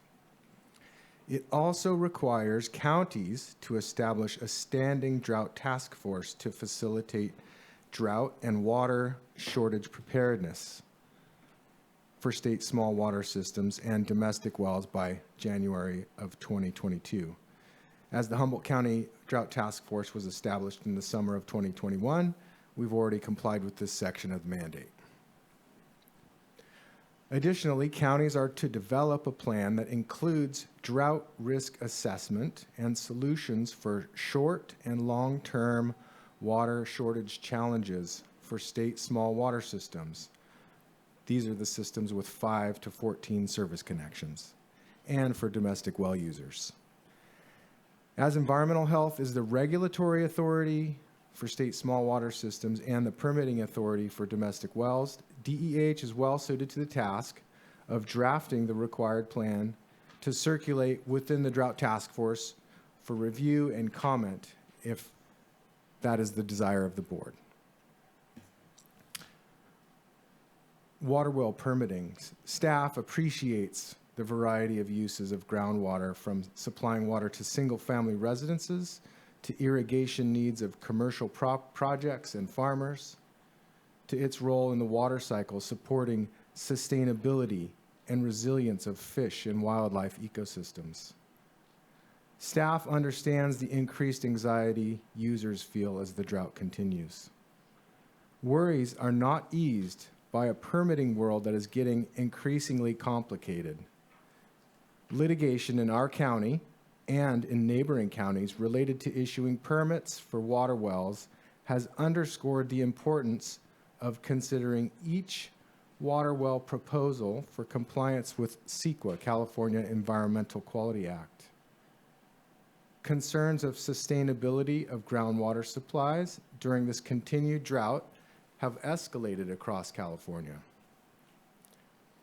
Executive Order N-722, issued by Governor Newsom's office on March 28th of this year, identifies a number of strategies designed to mitigate effects of the continued drought that range from a call to individual Californians to conserve and understand and evaluate their water use, to state agency requirements and provisions for urban water suppliers, to state agency support for recharge and storage projects.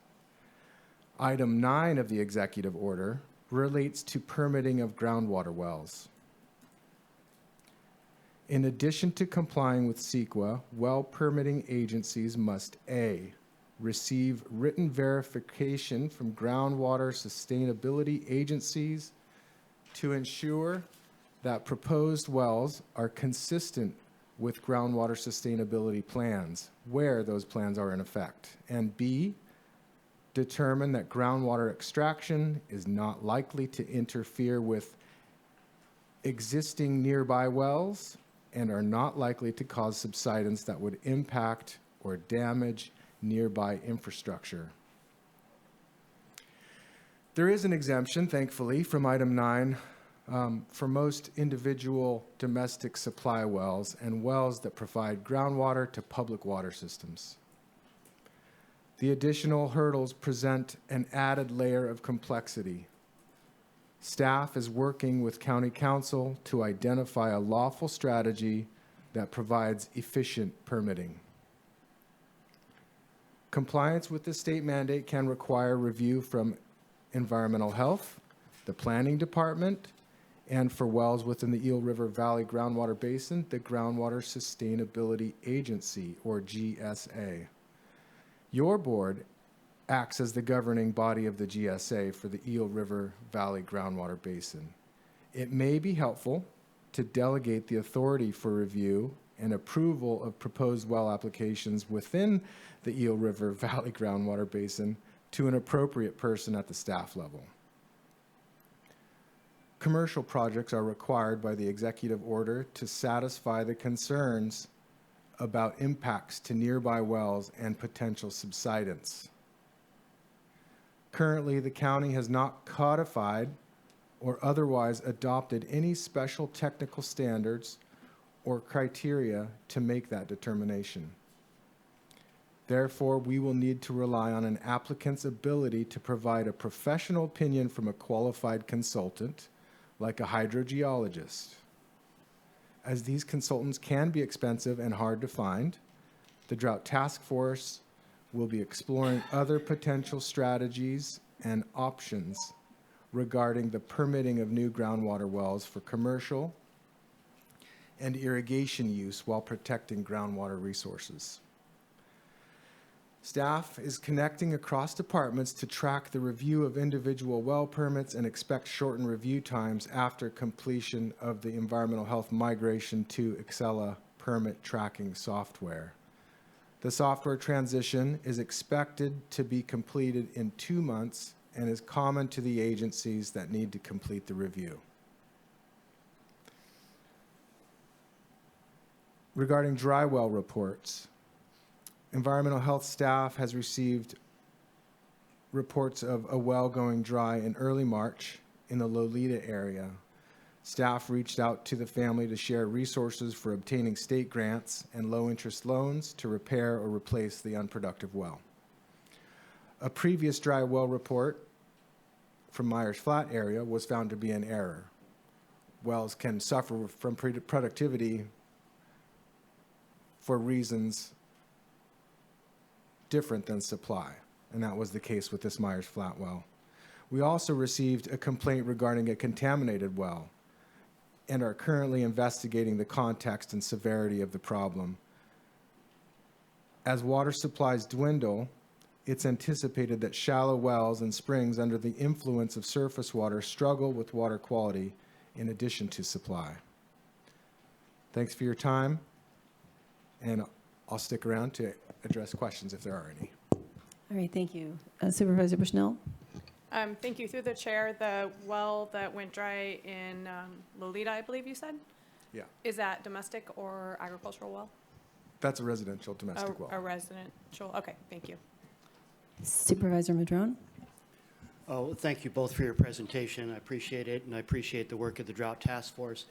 Had a couple of comments, a couple of questions. One, some good news. You know, because of the drought, there is a tremendous amount of funding coming down from the state for municipal systems.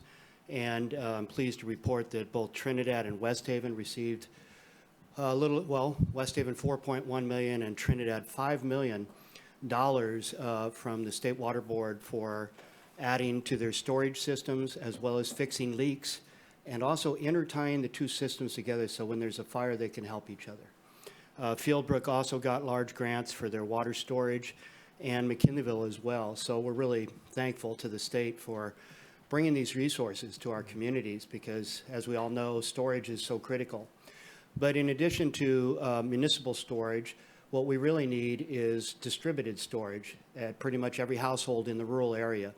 If you're on the Humboldt Bay Municipal water system, well, that reservoir gets filled pretty quickly, even in a drought. And so for the most part, 70–80% of Humboldt County gets their water from the Mad River system, and they're going to be in good shape for the most part, even with a drought. Whereas people that are on private wells, private springs, or other systems like that, and all of our rural communities that aren't on the Mad River, they're really hurting, right? And so what we need to be able to do is get more grant monies to help landowners put in 5,000-gallon tanks and collect rainwater. Because that rainwater can get them through 60 to 90 days of low flows or other problems. So that's a significant way to mitigate for that in our rural parts of the county. And just a few years ago, the state actually passed a new law that provides a property tax exemption on rainwater collection and storage systems so that when you put them in, which is something we want to encourage people to do, but then in the past, the state would tax that as a property improvement, which is a disincentive. So we're pleased that the state has stepped up and created that waiver, but it's only for hard tank storage off of a roof. And there are many other ways to collect rainwater. Off of swales, you can do ponds. They're even far more effective than hard storage tanks. And you can also do groundwater recharge ponds and other systems to actually bring the water table back up. So I've been talking with our legislative representatives about bringing forth a bill to expand on that property tax exemption to include a wider variety of rainwater collection systems, because that's part of the puzzle, right? So those are a couple things there.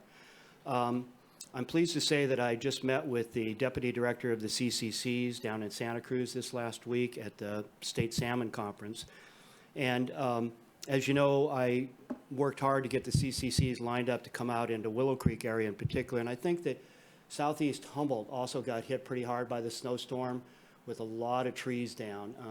It was such a major event out in the Willow Creek area that they actually coined a new term. We've all heard about blowdown, right, from windstorms, but now there's snowdown, right, new term. Basically, the ground was saturated. The trees were weakened because of the drought. We can see that in the root balls that come up because there's no roots on them. And then add to that a very, very heavy snowfall that occurred that brought down massive amounts of trees. And Caltrans and the county have done an incredible job of cleaning up the public roads, but on the private lands, this heavy fuel loading still exists.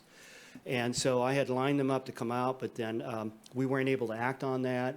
And working with Ryan and Sheriff Hansel, I was told that we'll revisit this issue in the spring. Well, it's springtime, and we're not going to be able to do a lot of burning and cleanup in another month or two. So we have a short window. The CCCs actually are sitting on a massive pile of cash. They have more money than they know what to do with. So they are available, but we need for the Sheriff's Department, OES, to make the request for their services. And we've got the Willow Creek Fire Safe Council set up to be able to go out and get the access agreements and all the waivers that we need to protect the county from liability. And it would basically be at almost no cost to the county to simply request the CCCs for another month or two's worth of work, in particular to help the seniors. Willow Creek has a higher per capita population of seniors than almost anywhere in Humboldt County. And many of them still have massive amount of debris all around their roads, their fires. Fire trucks can't get down their roads. Ambulances can't get down there because there's a lot of overhanging debris still hung up in the trees along the roads. So I want to encourage us to make that request of the CCCs. They're ready for us. They would like to set up a meeting with you, Director Derby, with OES and the sheriff. So I've set that up. They'll be calling you so that you guys can coordinate with them, and we can hopefully get these resources into our community. And I imagine southeastern Humboldt could also use some help on some of the private lands and stuff down there. But it's outside my district, but I wanted to speak, for that as well. So anyway, that's my report on the drought issues in my district, and I'm available to work with you to help coordinate that request and get that done, because the window is now, right? So, thank you. Thank you. Great, thank you, Supervisor Madrone. Yes, Ryan. Chair, I just want to put a reminder, we do have Deputy Director Seaman on the line who has a brief report as well as Director Ford. But thank you, Supervisor Madrone, for those comments. I'll definitely reach out to you offline. All right, well, why don't we do Director Ford, and then we'll go to Director Seaman. Welcome, Director Ford. Thank you, Chair Bass, members of the Board of Supervisors, John Ford, Planning and Building. I will be extraordinarily succinct and quick. The Drought Task Force is recommending at this time, since we are not going to ask for curtailment of any other agricultural activity, that we're not recommending any curtailment relative to cannabis. Cannabis is highly regulated already. They're required to store water if they're forbearing. They're storing water if they're doing rainwater catchment. Really, the issue is relative to wells, and those do get evaluated as part of every action. Be happy to answer any questions that you might have on that. All right, thank you. Actually, why don't we, yes, I know you'll be sticking around. Why don't we get Seaman on, Hank, are you there? Yes, can you hear me? Yes. Good afternoon. Good afternoon. I also have a brief update. Public Works continues to work on some longer-term projects that could benefit the county in future droughts. The county has a historic water contract with the Bureau of Reclamation for releases from Trinity Reservoir, and the Bureau has required that we develop a water management plan. And so we went and got a grant from Wildlife Conservation Board, and we're just about to start developing that plan. We have our consultants on board. We'll be bringing one of those consultant contracts to your board in a few weeks. And then Public Works continues to represent the county in the discussions about the future of PG&E's Potter Valley project. And right now we're in a holding pattern. We're waiting to hear from the Federal Energy Regulatory Commission regarding, we're anticipating direction from FERC to PG&E to start the process for decommissioning. And we need to see what that schedule and process looks like. And then Public Works is also the administrator for the North Coast Resource Partnership. And the North Coast Resource Partnership will be issuing a solicitation for grant proposals this summer. That's historically, North Coast Resource Partnership has been a funding source for local water providers to do projects that can help with water reliability, as well as other project proponents that have projects that could improve drought resiliency. And so that's a potential funding source for local water providers. And that ends my report. Thanks. All right, thank you. Any questions for any of the presenting team? Okay, we will go to public comment. This is a reminder, if you are wanting to comment and you are calling in, you should press *9 now and turn the volume off on your video stream because there is a significant time delay. So we're going to go then in public first. Welcome. Kent Swatsky, it's a pleasure to be back in the chamber. I was down in Mexico and I was watching the worldwide weather and I saw the storm start heading our way and I said, hope for it, hope for it, hope for it. And it happened. We got whatever, 3-5 inches, whatever. It did the sponge for us, mitigated a lot of the fire danger, and I think we owe Mother Nature a great thanks of gratitude for what she's done. Otherwise, I feel by now we would already be enveloped by fire. That was my guess when I came home from Mexico. So we're very fortunate. I really appreciate the detailed report that Supervisor Madrone made. And I know some people up in the dais may roll their eyes when he takes a while, but the public needs to hear these things and the great things that need to be done and can be done out there. And it gives us a little bit of faith in our supervisors if somebody's really personally going to the mat and trying to line up things, not just for his district, but for Garberville and things of that nature. I normally feel that the county should not get involved in business and not compete with local people, but I think you may consider something, possibly getting a grant and buying, let's say, generic 5,000 gallon tanks or something like that in quantity, and then passing that savings on to all the people out there who need these tanks for rainwater storage or whatever. That's kind of an exception I would like to see. I think that could be done. I mean, you know, if you had distribution areas and people come in and rather than spending, I don't know, I guess Supervisor Madrone could probably tell me, or some of you up there, how much a 5,000-gallon tank costs now. But you probably could get it to the people for half the price. You probably could get local people willing to take their trucks and deliver those tanks out to the areas where they need to be.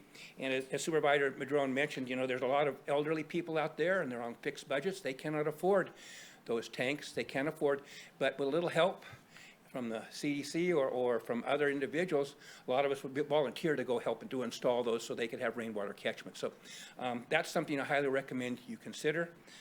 We're so fortunate that our water is full here.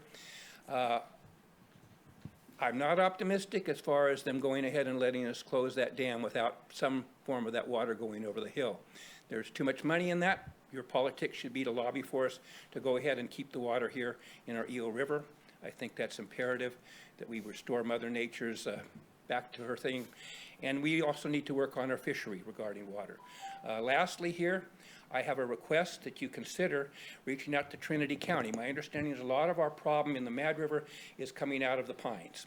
And that particular tributary that comes into the Mad is known by my people to have all kinds of algae coming there, and that's what's ruining the Mad River according to what I can figure out. So I'll get a hold of Roy O'Connor and see what he can do. Maybe you can get that on your schedules also as far as working with Trinity County to help clean up the Mad River on that side. Thank you. All right, thank you. Anyone else in the audience care to comment on the item of the drought report? All right, we'll go to the phones. I don't have any hands up showing as interested. By the way, if you're planning to do public comment on non-agenda, is coming right after this. All right, we'll go back to the board. Supervisors, Supervisor Wilson?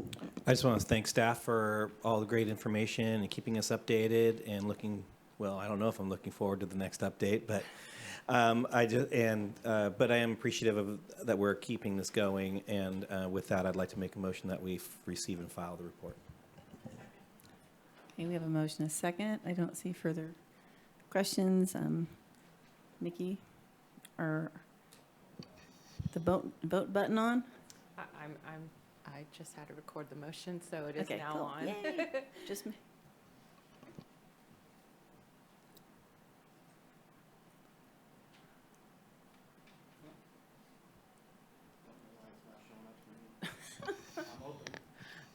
Okay, well, I can take a roll call vote. One of these days this will all work. Supervisor Madrone? Yes. Okay, Supervisor Bass? Yes. Supervisor Wilson? Yep. Supervisor Bushnell? Yes. And Supervisor Bohn? Yes.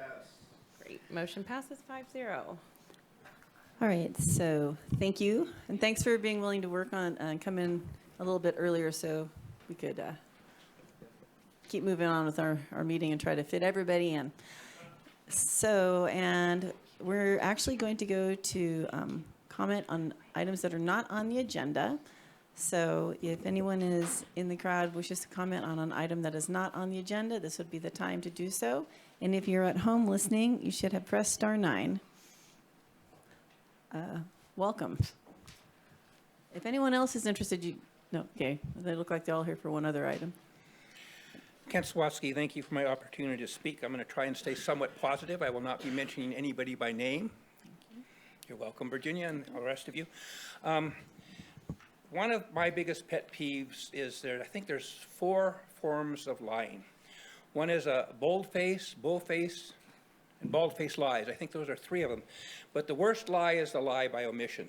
In other words, if somebody knows something that's relevant that you should know, especially coming from your staff, that should be disclosed to you. I mean, you can't make an informed decision without having all information. And so if there's pertinent information, such as where our cash reconciliation is off by $28 million, that should be disclosed to you instantly. These are all very relevant things. And I'm not pointing fingers and I'm not mentioning names, but for those of you relying upon your staff, and you find out that you have not been fully informed, I would be a little irritated, and you should be. There's other times when that lie by omission happens, and And that's unfortunate, you know. You can't do your job unless you have all the relevant information, or you have a tainted decision, or you're being what I call wagged. It's a tail wagging the dog, and that's when you trust your staff, but your things are being filtered, and full disclosure doesn't happen. So I highly recommend that you folks make sure you get all information in a relevant time as soon as somebody knows something you need to know, and impress upon your staff, you know, because otherwise you can't be proactive, you're just being reactive, and you end up in positions where you're at right now. Earlier in the day, we were talking about audits.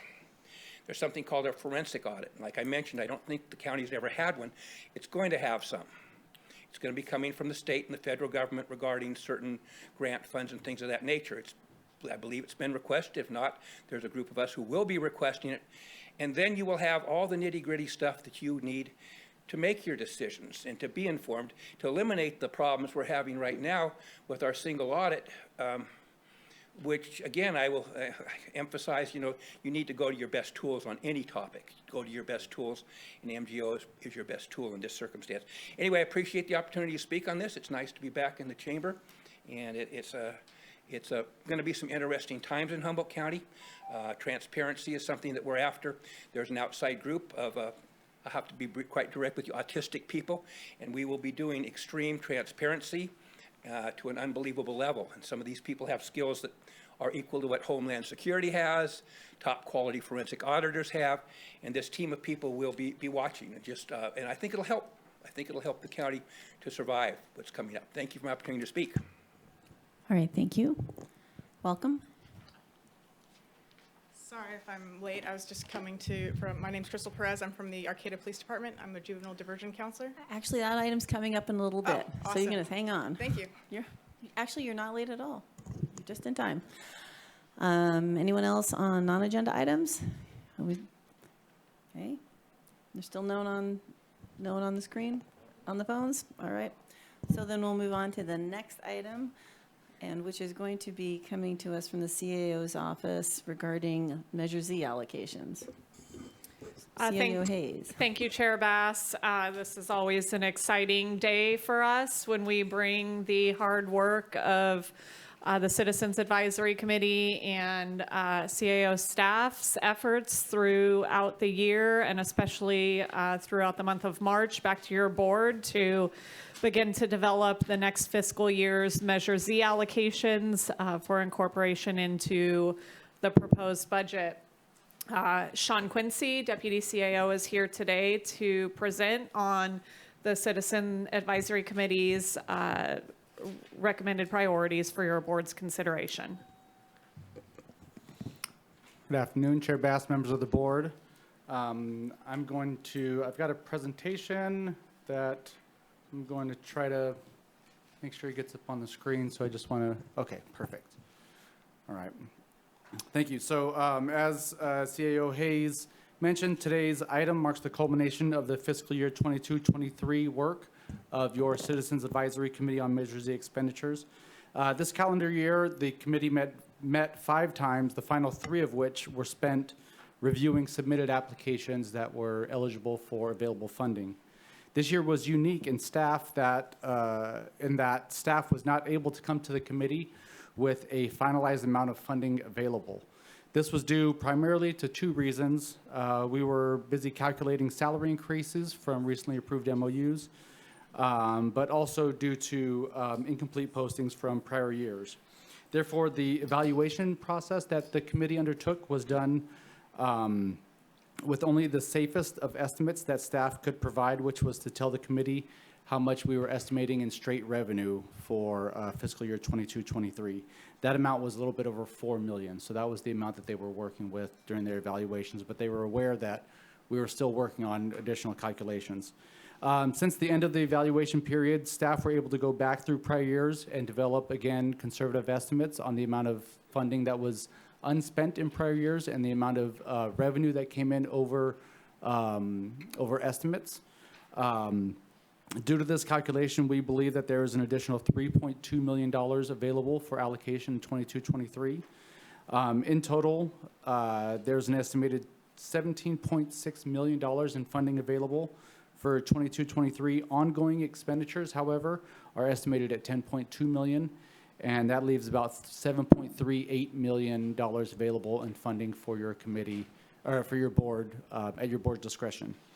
Attached to your agenda is the prioritized list of applications that are eligible for this funding.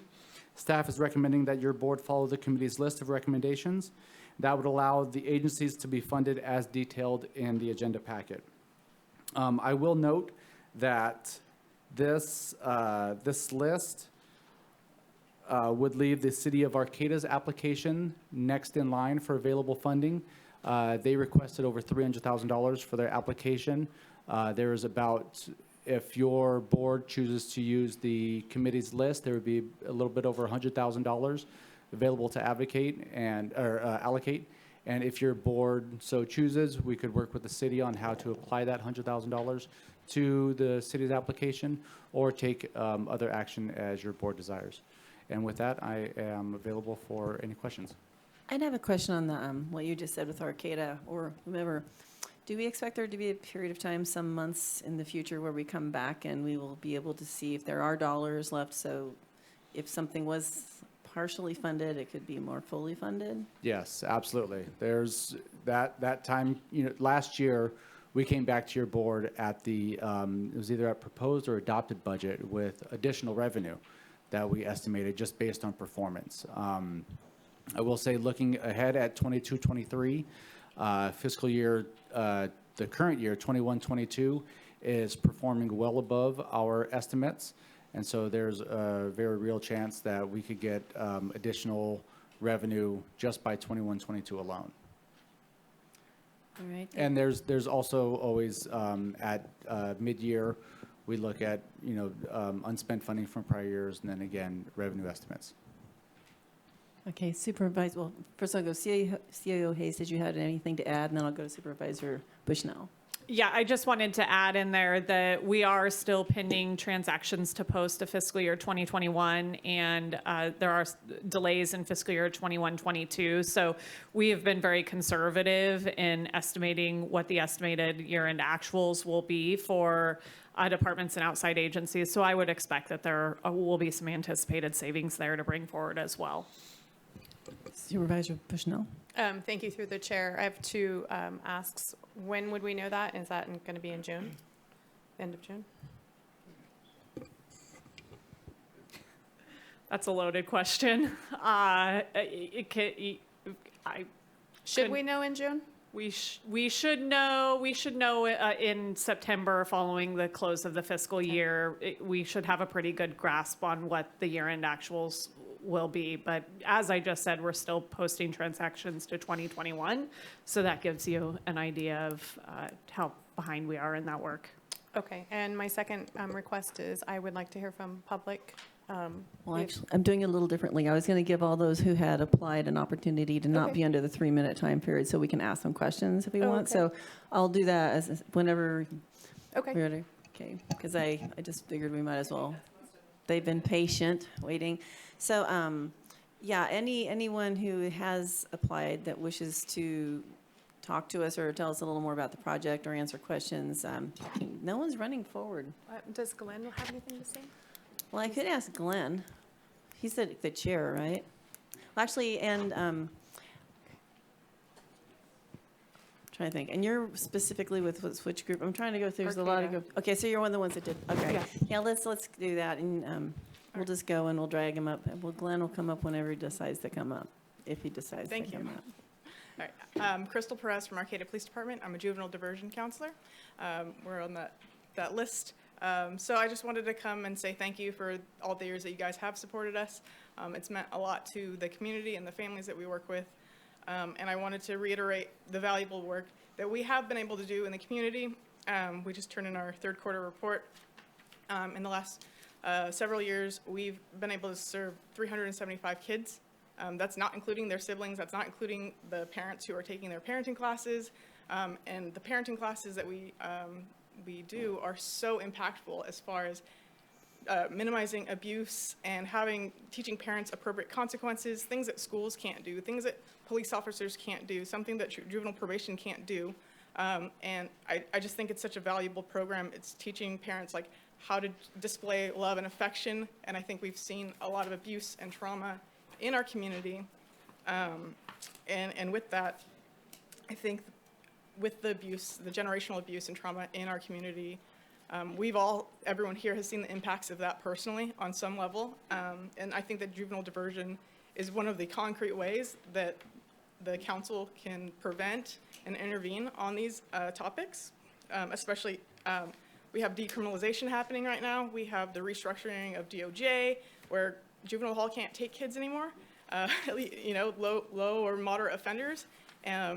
Counseling services, mental health services, CWS services are really struggling right now. And so these families do need support and help on how to get services, how to get treatment, how to human, don't we all?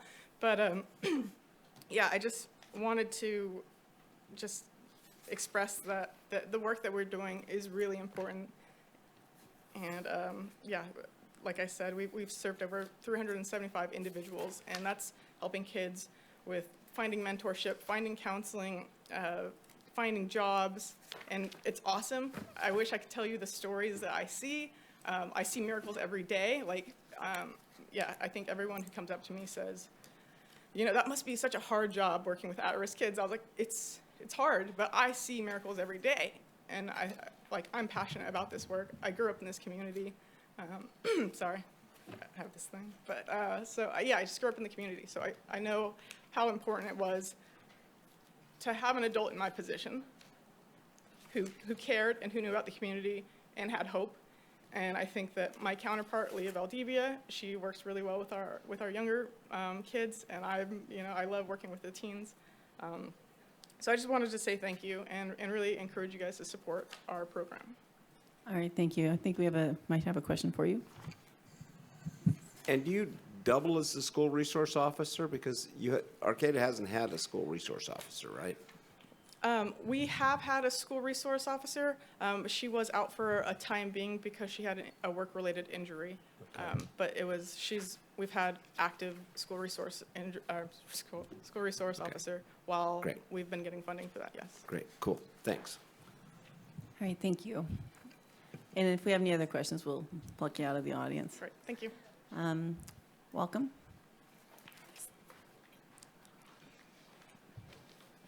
Hello, my name is Brooke Ensminger. I represent Star Ambulance. I do much better on the ambulance than public speaking, so I'm going to read to you guys.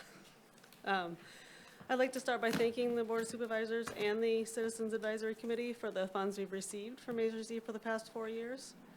Star Ambulance is one of 2 ambulance services that request money from Measure Z funds, and we're the only 2 rural nonprofit ambulances operating in the county. Star covers an area that runs at least 16 miles into Humboldt County on Highway 36. It includes Larrabee Valley, a large youth camp, the Dinsmore Airport, as well as obviously a lot of private residences and such. If Star was to ever be not operational, the lack of ambulance services, the effects would cascade much further into Humboldt County, and response times for life or death situations for these citizens would be greatly increased. Along with those same lines, law enforcement and fire departments called to respond to these emergencies would have to wait extended scene times, pulling them away from the rest of the county, because they would then be waiting an average of 2 hours more than before for an ambulance to come from Fortuna, Eureka, or Garberville. We're all connected and work together to keep the people of Humboldt safe. STAR is currently asking for funds that are essential to keep its ambulance response operational. Ambulance service is vital to a healthy community and one of the main components of Measure Z's purpose. It takes an average of about $500,000 a year to run a rural nonprofit ambulance of our scale. STAR originally asked for $198,000 and lowered it to $158,000 to help accommodate other projects being funded. Again, the funding we're requesting is critical to keeping our ambulance actually operational. No extra perks there. Along with seeking funding here, STAR continuously works with Trinity County for funding, and we are in the process of working on a larger scale with the state for future, more concrete funding, hopefully someday. Myself and the community served by our vital ambulance service are hoping the board will approve the funds to help STAR continue, and I thank you for your time. All right, thank you. I think we have a question for you, Supervisor Actually, I had a Bushnell. comment. Thank you for your email. I received that, and I tried to call back your number to respond to your voicemail also, but the only number I had was to the, I think The clinic? the clinic. They yeah. just changed our phone system, so I'm not getting messages, which is. I just wanted not you to know helpful. that I did receive it. All right, thank you. All right, thank you. Welcome. Can you tell us who you are? No. Just kidding. Connie Beck, Health and Human Services Director. We have DHHS has two applications to the Measure Z committee. I would just like to take a moment to say thank you to them. All the folks that serve on that committee is really helpful to our community. We have one, it is on attachment 1.3 of the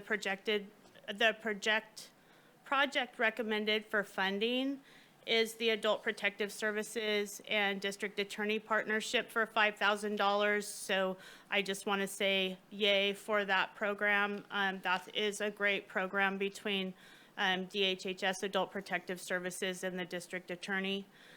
The next one that I want to bring to your attention is the projects awaiting funding, and that's in attachment 1.4. Its numbers, the application number is 7, and that is the Behavioral Health in Humboldt County Sheriff MIST expansion. This is really needed in our community right now. I think that you've heard from every emergency department and staff in the area. We need our folks in the field to be able to do this work to reduce the number of 5150s in the emergency departments. Yeah, so whatever we can do around that is super helpful. With me today is Kelly Johnson. She is the original starter of MIST in the city of Eureka, and she's expanding all over the area. We are really lucky to have her, but I'd like for her to say a few words.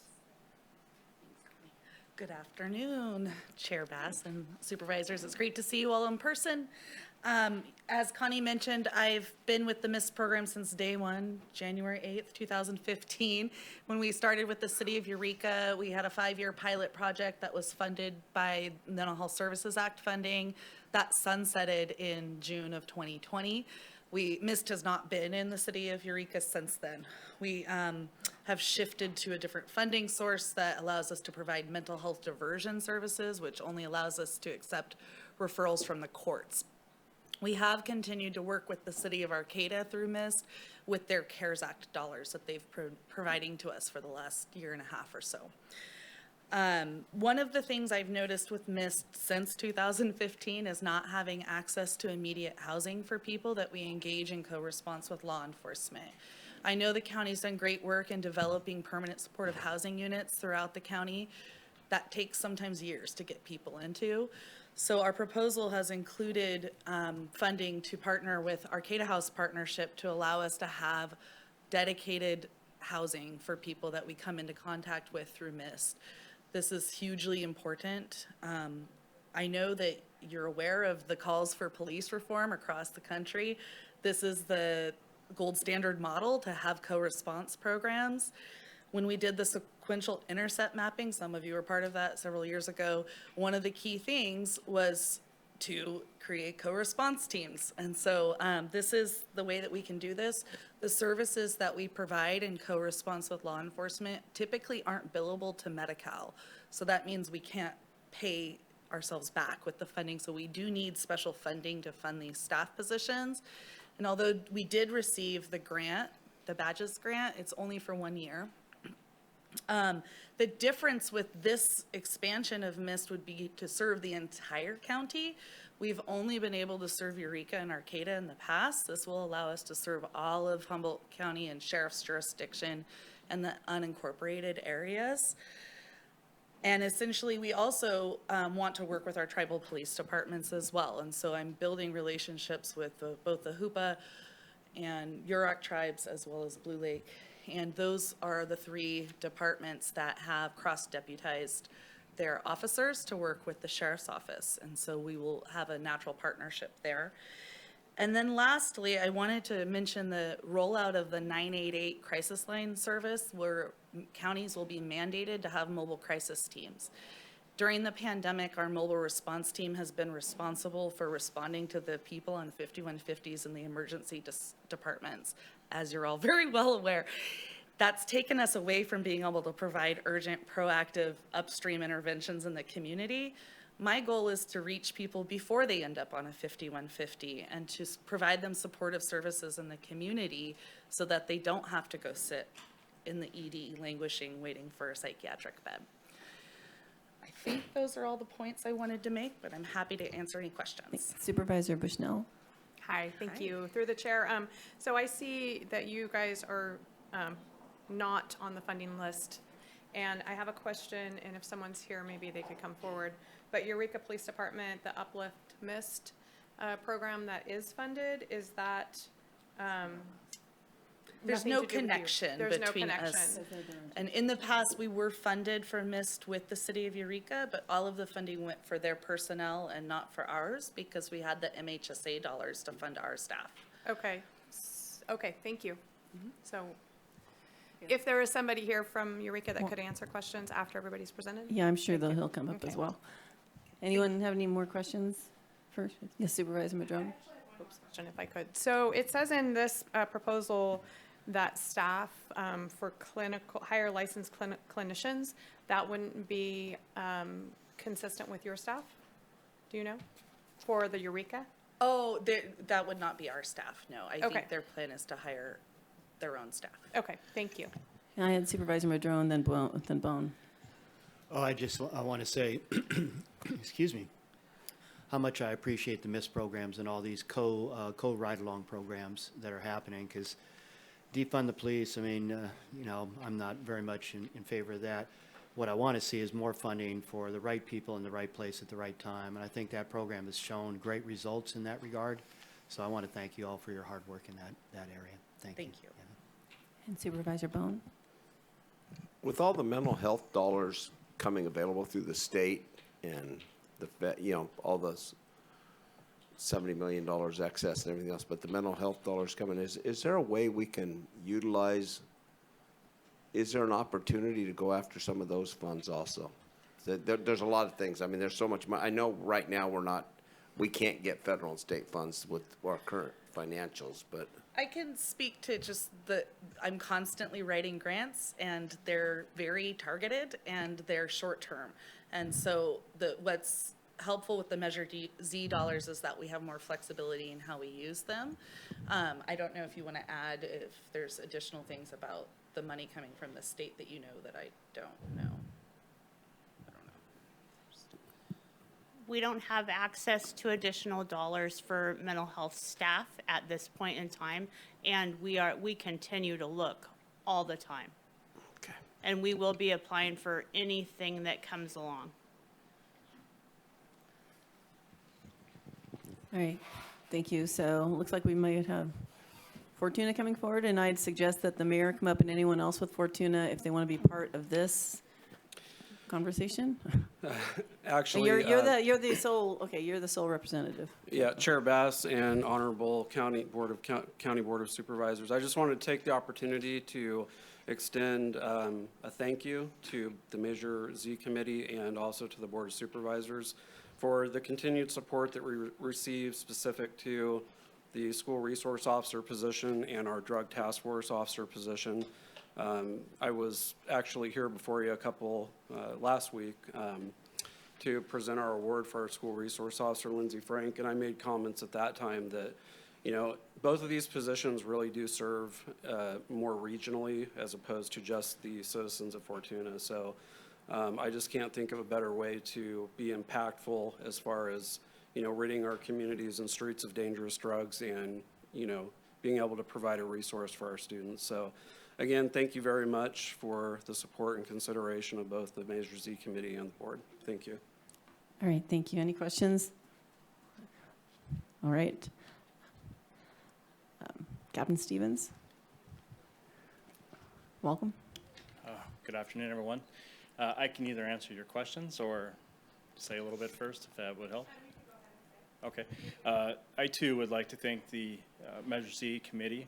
I know the kind of tasks they're under every year. I sit through those meetings, and every year it seems to get more and more difficult, especially when you look at trying to propose budget and how much funds they have, and then trying to pick the right projects or applications to fit those funds. So I do appreciate all the work Sean, the staff, and all the committee members have done. And I appreciate seeing that our application is above the line this year. But I'll never take that for granted, and always appreciate what the tax dollars go to. This year, like Director Beck said, and Kelly, at 2018 when MISS sunset, we didn't give up on the mental health services in the city of Eureka. We continued our MISS program internally.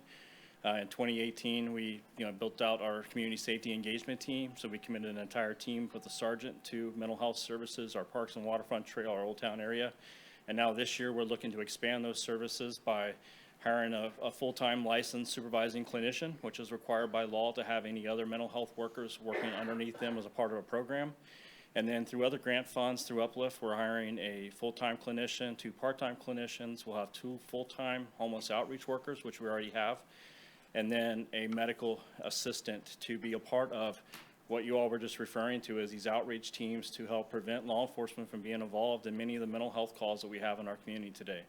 There are many that can be handled through the proper services, and through these proper services, we can look at diverting more of these cases away from our hospital ERs.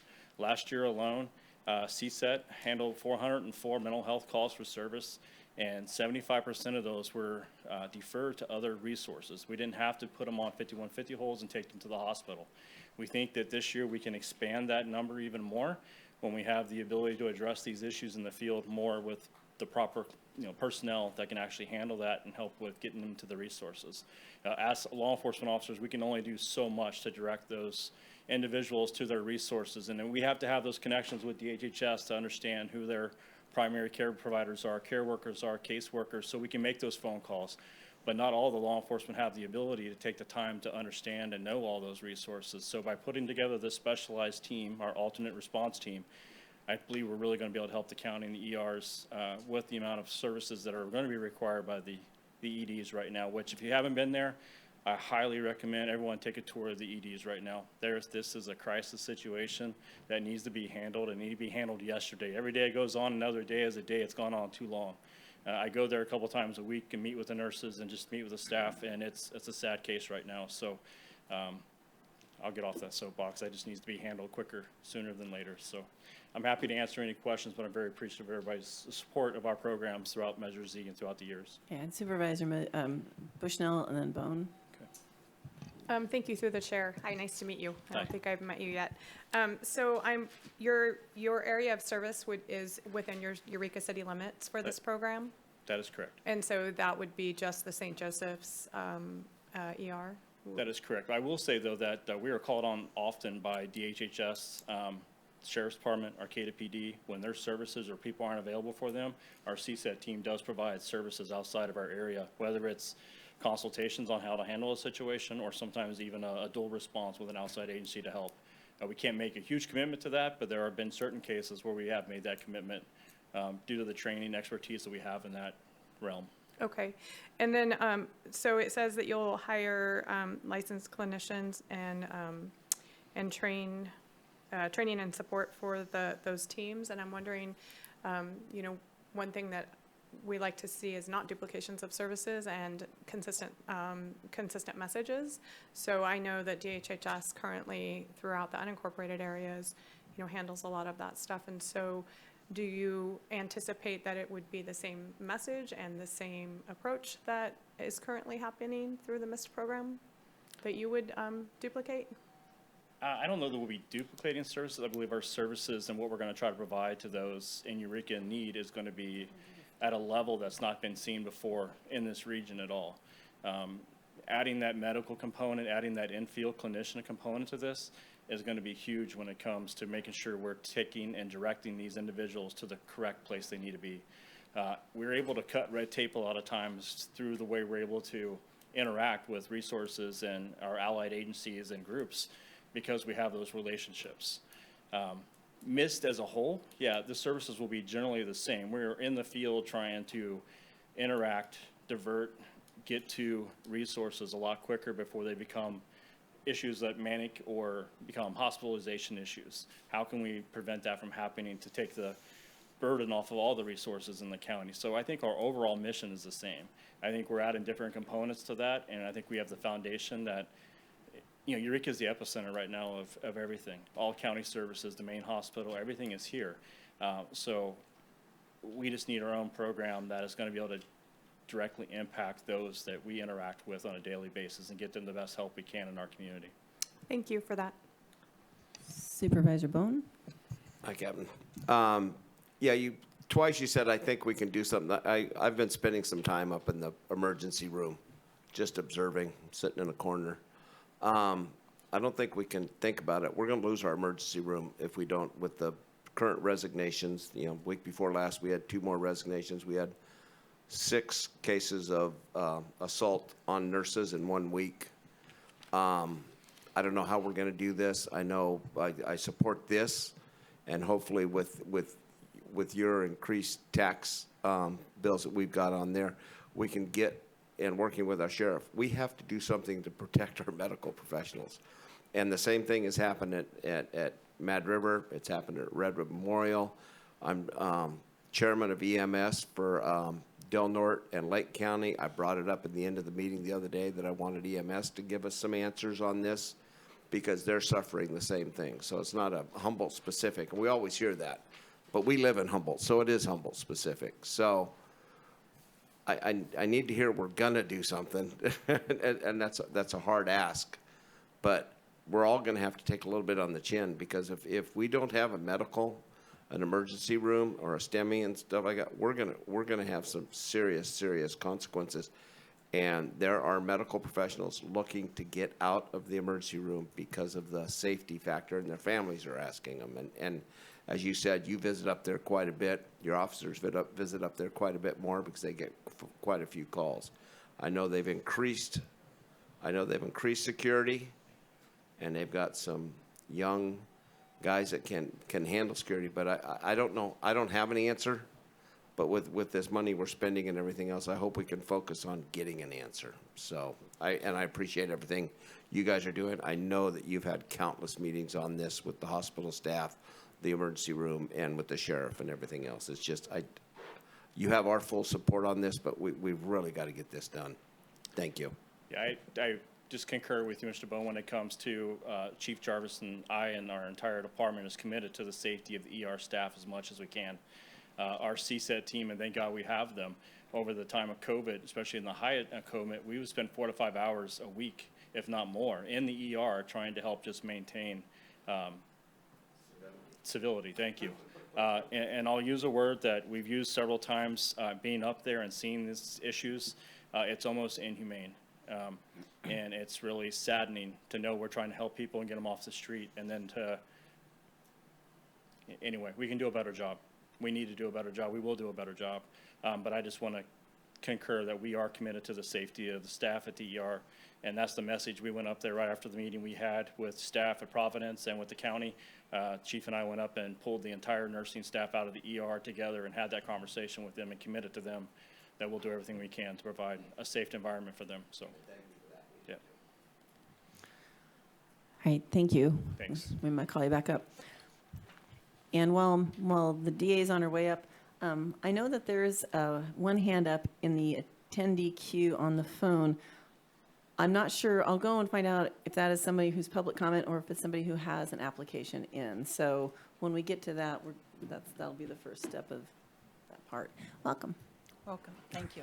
It's the first time you haven't said this is your last, so it's not my last. No, this is, and this probably not even your last Measure Z. We'll revisit a couple times before you leave. Like others before me, I want to thank so much what the Board of Measure Z Committee has done. As someone who represents a department that was named in the original Measure Z, it's been critical to my office. It filled 9 of our frozen positions, which was 1/7 of the department that had been unfilled for years due to lack of funds. So I feel that it's been so important to what we do, to the mission, and also that we've been good stewards of the money that the taxpayers have paid. I come before you today because we've hit sort of a critical issue in how we're providing discovery, and so because of that, we're asking for crime analyst positions, information technology technician position, and then funding for installation and maintenance of a secure Wi-Fi line to receive and transmit discovery, as well as funding to help us access the case management system RIMS that all law enforcement is on. So with regards to discovery, and I know the board's familiar with this because this has come up in the past, is we have an absolute duty as we received information from law enforcement to immediately get it over to the defense. So historically that was paper, it was police reports, maybe it was a 911 call. As every law enforcement agency in Humboldt County has gone to body-worn cameras, and some of them have card cameras, that level of discovery also had to be turned over. And I want to say, first of all, too, to be very, very clear, I personally and my whole office wholeheartedly supports body-worn cameras. I would love for every law enforcement officer and every agent who works in Humboldt County to have that, because not only does it improve how we evaluate cases, but it's all about public trust. They can see how officers are responding in the moment to every situation. What we also know is that evidence is critical. Sometimes when defendants who think they have a really good story sit and watch that body-worn camera footage with their attorney, they go, well, okay, I'll just plead guilty. So all those cases immediately go away. But we've used them in trials. We've used them recently in a domestic violence case where the survivor made some critical statements to law enforcement at the scene, and obviously that was captured versus what she presented, obviously months later in front of a jury. And then we also used it recently in that horrific case in Arcata, the Milan case, where that man bit off the thumb of the officer. So these are incredibly important pieces of evidence. What we see, though, is, and you've all experienced this sadly with the Zoom situation, where if you have 100 people on, all of a sudden it doesn't work. Our county has a very, very small capacity for the internet, and we learned this the hard way probably about 5 years ago. We've all gone to case management systems that are going to allow us to go paperless. The public defender thought they would do that. They got to the second floor, and nobody could do anything because the computers were running so slowly because they had maxed out the internet. So right now, when an agency goes body-worn, they contract with someone, and the story is always this: we're going to put it in the cloud, and you're going to send a link to the DA's office, and they're going to click that link. When we draw down from the cloud, our bandwidth is so small, it shuts our office and other offices down. I've been in live webinars and not been able to watch them because we've had that. We've tried to download them at night. We've tried to download them on weekends. We can't keep up with the capacity. I say this because the other issue with the cloud is the link is good for 90 days, but maybe the person goes out to warrant and we haven't downloaded it, and now we find them and they're back in court and it's 9 months later, and when we go to click that link, there's a fee associated. We should never ever have to pay for evidence that belongs to us for a criminal case. So what we've gone to, and Captain Stevens will confirm this, is the old-fashioned way. They have to bring it over on a hard drive, just like old VHS tapes. They had to come over with the tape. We take a hard drive that's got the evidence and we give them a hard drive for them to use, so at least we're not out that incredible cost. And then we copy it, and as you know, with that sort of material, it's in real time. So if we have 3 law enforcement officers wearing body-worn cameras responding to a shooting and a chase, and there's suspects and witnesses, we might get 4 or 6 hours from each officer. And now we have to copy all that. Where this becomes incredible is when we charge someone who's in custody and they say time not waived, we have to go to preliminary hearing within 10 days. We have to turn over every scrap of paper, every digital, everything. It's not just potentially a continuance. Judges can dismiss our cases if we have not provided all the discovery.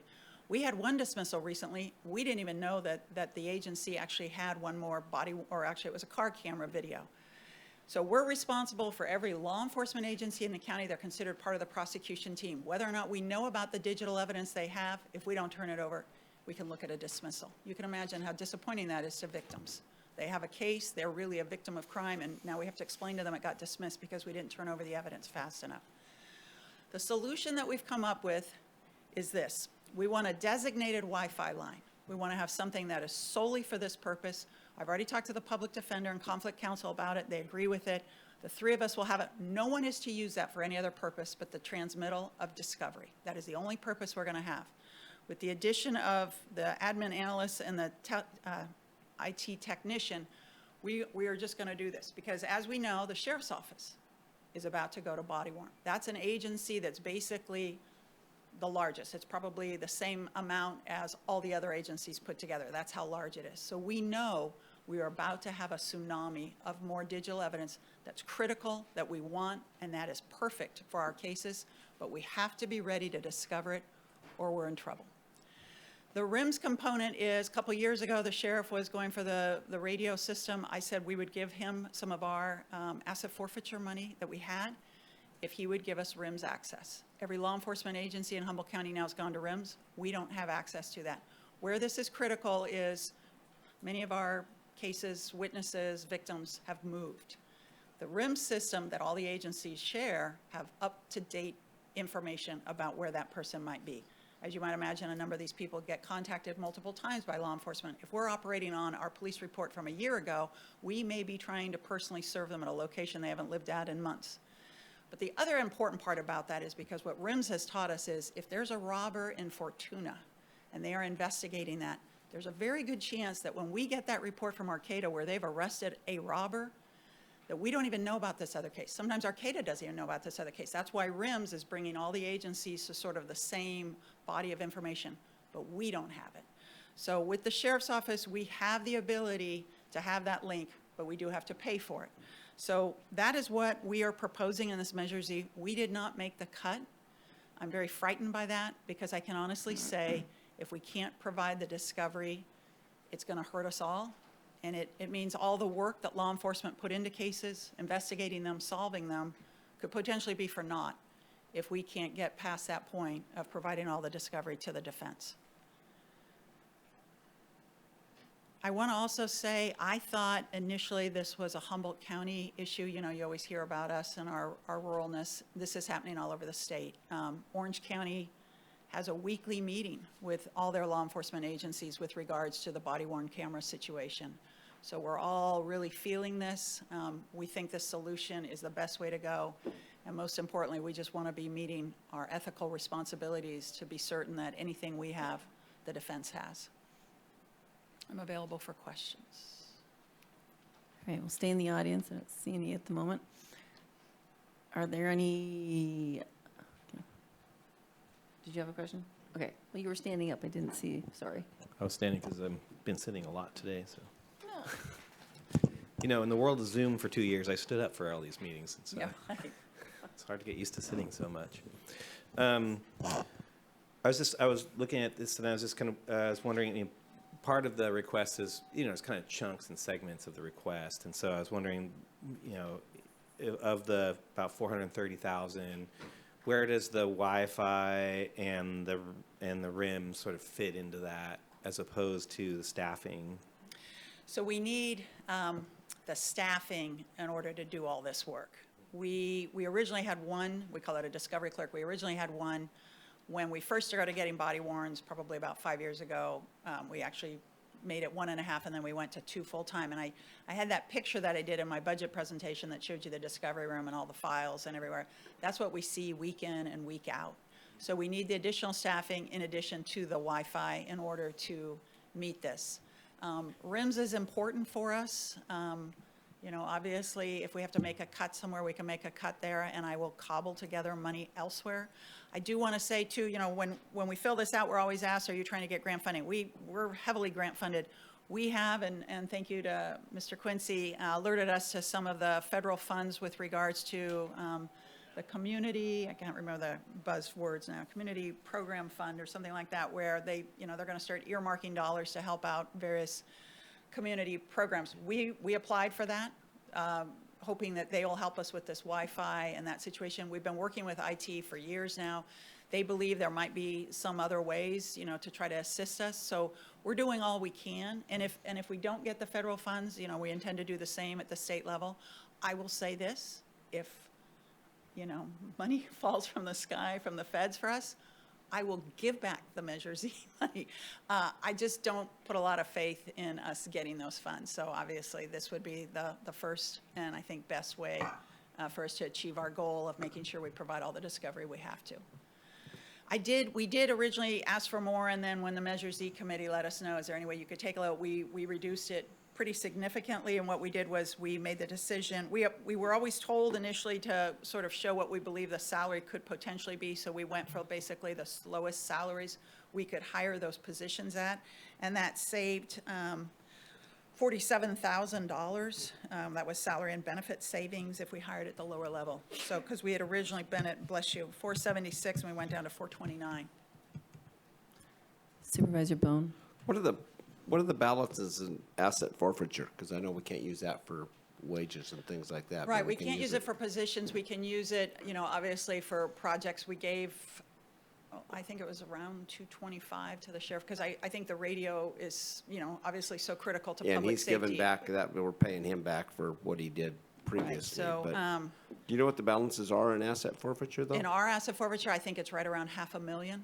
We can't use it for positions. So it's what we use for, you know, all the supplies we need. It's what we use. So we can when use have it for the, rims. we can use it for rims, we can use it for everything else, we just can't use it for the 3 individuals. That's correct. That's correct. Okay. All right, well, stay around in case there's questions. Yes, I will. All right, and then I'm almost getting to the chair. Would you like to speak now, or would you like me to go the two? It looks like we have two, we have three. We have Sheriff Hansel, and a few others that if they're people who have applied. So I think we'll go to those folks now. Sheriff Hansel, I see you in the queue, so. Yes, thank you, Chair Bass. Can you hear me okay? Yes, welcome. Sorry, I have to remote in. I'm at a state sheriff's meeting talking about a lot of the similar issues that we're facing here in Humboldt County. And first off, just touching on what Maggie just discussed, the DA has a really, really good ask here, and I fully support that. What we're having now is the sheriff's office just went to body-worn cameras, and we are providing evidence to her digitally. And everything that she's asking for, I fully support, because we have to have these videos. We have to have them in a timely manner. We have to have them appropriately downloaded and then turned over to the defense. And this is the industry standard now. So we need to provide her with everything they need to be able to process those. So I do fully support that. And so it's something that I hope the board does as well.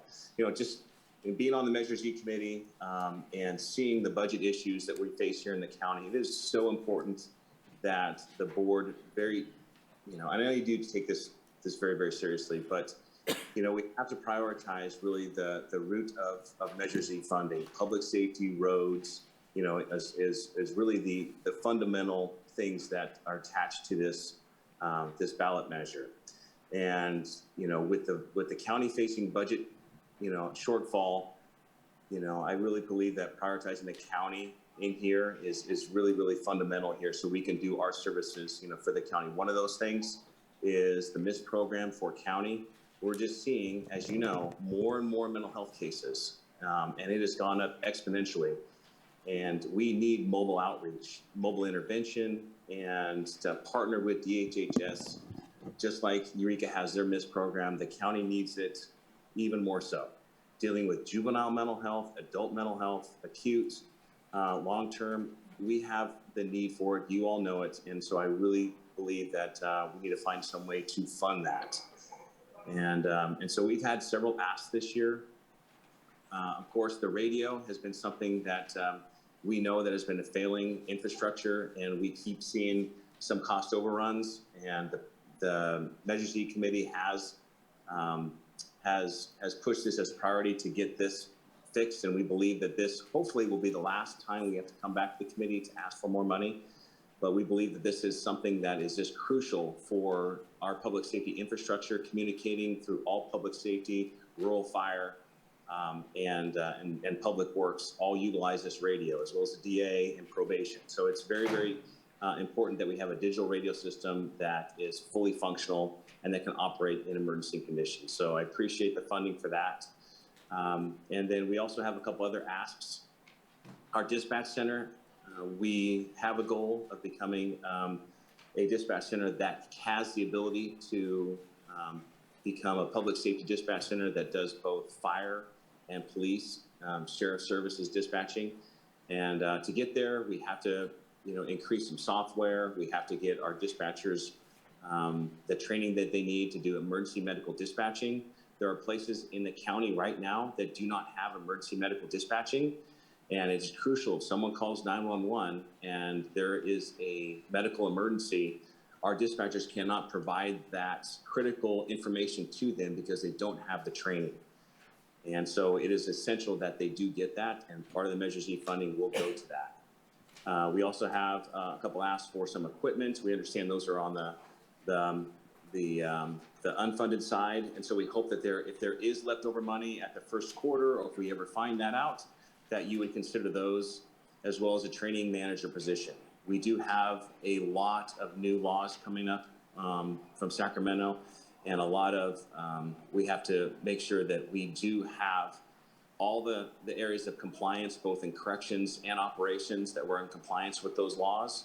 And having a manager in charge of that is going to be very, very important. So I'm here to answer any questions that you may have, and I just really appreciate the time and you taking this so seriously. All right, thank you. We'll let you know if there's questions. Okay, if 8660 is someone who has submitted a project for Measure Z, this would be your time to speak. Press star 9. Hello. Hi. Hello, I'm Brianne Bennett, Deputy Prosecutor for the Yurok Tribe. We're on attachment 1.4, project number 17. And the reason that we're here today is we're seeking your support and assistance in addressing the crisis of missing and murdered Indigenous people through funding a Yurok prosecution investigator position that specifically works on these type of cases. The Yurok people represent the largest surviving tribe in California. Yurok is requesting the assistance in building the adequate internal infrastructure and obtaining the tools and personnel necessary for the tribe to combat this crisis head on. Missing and murdered Indigenous people continue to be inadequately addressed across the nation. This isn't just a Humboldt County problem. It's something that happens nationwide. However, California is in the top 5 states with the highest number of missing, murdered Indigenous women and girls, with about 36% of the cases in California falling within the Yurok Reservation and surrounding areas, such as throughout Humboldt County. The Yurok Tribal Council actually recently issued an emergency declaration to raise awareness about this ongoing crisis. And by hiring an investigator who would be able to work with the Tribal Prosecution Office and specifically focus on these kind of cases, these cases will receive the scrutiny and careful attention that they deserve, not just for women and girls that are currently missing as active cases, but also some cold cases, which would help find these women and girls, as well as help give closure to the families if, unfortunately, the worst has happened to them. Staffing and equipment are necessary tools to begin to contend with the existing cases and also to help prevent future losses, because if we're able to address these early when there's a first report of someone going missing, we have the best chances of recovering that person and returning them to their family alive, as instead of it becoming a cold case where we have to try to just bring closure to the family. The prosecutor's investigator is necessary to identify, investigate, and resolve outstanding cases within Northern California. Jurisdictional boundaries can be a barrier to local law enforcement, but tribal police and people can have inter-reservational connections that can help better respond to missing and murdered Indigenous people. By hiring a dedicated investigator to interview witnesses, follow leads, respond to tips from the community, and so on, the Yurok tribe will have more autonomy in the investigation process and will be able to supplement and support local law enforcement. They can, the investigator can also act as a liaison between the tribal communities as well as local law enforcement, using deputation agreements, cross-deputization, and the federal deputization through the Special Law Enforcement Commission, especially working with Yurok Police and Humboldt County Sheriff's Department. The purpose of Measure Z was to increase public safety within Humboldt County, and by increasing the capacity of the Yurok tribe to investigate and prosecute their own missing and murdered Indigenous people, as well as domestic violence cases and other violent cases, it really helps achieve this goal by bolstering public safety in the county. So I tried to keep it quick so that I didn't duplicate things too much that were in our written proposal, but I'm here for questions, and I really appreciate your time and consideration on this matter and this very, very important issue. All right, thank you. And we'll keep you on in case we have any questions. And then we have one other hand up. If this is someone who's got a application in, it'd be 2535. Just press *6 to unmute.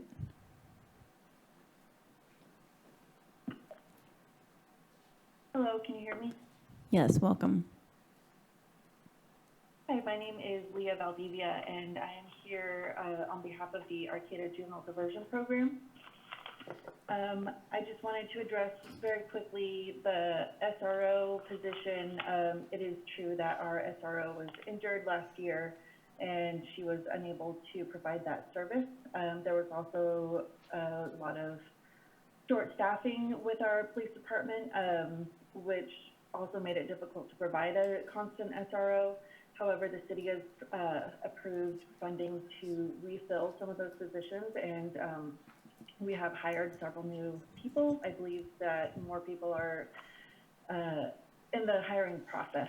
So the department's goal is to provide an SRO again in the future. I also wanted to add that even though several other agencies are able to provide the parent project class, which Crystal mentioned earlier, we're the only organization that has provided it in the last year in our area, and it is a very in-demand class. People are always asking me when the next one will be, and we've had schools approaching us asking if they could help us host in the future. We've also had several organizations ask about providing a Spanish class, and so we've been working really hard to provide that, or find support to help provide that as well, so we can expand our reach and help even more members of our community in the future. Crystal has responded to, alongside officers, to provide risk assessments to youth. I responded recently to a call and was able to provide a houseless mother who was having trouble with her young son on-the-spot case management. We don't have anyone else in the city who's providing that kind of service. And I've also assisted school staff with welfare checks on chronic absentee students. So there's a lot that we're providing that otherwise is not happening in our community. Crystal has worked hard to provide numerous students with paid paid work internships. So, you know, we're working really hard to make a big difference. We understand that keeping students in school and providing them with jobs and access to other resources really improves their chances of graduating and becoming functional members of our society, and making everybody in our community much safer. So we really appreciate the board's time, and we appreciate your consideration for any funding that we can receive on our grant. All right, thank you. And I should have been more clear. Folks who had not spoke on a project is who actually that one kind of snuck in under the radar, and I apologize if anyone felt like they didn't get the second chance. I think we're down to the chair. If you'd like to provide your perspective and all your work and efforts that you guys have put through the years, and Chair Bass, members of the board, good afternoon. I'd like to just share a couple of thoughts with you, not that they're especially consequential, but there's something that came to mind as I thought about what I'd like to bring to your attention. The Measures E Committee followed its recent historic pattern as far as consideration of the applications is concerned, modified only by the necessity of doing the meeting process through the Zoom platform. Unfortunately, this resulted in a very notable decrease in community participation. So that's an unfortunate consequence of that circumstance, and one that obviously we're interested in, rectifying in the future. We've asked your staff to take a look at a hybrid meeting option going forward, very similar to what you're doing today, so that individuals that have the capability to come and present to the committee both in person, and especially for those in the corners of the county, not spend 4 hours, driving to town to make a 3-minute comment, as important as it may be. So we're trying to work on a mechanism that will give the community the ultimate input that we think is highly valuable and important. We have a couple concerns, quite frankly, and this may sound a little harsh, but I think it's fair. As a result of the county's ongoing fiscal theater of the absurd, as we approached our deadline to bring recommendations to you, we were in the position of having only confidence in enough funding to fund the top 3 applications, that funding being derived from the current year's tax revenue estimations provided to us by your staff. Subsequent work by the CAO's office resulted in the estimates of the rollover funding that you see in your staff report. But this inability to have a lock or a real understanding of the rollover or carry forward funding, I think puts your board in an untenable position. And what it really does is put the lower rated applicants in an untenable position, because a number of these are ongoing recurrent positions that the fund has funded in past years and so on. And the uncertainty about whether they would be funded in the current year is a real disservice to the community, I think. The last thing I'd like to mention to you is that in the past, you may recall in 2019, we talked to you about our concerns about the escalation of costs of the recurrent county positions. In the current year, the recurrent positions within the county that are essentially automatically funded increased by $1.3 million, or 14.5%. And as a result of the fact that this process is essentially a zero-sum game, the fund is unlikely to be able to fund this year some of the programs that it has historically supported. So I understand the needs that you had and retention of personnel and all the other factors that go into the HR side of the business. But the concern that we voiced in 2019, I think, needs to be reinforced in the current framework, and we feel that it's important for the community to have confidence in this process. There still has to be a balance. It cannot be seen just as a mechanism that funds in-house county positions. And reflecting the geographic diversity that all of you represent and the community diversity that you also represent, I think, is an important component for the public having confidence in this process. So I don't have a solution to that problem, but it's something that we see on the horizon that we think could be a potential problem operationally and logistically and fiscally, and we wanted to bring it to your attention. So I'd be happy to answer any questions you might have. All right, thank you. Any questions? Supervisor Bushnell. Thank you. Through the chair. So I see on some of the funded items that there's a reduction, for instance, the ambulance service in Hoopa and so forth.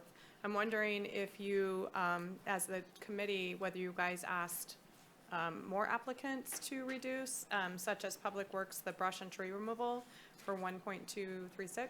Yes. When staff came to us in our initial meeting process, and at that point in time, if memory serves, I think they projected 4.451 as the discretionary amount available to the committee for consideration. We took a look at the requests, which were, I think, pushing $11 million, if I remember correctly. And at that point, the committee did direct the staff to reach out to each of the applicants and say, we have a 2.5 or almost 3-to-1 ratio of requests to funding capability, or what we believed our funding capability to be at that point in time. And we asked for voluntary reductions. That process has gone forward each of the last 4 or 5 years. And a number of the applicants did, in fact, communicate to us that they could trim or marginalize or modify their proposal in a way that would make it less expensive. The ones that you noted were among those. The district attorney's office did the same. I can't remember quite off the top of my head, but there were a number of other applicants who also, but yes, it was communicated to every applicant. Okay, so of you, that was my only question, but I have for staff. Should I wait? We could, we can go to general public comment too, in case there's some folks that still haven't done. Yes, Supervisor Madrone. And then we'll go to public comment. Thank you. Well, first of all, thanks for all the hard work. Measure Z really puts in a lot of time and unpaid volunteer efforts, and very much appreciated.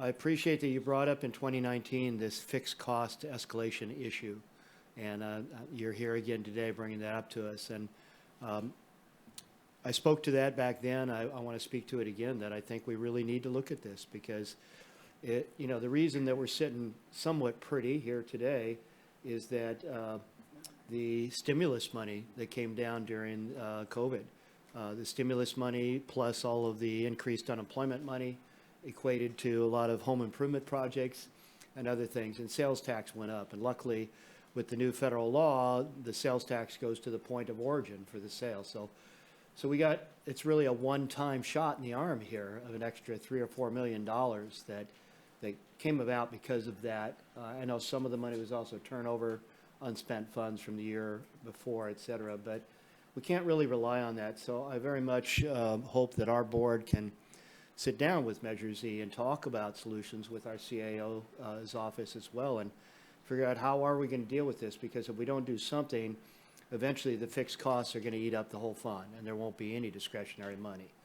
Is that 2 years? Is that 5 years? There's conjecture around that, but I think it's a really important issue, and I appreciate you bringing it up again. I like the concept of having hybrid, and I appreciate you letting us know that you saw a drop in participation without that access. When, it was all direct here, things went down and wasn't quite as many people engaging. The other thing is the small grants keep falling by the wayside, and we could fund 30 or 40 small grants with a small amount of money if we had a program that really kind of helped prioritize that. But when they're embedded in with all the other, $500,000, $1 million projects, it's hard to have anything left to help in that arena. But just wanted to thank you for bringing those issues back to us again. Okay. Just in reference to your small grants, I know that you and Supervisor Wilson have brought this concept forward, and I think you're probably aware that the committee did in fact consider and was initially open to the idea of trying to introduce that program this year, but the ratio of requests to funding capability was such that it seemed like an inopportune time. Not that there's ever going to be a great time, obviously. I think there should be some credit to your staff as well. They have appropriately, I think, always tried to be very conservative in their revenue estimates and so on, and that's kept us out of trouble. And as much as it's problematic for the applicants in that the timing of the receipt of those monies is not always known, I think they've been very responsible in the way they've handled that. And hopefully the real world circumstances will reward them in some way. And Glenn, don't go away. I think Supervisor Wilson may have a question for you. No, I just wanted a question. It was just a follow-up. I think we have talked about in the past this issue of the small grants program or set aside. I just think really under COVID, we just couldn't, it was just too difficult to really have that sort of one-on-one with communities and really get into it. And so I think we'll use this next year to start talking about that again. And I'll reach out to you and we'll see what we can do to make that happen. Before I go to Supervisor Bohn, we did notice that Director Mattson had his hand up and then back down. So Director Mattson, did you want to comment on one of the proposals?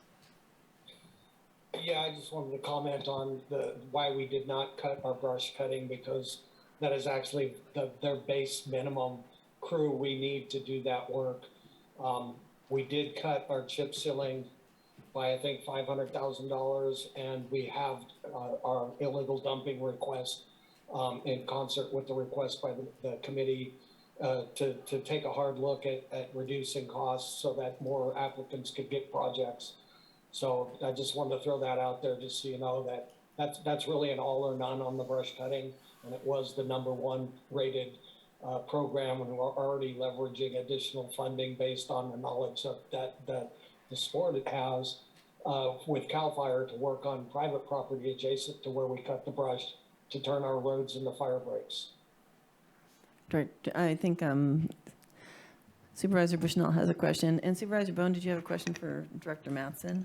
Or yeah, on the brush cutting program, I know we've talked about it a lot, the roadside brush cutting program, which has to be reoccurring or it just comes back thicker.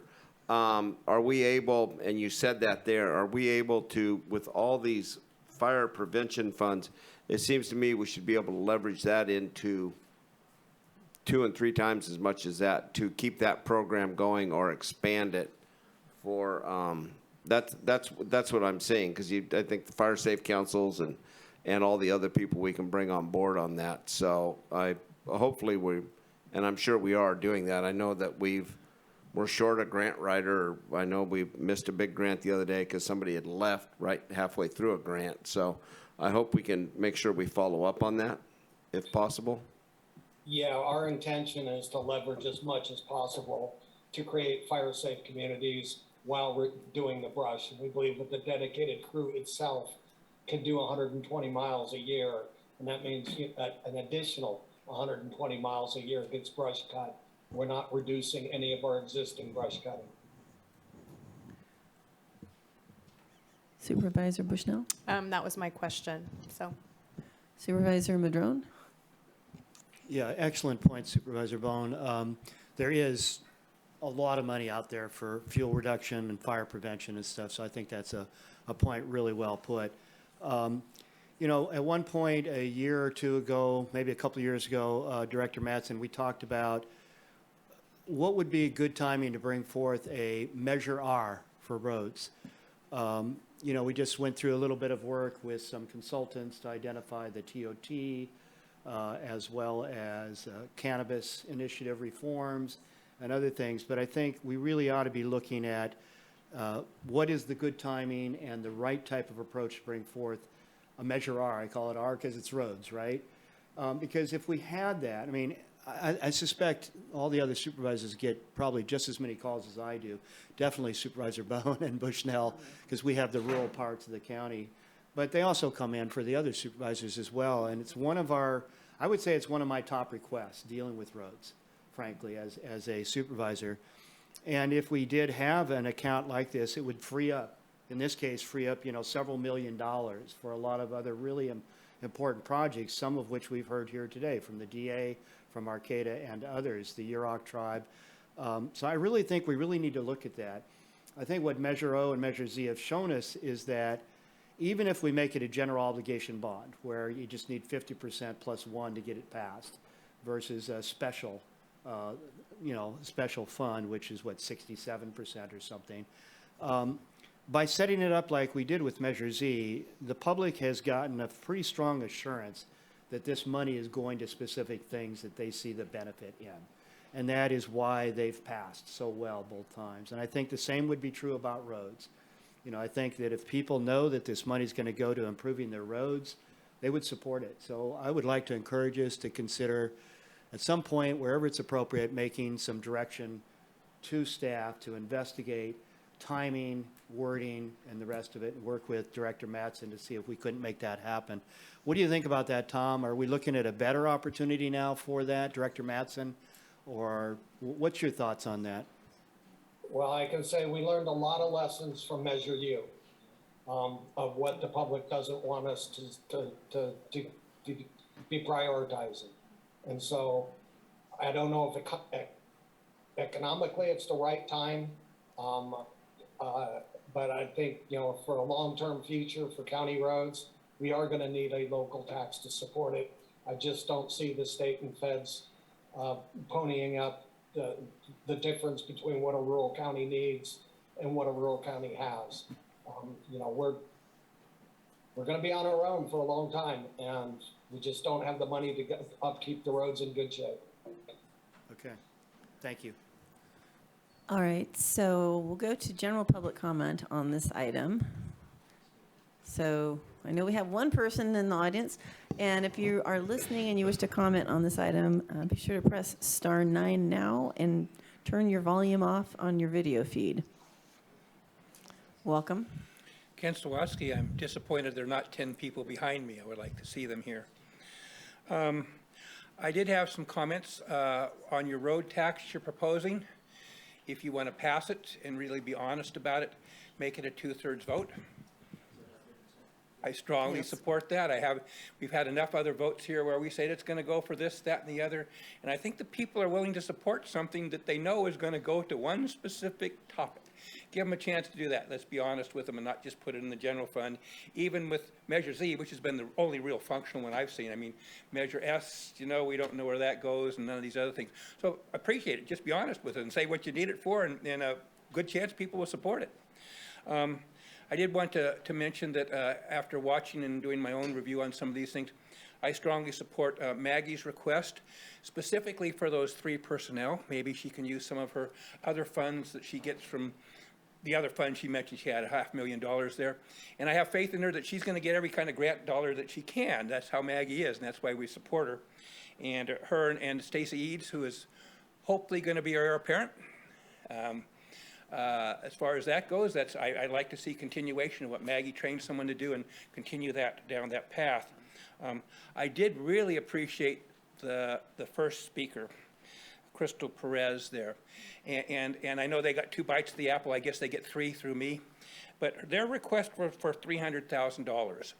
And I don't know how much of this you can give them. They said they'll take whatever they can get. I like to hear that. But the passion of a young person like that, if you help her out now, you might have her doing this for 40 or 50 years. If you would help me out doing it, of course, you'd be lucky to see 5 years or something. But a young person with that passion needs to be rewarded. And I would like to see you try and do something to fund her out of anything. I do wish also to point out that to the 5th District and 3rd District supervisors and to the public out there, I don't think the cities of Trinidad or Blue Lake are getting anything here. And I might be wrong. I would stand to be corrected. In the past, they've been told don't bother asking because there's not enough money. And they were both asking for a half position for a sheriff's deputy. And right now in Blue Lake, we have a real need out on the river bar. It's in county ground. It's what's happening out there. So I'd really like to see you consider, and Sheriff Belly, if you're listening, consider trying to bring forward and get us those half positions for both Trinidad and for Blue Lake. Even though they're not asking, I don't know why they're not encouraged to ask. I know they were before told that they were wasting their time. I hope that doesn't happen in the future because we do pay taxes in Blue Lake. Not a tax base in Blue Lake, but we pay taxes in Eureka and throughout things, same with Trinidad. So thank you for your opportunity to speak on these things today. All right, thank you. After we do public comment, I'm going to go back because we do have another department head who raised his hands. Any other members of the public who are with us today wishing to comment? Seeing none getting up and moving. So we'll go, and there's no other phone callers. Okay, so we'll close that public comment portion. And yes, Sean Brenneman, Chief Probation Officer. Thank you, Chair. I'm just going to speak briefly on behalf of the DHH's proposal for MIST and their relationship with our Kid House Partnership. I have the privilege of being the chair of the sequential intercept mapping, and we have talked a lot about the mental health issues and services in our community over the last several years. And, you know, frontline case management along with first responders is really critical to that. They're able to coordinate services and link them to care. And I think it's really essential that we sort this out because there's going to be a lot of pressure on the county as we move forward from the state with their discussion around care court and CalAIM and just how that's all going to roll out to the county and community. So I don't know if Measure Z necessarily is the funding mechanism, but we as a community and a county are going to need to sort that out. And that's my comment. So thank you. All right, thank you, Sean. So we're back to us now. It's a lot of information. I have some questions. Supervisor Wilson. Thanks. So maybe Connie, can you help me with some missed questions? Do you think you're the appropriate department person to talk to about that? If we could, and I know I wanted to speak to really we had heard that the city of Arcata has put its ARPA money into their MIST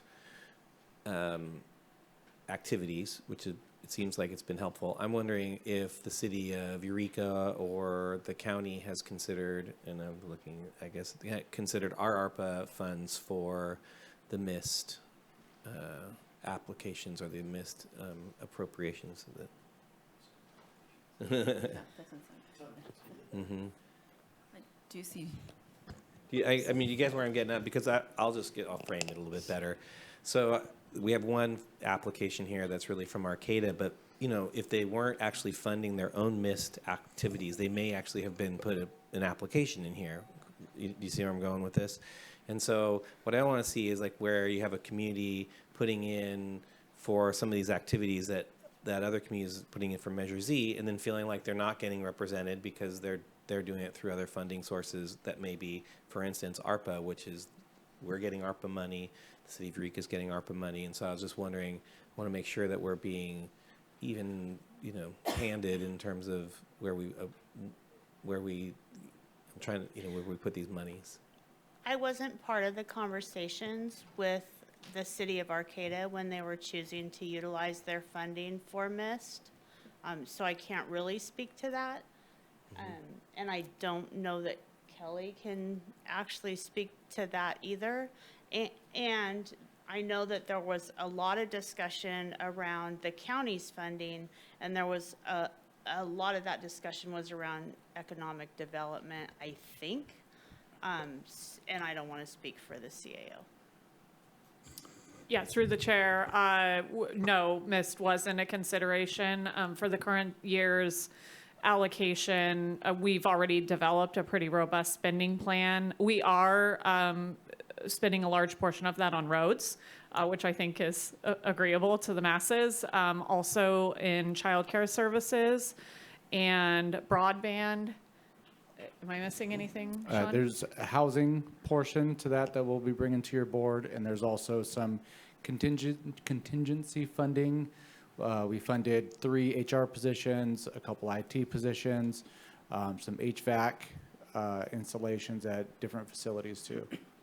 Okay, so I guess I just want to make sure, the point I'm making is that, I have a community that I represent, right, that has put their ARPA money towards something that they may have actually asked for through this funding process and did not, and thus also is not represented on the recommended list, right? And so I want to make sure that everybody's feeling like they're getting part of what they're putting in, and I want to just put that out there that it's important.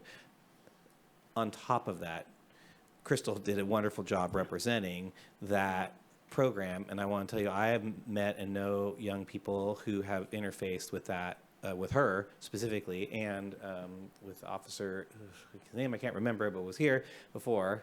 Help me out. Heidi, thank you. And had very positive feedback in terms of access to resources. So I think it is, from my perspective, a very important program within my community, and I want to represent that as best I can. And so I'm just going to put that out there. I really want to see that. That being said, every one of these things is super important, but I just got to make sure that we're because if we want people to want to support this in the future, we're gonna have to make sure that as many of our communities are represented, which is why we've been talking about doing the small grants program, because it really will help interface more of our community into this effort. So that's what I have for the moment, but I have to say, I have another question. Laura's Law. We put some significant money into Laura's Law, and I'm just wondering about what we feel, or we're going to, or we have, or we haven't gotten our report back on that yet, but maybe can we identify, because the county's asking for MIST money to address basically what we consider kind of a broad 5150 issue, and we're putting money into Laura's Law, and I'm kind of wondering, is this any way conflicting, or are we prioritizing one over the other, and in that case, like, where do we get the biggest bang for our buck? If you recall in the Laura's Law conversations, actually it's assisted outpatient treatment. If you recall in those conversations, that's a pretty narrow set. The population is pretty narrow. We are doing some other things like diversion that Kelly had mentioned previously. I think it's going to take all of those things to move us forward as a community. I think Chief Brenneman mentioned the CARES Court. There's some other things that are in the works right now that could change what we're looking at around assisted outpatient treatment. So there's a lot of moving parts to this. It all goes together. And then I feel like I need to just say, we need more beds. We need more beds for folks to be. We have to have all levels of care for our severely mentally ill, or this cycle is just going to continue. So I think you all are aware of that. I just feel like I need to say it. Okay, thank you. Supervisor Bushnell, then Bohn. I don't know if they went. Okay, Supervisor Bohn. You know, and I think I agree with Wilson and Madrone to a certain extent. If the mini grants might work, but if they are everything you think they're going to be, and I'm sure there's some great options, is that where we should be looking at dropping $500,000 ARPA funds? That'll give you $10,000 grant. I keep hearing the 10,000 mini grant. Is that where we take $500,000 for impacts to the community that we're getting the ARPA funds and things like that for, and direct that way instead of taking Measure Z, which was public safety for Humboldt County, and getting so far off kilter and things like that. So I'm just wondering if we need to direct that a different direction. It's not on the table talking about that today, but and neither new measures or anything else. But it just seems to me if we have that money there and it is everything you hope and think it'll be, and I hope, that it would be, that we should probably looking at that for betterment for the community, for impacts that we have suffered during COVID and everything else. Supervisor Bushnell. Thank you through the chair. My question is for Sean. So I see, like, for instance, the Humboldt County Fire Chiefs Association and the ambulance. I'm not sure how to say that. Kamau. Some of those are we able to trim off from those? Some of those possibly, if this board felt they wanted to fund the DA's request, which I was looking and it is the exact amount of staffing. So I would anticipate that then you are going to pull from your asset forfeiture for the other. And then when we know what our, that we have more money, then reallocate funds to these where we trim? Yes, Supervisor Bushnell, your board is the overseer of all these funds. You guys can award funding to applications as you see fit. So just because they say they need $2,732,000, that doesn't mean we can't trim off and say you get $2,500,000, and then we could divert some of that, say, to if this board so felt that the DA's request or any other request that wasn't funded today. Would you like the fire chief guy to come up? Fire chief guy. I mean, sorry, Dale, you're the only one out there. No, I don't need him to. I read through the proposal. Okay, I just wanted to. I'm using you as an example. I'm sorry. But I think you're saying can he trim back? I mean, what would happen? Could say we could trim on many of them, and that I used the fire chiefs because it's $2,732,000. When I'm looking through their proposal, I see possibly that even funding them at $2.5 million is a lot of money that really could make a dent in their list. But my thought process is not to withhold all that money. We're anticipating, plus we have $100,000, right, that we can fiddle with. Mm-hmm. And so would be in September, say, okay, now refund that so that we could possibly get some other stuff funded today that might be so critical. So what, through the chair, what we did last year through this process is your board approved an application list, a partial application list with applications that were reduced, that they voluntarily reduced through the Measure Z process. Then when we came back to your board for the proposed budget, we said, okay, we believe there's going to be more money, so we can fund all of the applications, plus we could bring the applications that were previously reduced and make them whole. And so we could, if your board chooses, we could follow a similar process. And thank you. I remember that it was brand new last year and I didn't say much. So I did investigate a lot more today. The MIST program is, for the Humboldt County is, I think, is needed so badly. It's a huge ask though. And to trim that much off is a lot. But I don't think, I'm just curious how the board feels. And thank you for those answers. Supervisor Wilson, were you reaching? Yeah, Bohn? I mean, some of these, when I look at the, well, when I think about how, when we make department-wide requests for 10% reductions, like you could just say the same thing for Measure Z would be an example. On the missed part of this with regards to the DHHS thing, I would say that any amount that we can push this for, I mean, right now it's for 2 teams of 3 staff members to work 7 days a week. I mean, we would still be better off with 1 team, right, than we would, than 0 teams. I'm just saying, like, for instance, and it's lower on, it's not as high on the list necessarily. And so then where could we possibly make that work? I was just using that as an example, like you would say. Yeah. So there are adjustments I think that could be made within these spaces. And whatever adjustment you make, someone is not going to be happy about it.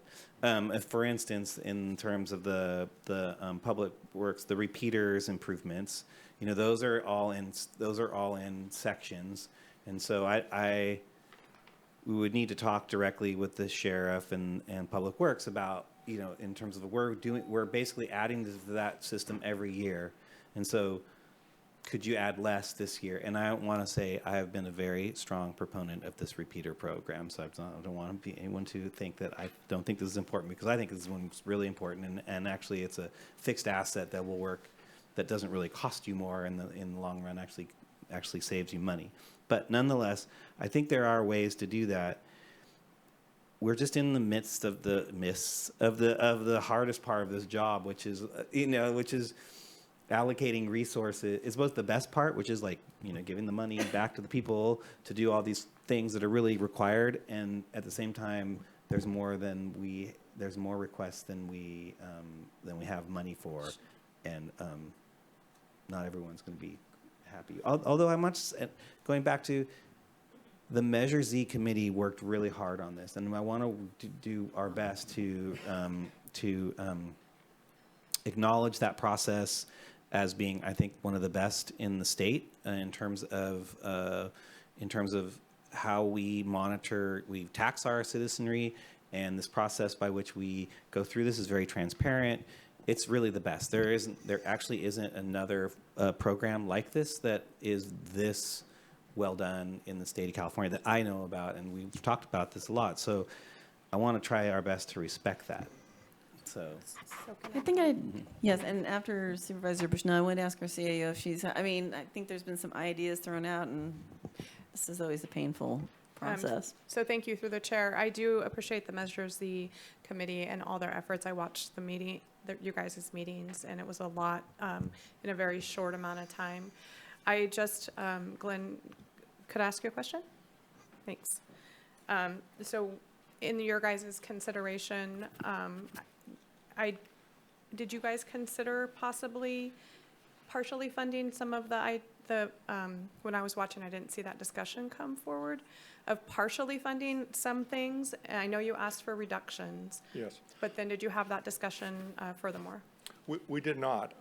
Historically, I've been on the Z committee since its initiation, and we talked about that pretty extensively in the first couple of years about would we get to the point where we were trying to parse particular applications and so on and pluck out the more desirable or more functional or what we thought were the higher return elements of those. That became a nightmare, quite frankly, because the diversity that's reflected in the committee is its strongest strength, excuse the redundancy. But then you get to the point where individual members of the committee are asking themselves, am I here representing the 4th District? Am I here representing the county as a whole? Should I lobby for elements that reflect more positively on a rural community or an urban community? And you get into a whole bunch of trade-offs that are very uncomfortable. So the committee made a determination policy-wise, or at least practice-wise, to say, we will not go internally into the applications and try to chop them up and pull pieces out. We felt it was a more legitimate process to communicate to the applicants and say, look, we have, a want to ability ratio of 3-to-1 or 4-to-1, or in some cases 5-to-1. Your application will be more favorably considered if you try to help us with this process. But as a matter of practice, we have decided not to try to go and and parse the applications and pull specific components out. In fairness, I will have to say that in the coming year, I think you will see the committee taking a look and making much more definitive direction to the applicants about what is eligible. And in the following context, if you look agency to agency application wise, what constitutes salary in Fortuna doesn't necessarily constitute what's salary in Arcata. And the committee feels the need to bring some equity to that process. And I think I'm confident you will see us address that before the next process goes forward. But to answer your question directly, we felt it was unwise to go in, have the committee start, parsing up and chopping up the applications and pulling this piece out. For one thing, we didn't feel like we had the expertise to identify internally within an application what is the highest priority or the highest rate of return element of that particular application. There certainly are elements in any application that have a better effect on the community and stuff for a dollar spent, but we didn't feel we were in a position to make those determinations. Thank you. I didn't know that, so that's good information. I have one more question. So say the Measure Z amounts were decreased by 10% that was allotted. Had you ever considered reducing just across the board 10% to all applications? We did not. Okay, thank you. I was going to ask Captain Stevens, I just have a question for you. I mean, I'm a huge supporter and proponent of the Eureka Mist program and Uplift and everything you guys do. And I'm just curious about timing with, I'd like to see you get the entire amount that's here. I guess I'm wondering with timing, I know with us sometimes it's hard to gauge when we're actually getting employees on board. So in your list of things, and I guess this also of other departments or, that have something here that has involved with staff, because it takes a long time sometimes to get staff. But I'm wondering if you have any idea of your timing and when you get these, bring these things actually online. So both the supervising clinician and the additional clinician position have been created within the HR department of the city of Eureka. So the job classifications have been created, and they'll be flown once the funding is secured. So I'm confident, I'm confident that by July, when we start the new budget year for Measure Z, that we'll have applicants in a pool for those positions to hire from. Okay, that's, well, because I was curious, I know there's a process. And what about the, is that also the part-time positions in How and Lead and, those positions we already have. So those, the 2 How workers we already have, all we're asking for is to take the one part-time, make them a full-time employee. We absorbed one of the other positions, a coordinator position. We absorbed that into the city's budget. And we're only asking for that new position of the. Okay, so by absorbed, it's kind of like you did take some of the off the plate. Yes. And lower it your request. And ultimately, that's our goal. It's not to always rely on Measure Z. If things get better, we absorb as much of these positions as we can. So. Okay, thank you. Supervisor Bohn? On the condition, since we're already always short-staffed at DHHS, if you are funded, can you not steal one of our employees to fill your position? Because then we come into an ugly game of whack-a-mole, so. Well, with all due respect, that we're all working for the same goal. So if they do come over, we'll continue to work to the same goal. Supervisor Wilson? This is not a question for you, it's a question for staff, so. Okay. Is there anyone else that, okay. Thank I you. want to make you stand there the whole time. What I've heard is that this is a conservative estimate, more or less. And so if we were to just say, hey, just go with what's recommended without adjustments, and then come back to us with a report with what you can get to next down the list in, say, like 3 months, would that be a reasonable request? And would you be able to give us new information in the next quarter to let us know where we might get in this space? I can say with great confidence that we are going to have money later in the year to go deeper into the list. As Chair Zemer said, we are always very, very conservative in our estimates. There was one year where we had to go to the general fund because we were a little overzealous, and I will never let that happen again because it was a very uncomfortable experience. I'll also say, just anecdotally, I've been with Measure Z since its inception, and I've seen your board take a lot of different approaches to this allocation, and I think that the community, and especially the Citizens Advisory Committee, most appreciates when you adhere to their recommendations the most. They really do put a ton of time into this work, and they're very dedicated, and they ask all of these hard questions through hours and hours of meetings. So, I would certainly encourage your board to adhere as much as possible to this. And I would say we're probably going to be able to go at least 3 or 4 more applications deep later in the year. One thing your board has done in the past, if there was something that you were really steadfast on wanting to fund, you have bumped that up in some levels of priority and said, we want to, I think it was roads you actually did this with at one point in time, and you said, whatever's left, we want half of that to go to roads next, and then the other half to go to the priority list. It was some scenario of that sort. So that's something your board can consider if there's something you're really dying to see up at the top that isn't there.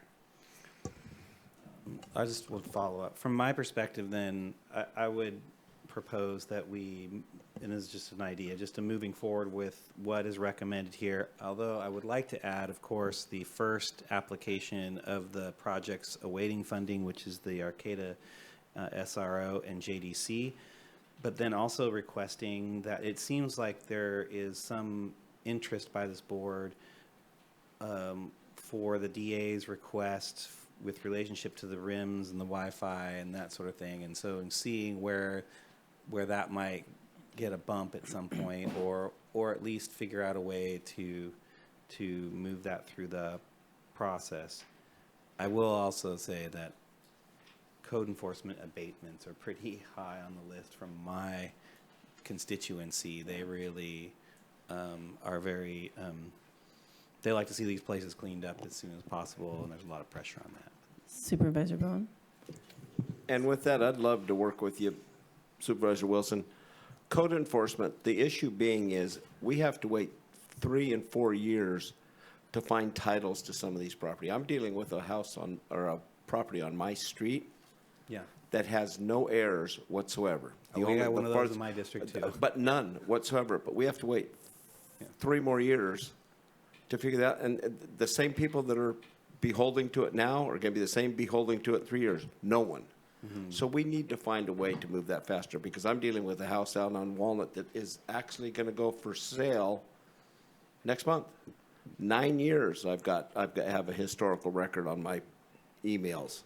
So we need to find a way to do this quicker, and then everybody will be happier. It's not about money as much about money as about process.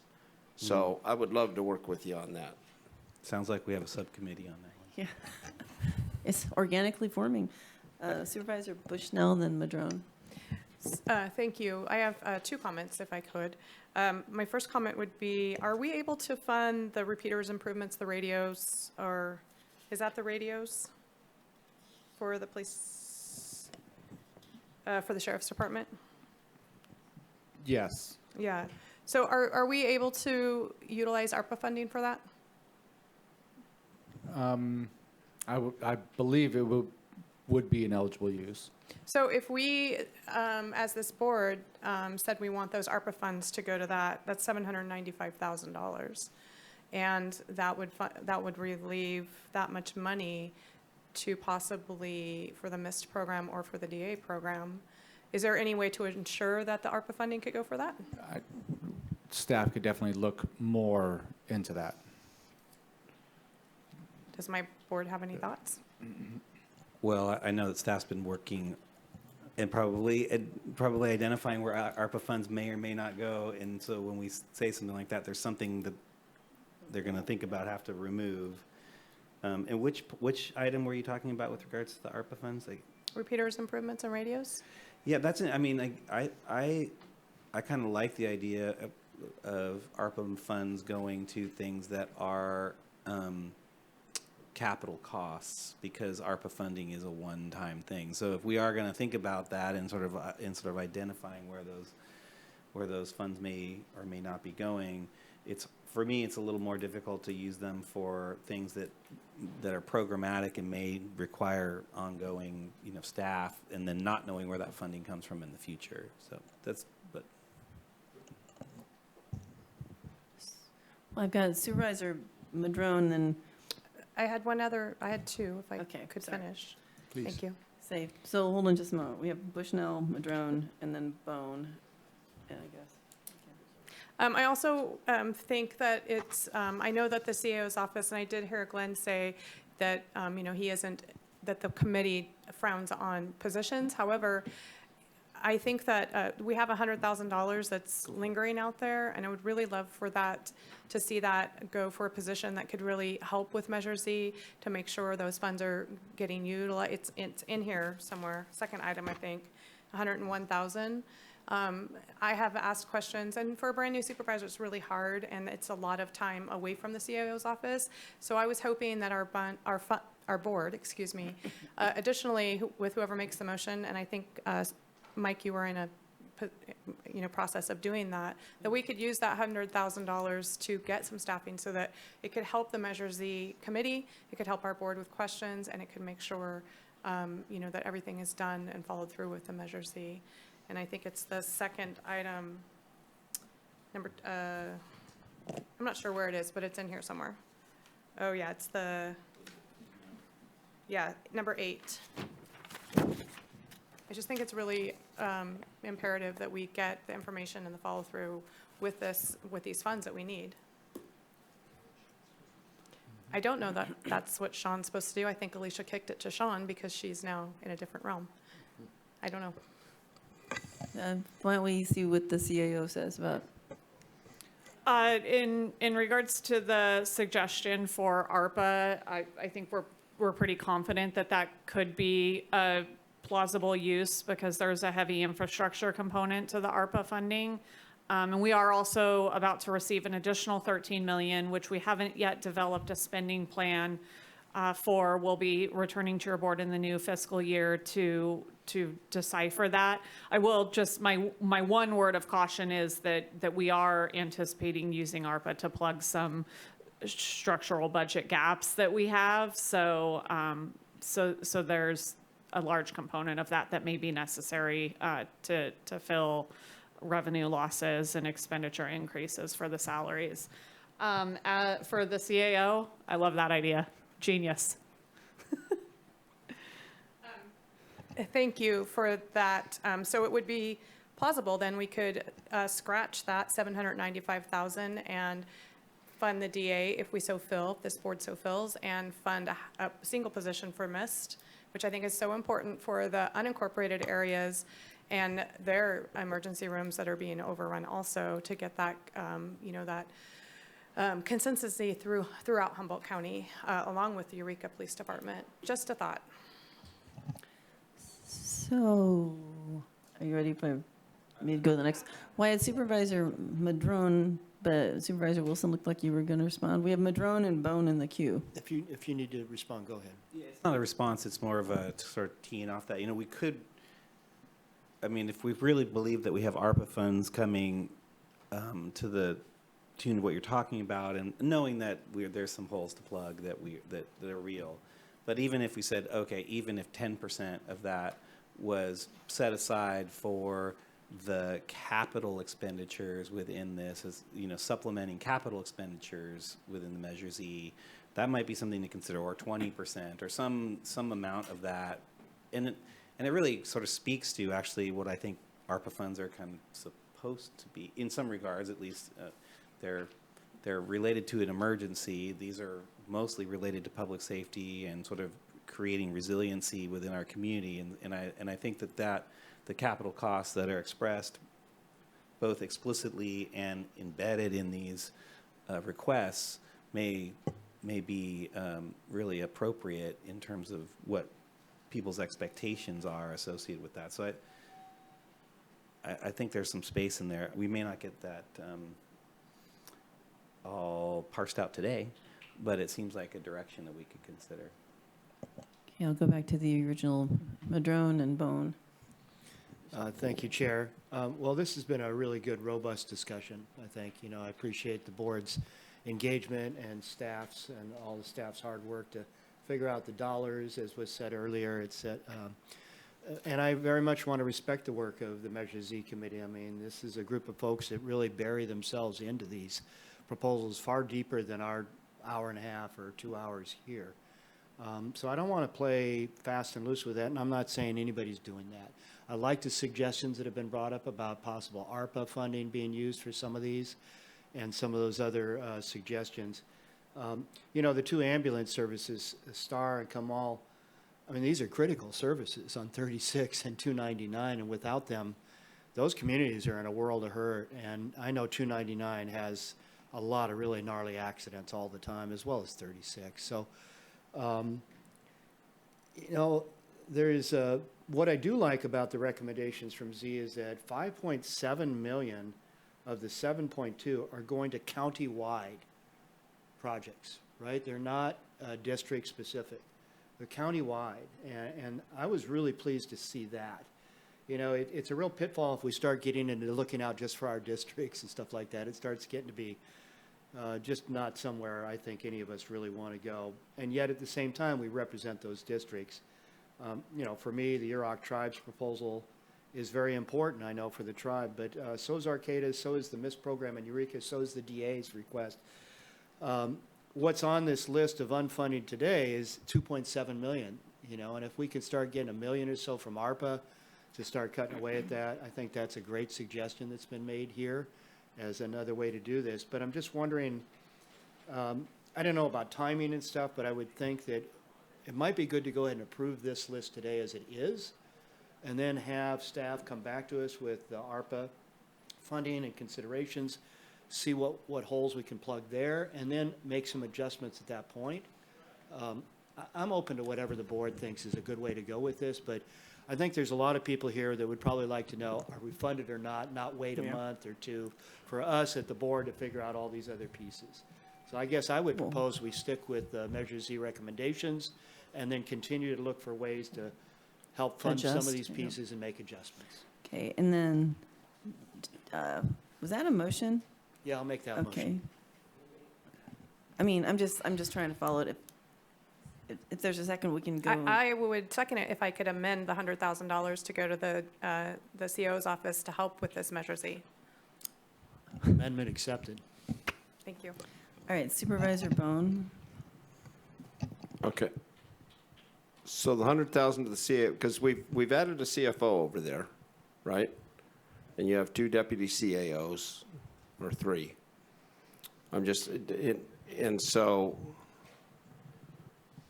and that's fine. I'll let it go at that. I'm more worried about Maggie and the DA's office, or actually the DA's office. I shouldn't, because Maggie's leaving. Maggie's no longer here, I guess, according to Virginia. I just meant that when do those positions have to be filled? Because what I'm hearing is we can use ARPA funds for this, and ARPA here, and ARPA there, and everything else. And I want to make sure that as we go forward, and if a 3-month delay throws, I mean, obviously we've had a 6-month, we've had a lifetime delay on this, but you can start some things like the dedicated lines you can get in there. The dedicated lines you can use, the things that, except for personnel, you've already have the funding for that because you have that in the victim witness. Right. So I'd like to be more aware than saying, hey, yeah, we're going to use it, you know, just like what was proposed. So, and I agree, that was it? Perfect, yeah. Okay. I wasn't even going to call you up I was here. going to say we would use the positions right away. Yeah. Because we're already behind on our body-worn cameras, and we know the sheriff's office is this far away from clicking the switch, and then we're going to have that. So, yes, thank you. Okay. But I did confirm with Rochelle, we could do those others, so we'll pull those off of our request. Okay. With the 100,000, would it be enough to do a position? Can you ask her that? I'm sorry. Our CAO has her hand up. If I could make a suggestion, we could remove application number 13 for the repeaters, $795,000, and divert that to ARPA. We could remove, and I'm going to look to Sean for a head nod here, application number 27 for road repairs and move that to ARPA, freeing up another $800,000.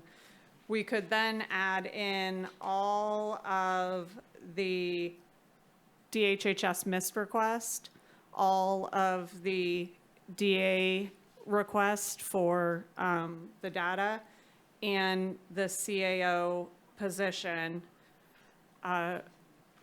and that would still leave you with $93,000 to allocate. Oh, and Arcata, excuse me.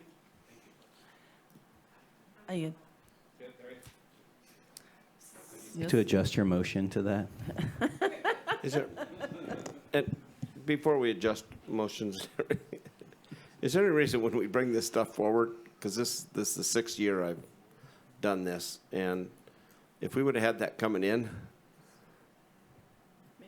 you know, I'm just saying it would have, you know, and I understand everybody fighting for their districts. Nice thing about the first district, we never ask for anything, and we don't get anything except for the overall thing, so that works out fine. So I want to, as we go forward on this, and then I see Tabitha, our Miss Miller, our CFO,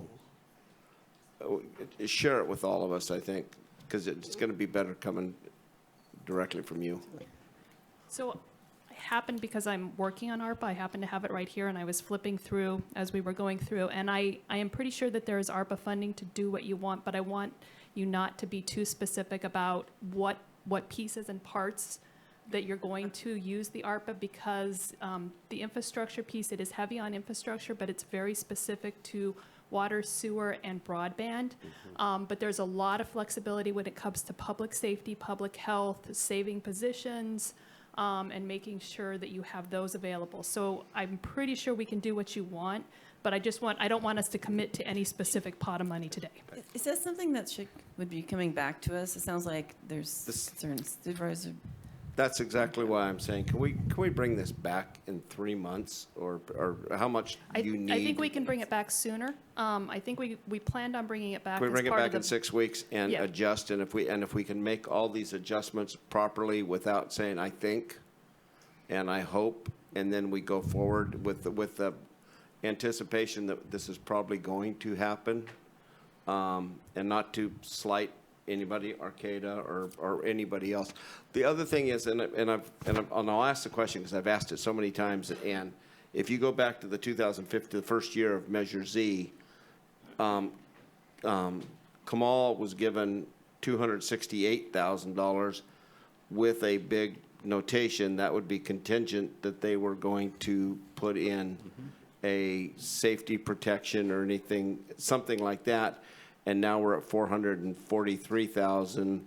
So we're basically 2/3 of their total budget. And trust me, I've got family members that own property over there, and they're older than I am, and I really want to be able to know that they're going to be able to haul the ambulance when it comes time and everything else. But, and I don't know if it's considered private or public firm, but I just, those are the kind of things I just wonder that should we be taxing in a different way, and knowing full well that not everybody that crashes on 299 lives over there in that district. That's right. So I don't know how you'd address that, but I'm just saying, 6 years ago we addressed this and we said we were going to do something, and then it never has, and it's grown, almost doubled in 6 years. So I just. And I'm not saying anything against it, and Star, you know, and so we always have the problem, you know, nothing else, but Reach is going all the way to the Mendocino, Garberville, Mendocino County line, and I know they're not cleaning up down there because they're running into the same efforts. Yeah. And I know they're going all the way, I think they go all the way to the top of Berry Summit, coming out of Arcata, I believe, right? Yep. And so, I mean, pretty soon they're going to come in and ask for money. So we're going to have a contingency on that. It is one of the things that we are guided in our Constitution to provide is ambulance service, if I believe right. Not necessarily sheriffs, believe it or not, but we are supposed to provide ambulance service. Yeah. So it has to be looked on. I fully support funding it because I have too many friends that spend too much time over there, and probably if not as careful as I should be either. So I fully support it. But when we say we're going to do something and we don't, then we need to get it off somewhere so it's not that cloud hanging over. So, yeah. But I would rather come back, if it's okay, in 6 weeks and come back so we have this all written out, rather than we're going to steal 500 here, 600 here, 7 here, and we'll ARPA here and ARPA there. We're not very so. Well, if I can respond, Madam Chair, thank you. Oh, I know. And then I appreciate. after you, Supervisor Bushnell. I appreciate your comments, and I actually agree with them, and I've talked a lot with Kamal, and they have made every effort they can to try and find other sources, just like STAR has and others. It's really difficult to get funding for those things, and that's basically what's happened there. But I really do, I agree that let's go ahead and go with the motion as it is, which was approve the Measure Z committee recommendations with the 100,000 for the CAO position. And then bring back in the next 4 to 6 weeks, whatever it takes, to look at the ARPA situation and then make adjustments if that's possible, rather than trying to do all this stuff here today. That way we can move a big portion of this forward that we know is secure and solid, and then come back and make those adjustments as necessary. And hopefully we can then shift 1.5 million or whatever it was that you brought up in those 2 different projects into some of these other critically important projects. So I would say let's just keep the motion as it is. And so. Seconder? Yeah, that was what I wanted to say, because I don't want Okay. all these folks going away wondering, oh, 6 more weeks of wondering. No, but I hear a strong commitment to making that work, and staff will figure it out. So, And it also allows you to do it in context of the bigger budget, and I think that's really important too. Absolutely. Critical. Okay. All right. Thank you. Supervisor Wilson?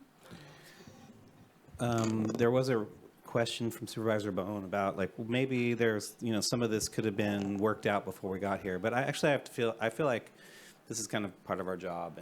And I know that Rex knows this and feels this way, that we, this is us moving through this process. And I think we did a pretty good job today. I will say, I can't remember what the committee was that you and I had started here, but we'll get to that. But the other thing is I want to offer to Mr. Zemer and maybe Steve and I, or Supervisor Madrone and I, can work with him to talk about, what a small, not a mini grants, but what a small, what a smaller grants program might look like. And I hear what you're saying, like maybe ARPA, but that's kind of one time. Wait, did I have the wrong name? Okay. I think you want to talk to Scott Adair or the CAO's office and look at that for ARPA funds too. That's what I'm saying. To make I don't know if we're taking that, because it's not even asked for in the Measure Z. So I don't think that even addresses Measure Z. I'm talking about for the future. Yeah, but I say in the future, I'm thinking that you could look at one of the other sources in funding for that. Anyways, we'll take a look at that. It will just, we don't have to vote on whether or not And we're on the two abatement supervisors talk program. to somebody about something or not. But I'm just saying, I'm offering some time to do that. And I apologize, we didn't really got to it. We were just about to get to it, and then 2 years ago, COVID hit, and everything was kind of put to the side. So we're back into it again. I just appreciate everyone who's stuck with this whole entire conversation, because obviously, and the committee, just the work and the efforts you guys have gone through. I missed my civics class. I'm glad we can be hopeful. Sort of civics. All right, do you think we feel comfortable voting now? Okay. It's a little, my computer stopped partway through, but I can do it.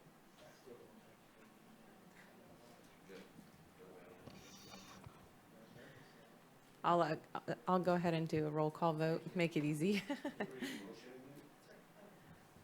I have approved staff recommendations as listed in attachment 1. You're going to make me stop? As listed in attachment 1.3 of the staff report, with the following addition added from the projects awaiting funding. Attachment 1.4, the $100,000 to the county administrative office, the indigent defense coordinator measures the administration and continue. Whoops, I meant to take that part off. And there, but my motion has the little added stuff that'll be taken off. So what's on the screen is the motion.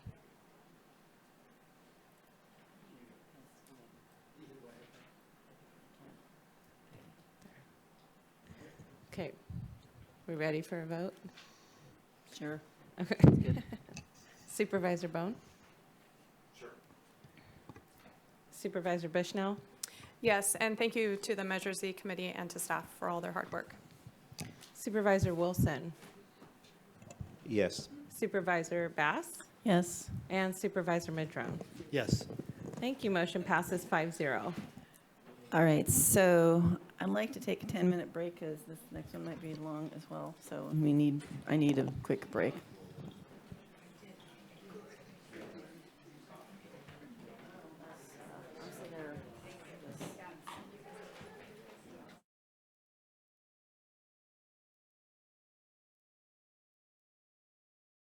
Sorry about any earlier confusion on timing. Yeah, I know. So I'm glad. I'm sorry. We couldn't be more precise. I'm glad we were able to have you here. Yeah, you know how it is when you're trying to guess. We just didn't want to do between 1:30 and 2:30, and unfortunately, kind of got messed up. All right, are we all? We are back. Oh, thanks.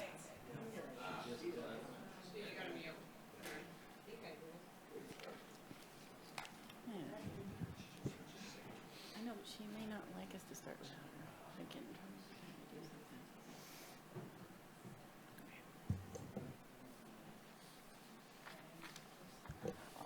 I was going to wait a few more minutes. I'm sure Supervisor Bushnell must be coming back. If not,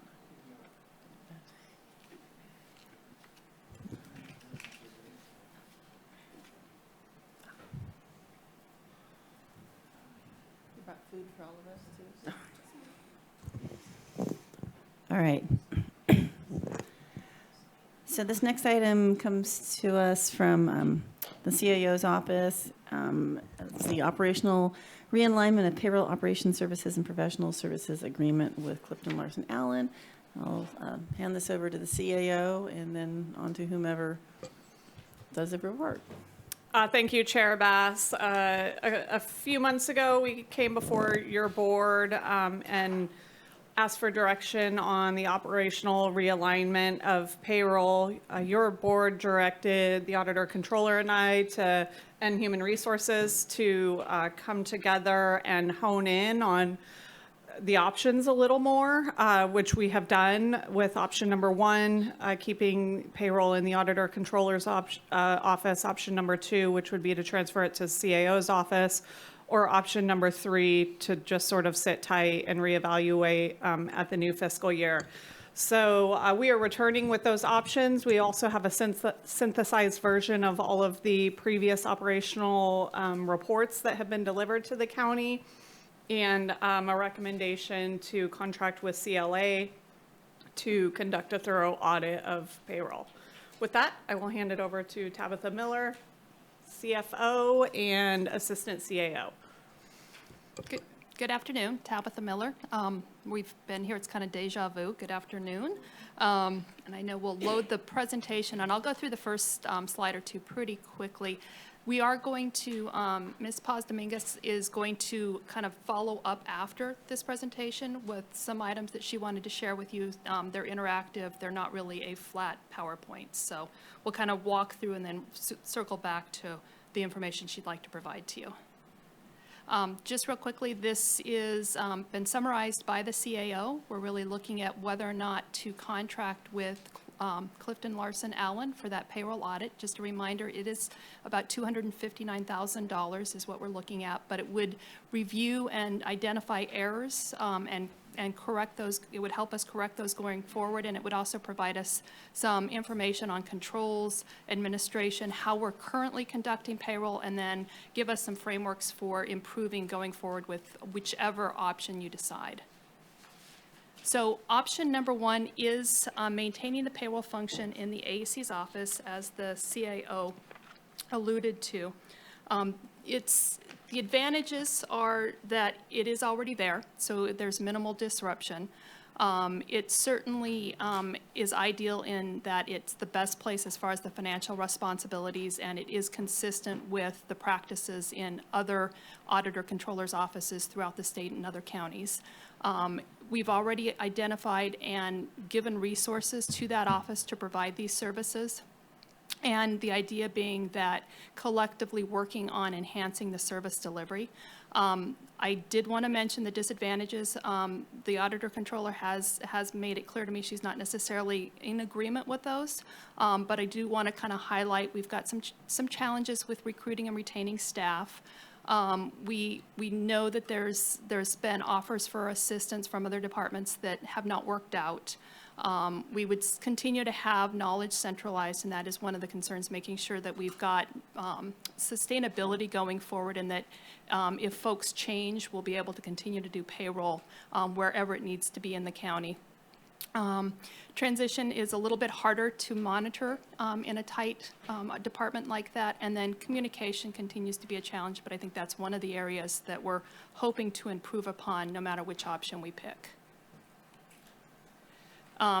Again, just a couple updates on what has happened there, and the last two I'm pretty sure that Ms. Paz-Dominguez is going to address specifically, but the board did direct the HR, the interim HR director, the CAO, and the auditor controller to meet and start discussing how to better provide this service. There have been 3 of those meetings. I think those 3 would tell you that they've been productive. I didn't sit in on them. The AC has also facilitated and has set up the payroll think tank with departments, and then I know she's going to provide an overview of the Trello system after this. So option 2 is moving the payroll services to the CAO's office.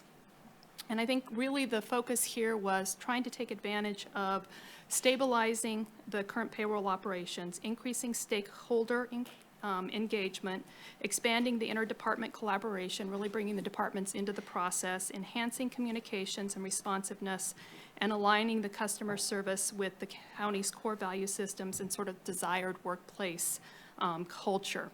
The disadvantage of this, and it kind of piggybacks on number 1, which is it's a temporary solution. The intent is not to move payroll to the CAO's office permanently, so that has some impacts.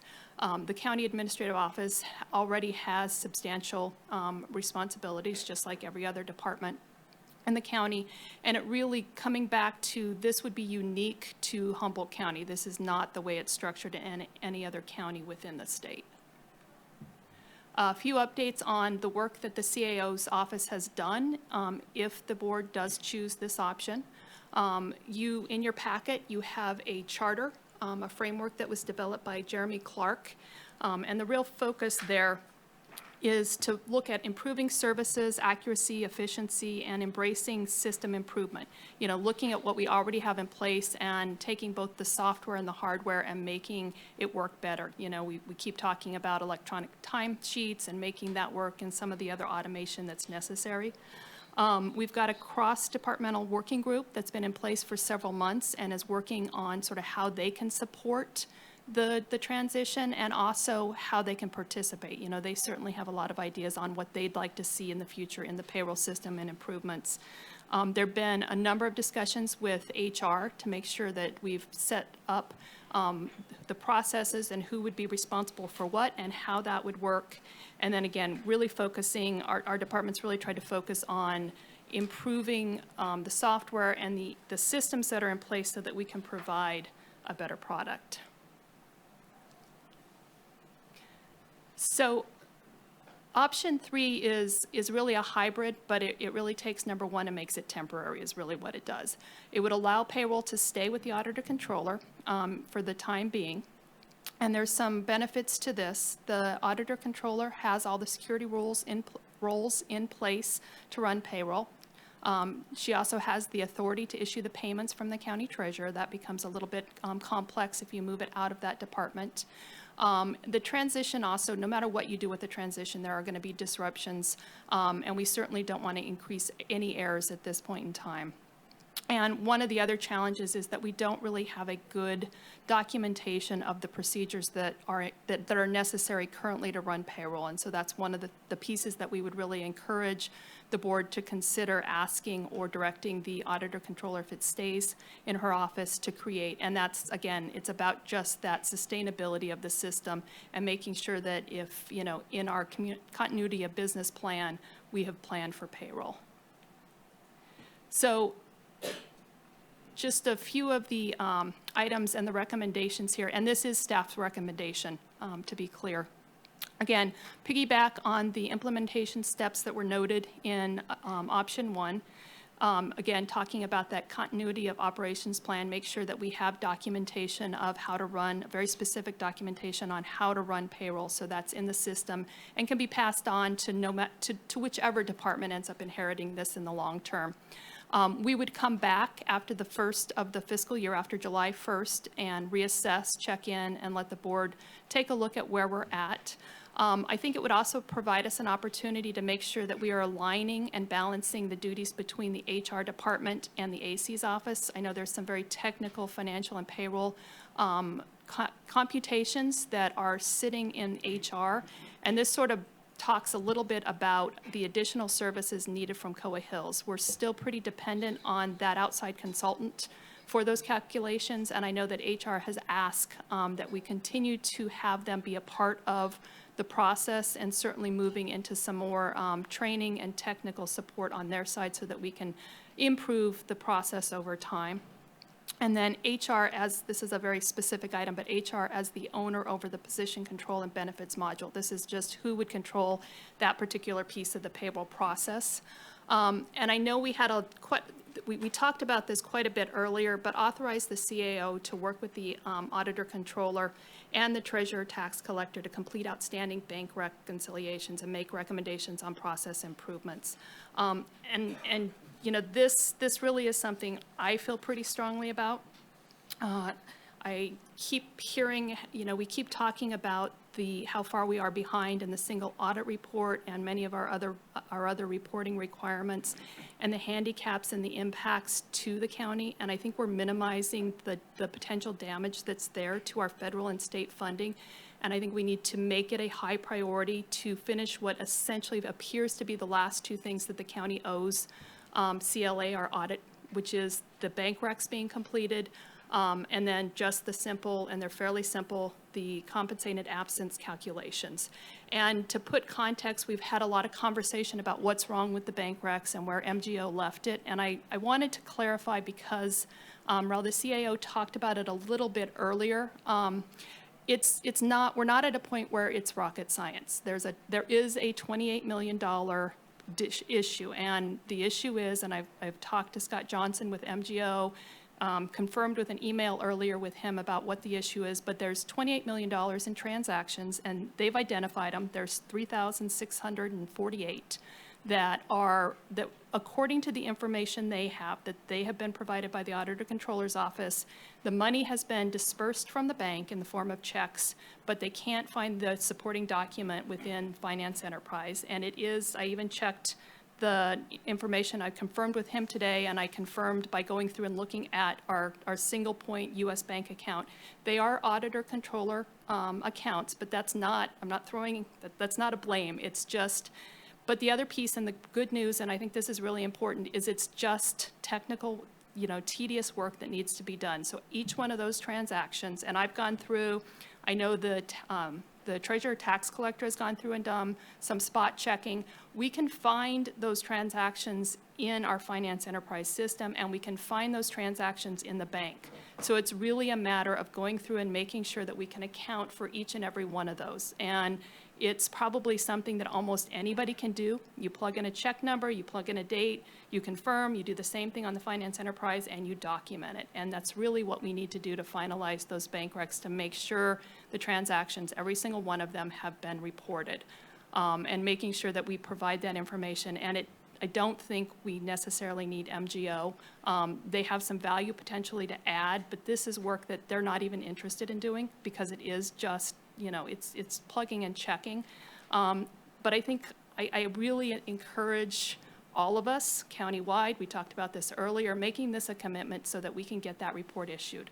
We talked earlier about the fact that it's in draft form, it's almost complete.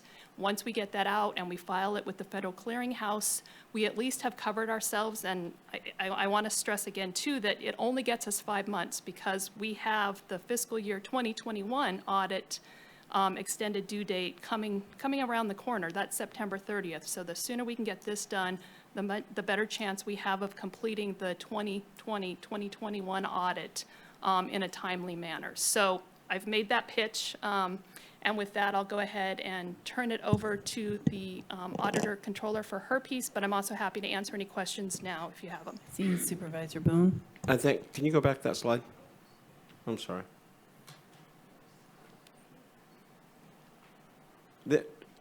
Okay, so if we go with option 3, staff recommendation, additional services would be needed from Coa Hills to do the payroll.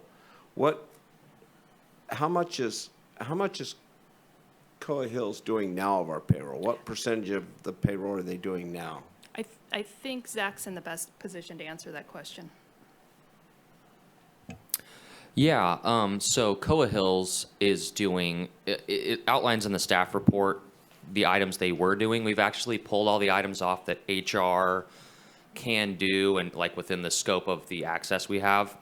At this point, the remaining items they're working on, actually I have them written down, are retroactive calculations, garnishments, step increase calculation, longevity calculation.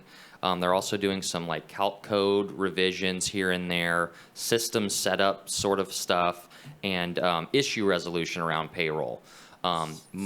Much of the things that they're doing require access to the payroll portions of the system, and they're actually the only people, if you would count them as being in HR, that actually have the access to do that. So as far as payroll, Karen in the auditor's office is running payroll, but there's also these kind of peripheral payroll activities that occur, calculations, some of the things that were mentioned on the PowerPoint slide, really the fiscal, financial, payroll-related calculation sort of stuff. That's the thing that they're doing that HR staff don't, one, have the access to do and the expertise really to do. So, and then I got a couple of follow-ups on that. So it said, it's gone now again, it said that we would need Coa Hills for more, or was it additional services will be needed? What are the additional services? I guess it would be better stated as just ongoing services, essentially continuing what they're doing now. So in addition to the contract that they have in place, their contract only extends till the end of this fiscal year, so we need to essentially renew it. I do think that the services that they would be providing would actually be a little bit decreased because HR has been able to pull off any of the HR-related processing that they've been doing. And without having any sort of realignment of those duties under the Auditor Controller's office, then it would just have to be essentially there's ongoing services that they're doing in the current state right now. And then with option 3, would we or are we utilizing, we had a former payroll manager, a long-term payroll manager, I think that's still on staff, right? Correct, yeah. Are we going to be able to utilize them helping with payroll with their expertise and knowledge, or are they? Yeah, so she is still participating in the process from the HR side of things. One of the things that potentially could work is if the access in the system was set up to where we could have a team in human resources that, because you still want to have those separation of duties, she could be overseeing like a smaller group within HR and, for lack of a better term, sort of a faux payroll department under HR handling these duties. We've talked about it a little bit and we haven't vetted that out. I still believe, and some of the experts we've talked to believe, that some of these things, if not most of these things, are a payroll related thing and should operate in a payroll department. However, there's obviously concerns about increasing the workload for payroll right now, putting more eggs in their basket essentially. Does that answer your question? Supervisor Madrone. Well, I just wanted to make an observation that it was maybe a month or a month and a half ago that we met talking about this item. Was it something like that? Anyway, 6 to 8 weeks. Yeah. March 1st, so yeah, March, April, yeah, almost 2 months. And we asked for the 3 of you to be getting together and meeting, and you've been doing that. So I want to thank you for that, because I know that took some effort. But what I've seen come out of that is what I'm seeing here today is recommendations, solutions, orientation towards how do we fix things. So I just wanted to start out today by saying thank you for that effort. Any other supervisors have a question or comment? Great. Nope. Auditor Auditor Controller Paz Dominguez. Floor is yours. Thank you very much, Chair Bass. I'd like to advocate for Coa Hills, if I may, because there's been several instances where they have acted as our IT, where we didn't have anyone available in IT to answer system-related questions. Coa Hills has been able to step in and helped us resolve a lot of issues. So for that reason alone, I would say please keep them working with us. I also would like to clarify about that $28 million bank reconciliation issue. That is related only to the disbursements side of the bank reconciliation. There's still significant issues with the deposit side, and MGO was not able to get through 1 month of the fiscal year with the deposits. So I would actually advocate that MGO stay on board, maybe not to do the tedious matching transactions part of it, but still kind of providing oversight to a group of people who could be doing that work. I can add after that's done. I've got a little bit of information on that too. Okay, well, we'll go back to that. Just continue, please. I didn't hear. I think she wanted to add some additional information, but I wanted to give you the opportunity to do your report first. Thank you.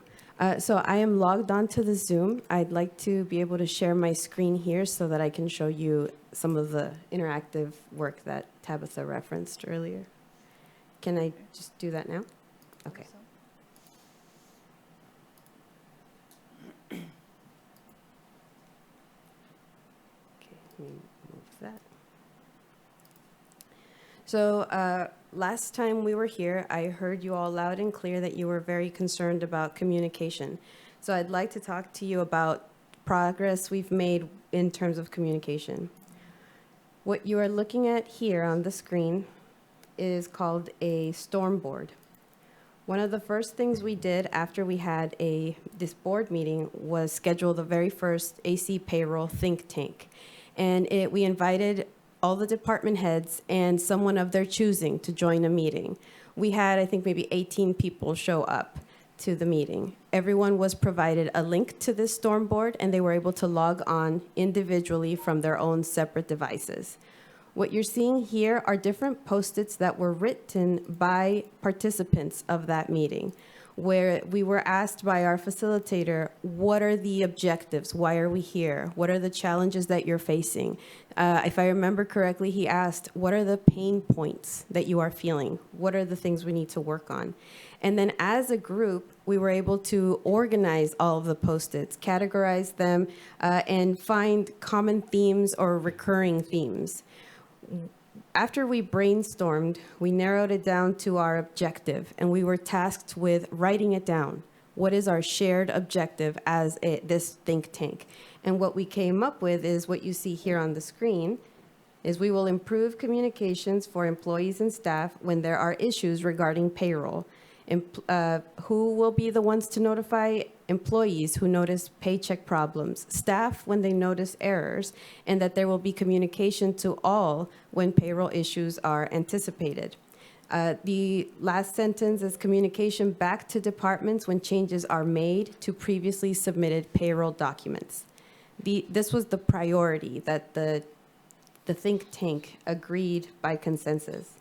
We still have a lot of work to do, as you can see here. We've only been able to meet twice, and we had a meeting scheduled for last week on Friday, but because of a technical glitch in Outlook, I don't think those invites were received by everyone. So our next one will be next week, and we've agreed as a team that we will have them every payroll Friday to review the payroll that just passed and what can we look forward to in the next payroll cycle. We've been able to identify our goals. From here, in the next meetings, we're going to talk about what strategies we can implement as a team to meet these goals. How are we going to measure them? Who's going to do these tasks? So pretty soon, we will have a comprehensive document that outlines exactly what what expectations departments can have regarding payroll and what expectations the Auditor Controller's Office can have from departments regarding payroll. And so I wanted to show you this, even though it's a work in progress, because it's a tangible result from these efforts in communication. And we do anticipate having more of these meetings. We will be opening it up to more staff because there have been changes in staffing across all the departments. The next item I wanted to show you is specifically related to our efforts in sustainability and succession planning.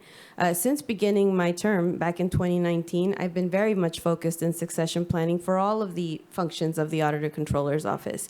None of the functions should ever be reliant upon just one person. So we explored this. This is called Trello.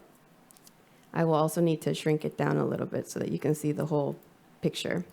You might recall from a previous meeting that I showed you a checklist. It was just a one-page checklist that outlined all the different payroll steps and the 4 categories: payroll prep, active payroll time audit, active payroll system processing, and then post-payroll. How do we wrap it all up?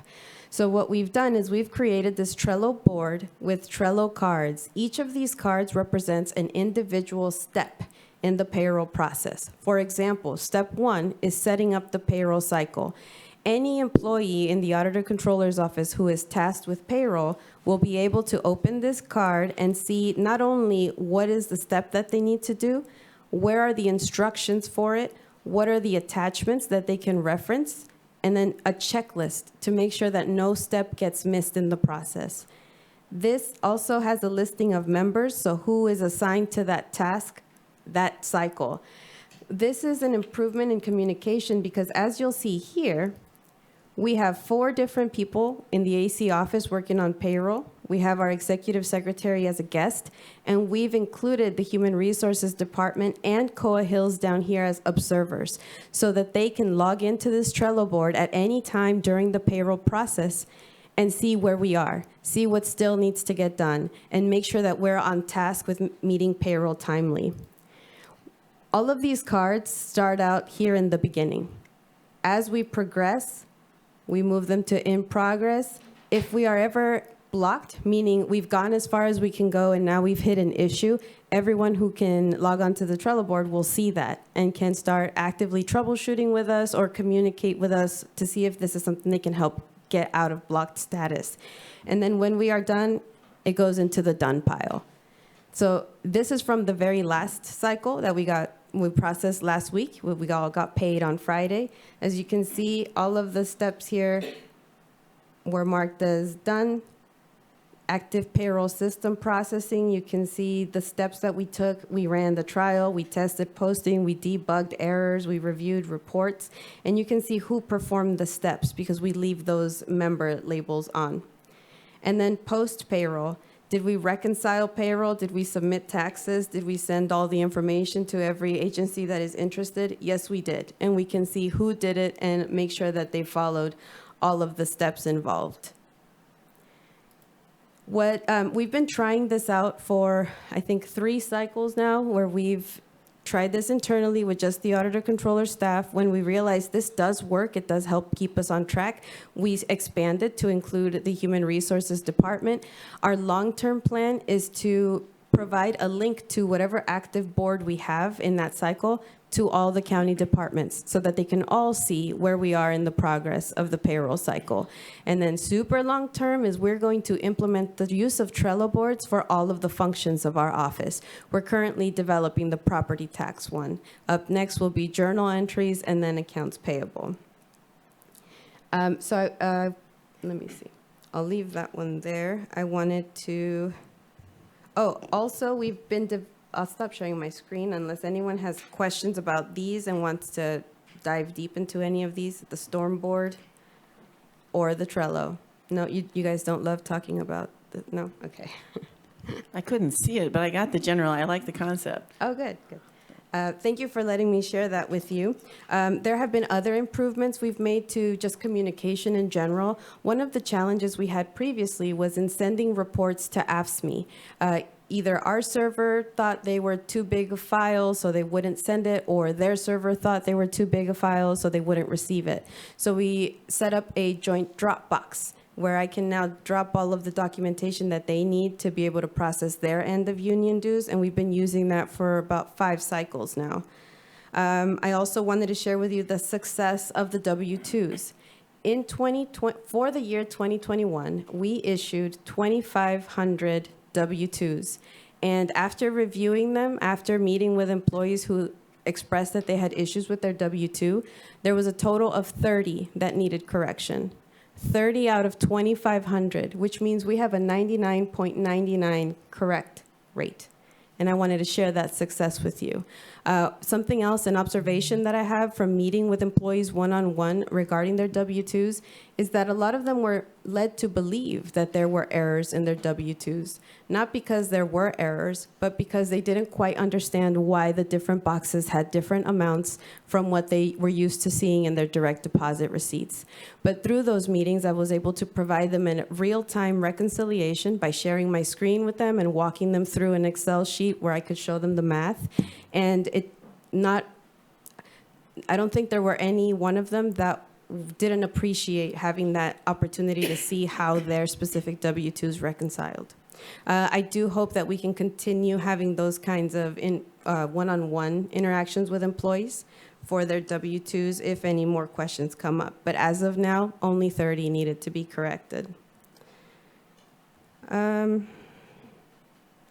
Let's see. Ooh, something that I saw in the presentation that I think would be great to do with any of the options is utilizing Dr. Clark's expertise.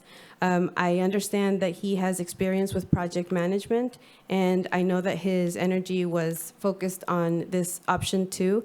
I am a strong believer that payroll belongs in the Auditor Controller's office, and I don't think you'll find anyone in any other county that would strongly disagree with that. But I think it would be a good opportunity for us to also have Dr. Clark on board. I haven't asked him, so sorry if you're listening, but it would be great if he could also share his skills with us so that we can continue building upon the success we've built in the last month and a half or two. Thank you. Thank you, Supervisor Bohn, and then I'm going to go back to Tabitha for Just so you know, if you have 30 out of 2,500, that's 98.8%, not 99.9. But it's here. Well, I'll do it here on the screen for you. 30 out of 2, 5, 6, 7. It's just okay. 0.011. All right, so Oh, goodness. whatever the disagreement, there's, Tabitha, you were going to add something? So one of the things that Scott Johnson with MGO had shared with me, and it is correct, and Karen hit on it, which is that they had some difficulties with deposits of, and because the documentation they got listed individual deposits, and anybody who has done any sort of bank rec knows that typically what shows up on your bank rec is going to be the total for the day. So it might be $100,000 in receipts. That's the number you're going to see on the bank reconciliation, but that may be made up of 100 different transactions in different amounts.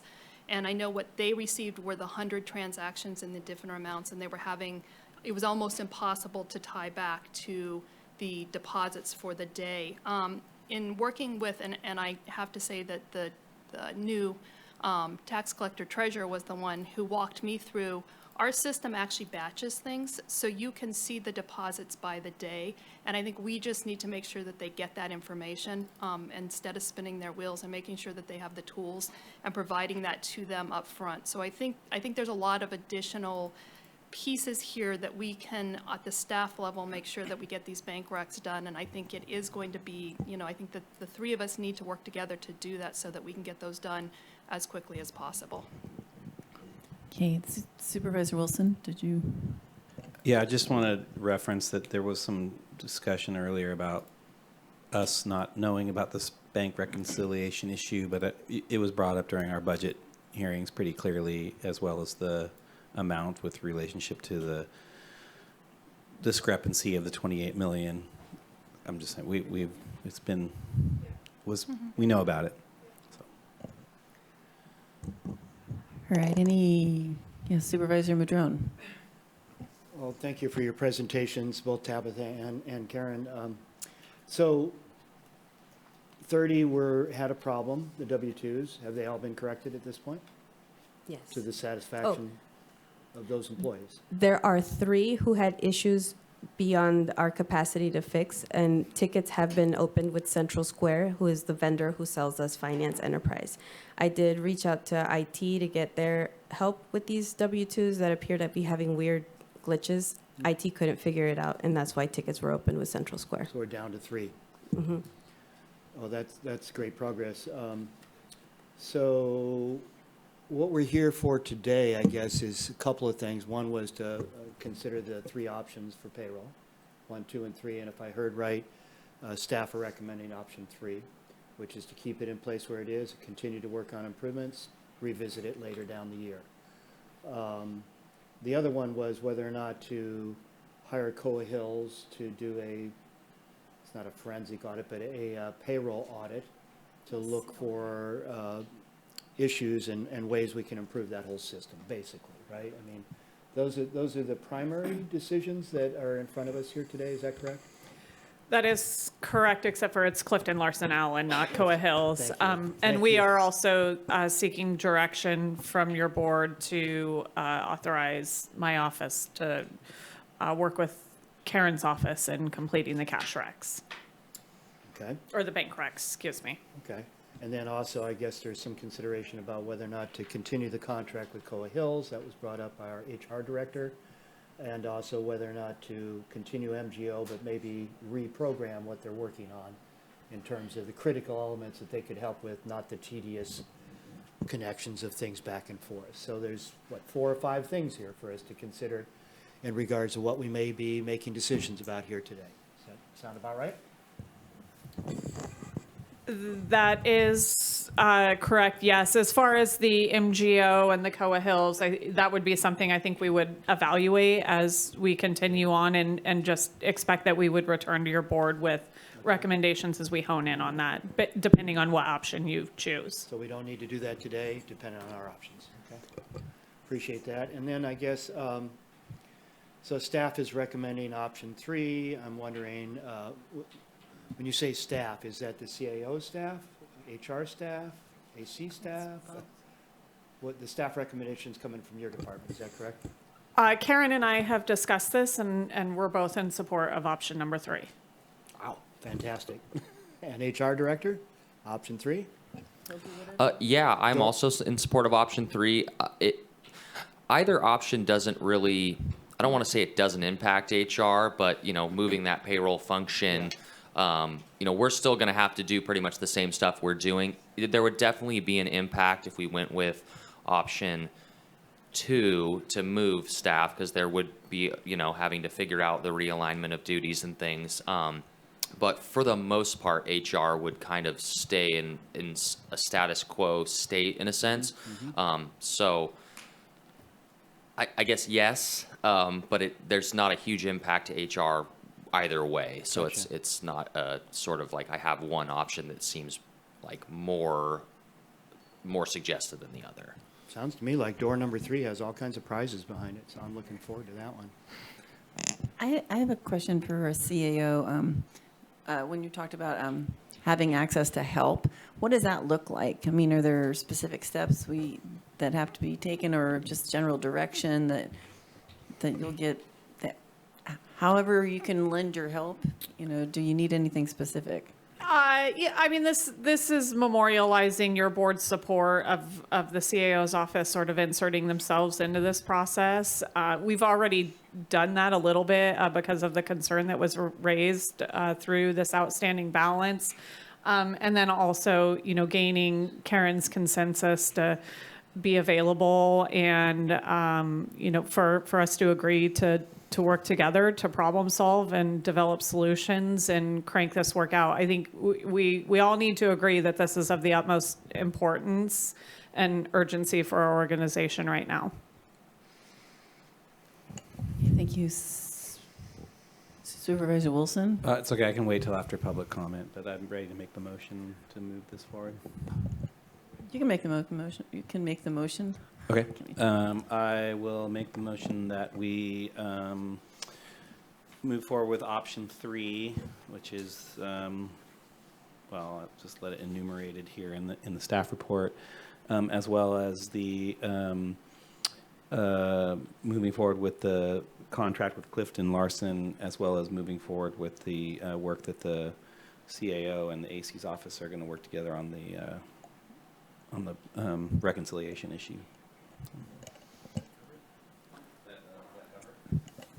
That sounds great. Karen, do you have any questions? I'll second the motion. Okay, then we'll go to public comment. So, Kent, I think you're signed on the phone as well. You're going to speak in person. It has your number up here. Anyway, well, I'm just saying I see it in two places. I guess I have a doppelganger out there who has my phone, but anyway, interesting. Yeah, I strongly approve what you're moving forward with. And to everybody, it seems to be working well together. I mean, it's been stated before that one of the members here can't get along, can't work, but everybody's doing well, it sounds like. That's such a pleasant change to hear that things are functional within Humboldt County. We're moving in the right direction. And my thank you to all of everybody who's working well together here. The question I had as far as the payroll audit, and I do strongly support that. There's four different levels of audit. Is this a forensic audit that you're doing? And maybe after I'm done, you could answer that particular question, because that's where the metal hits the road, and that's where you find out what's happening. Of course, what they're going to tell you most likely if they make recommendations is they're going to probably say you need to get rid of your paper time cards. That's kind of a foregone conclusion. And they're also, if they know, as I've done a little research into different payroll programs, speaking with Sheriff Billy and other people, this particular payroll project that you have that I think a prior CAO and maybe that one person with payroll got for you guys, I think her name starts with an L. But anyway, that program is a terrible payroll program. I've run this by a bunch of people. It doesn't satisfy the needs. And so eventually you're going to need to go ahead and take that payroll program and get a better program, that, especially with Sheriff Billy. Whatever satisfies his, I don't know, 2,000 categories or something, this doesn't do it. And you look toward possibly upgrading that in the future. And I would start doing research and have people like Sheriff Billy get a hold of his, maybe he's listening, he's down there, can ask the other sheriff's department what payroll programs they use.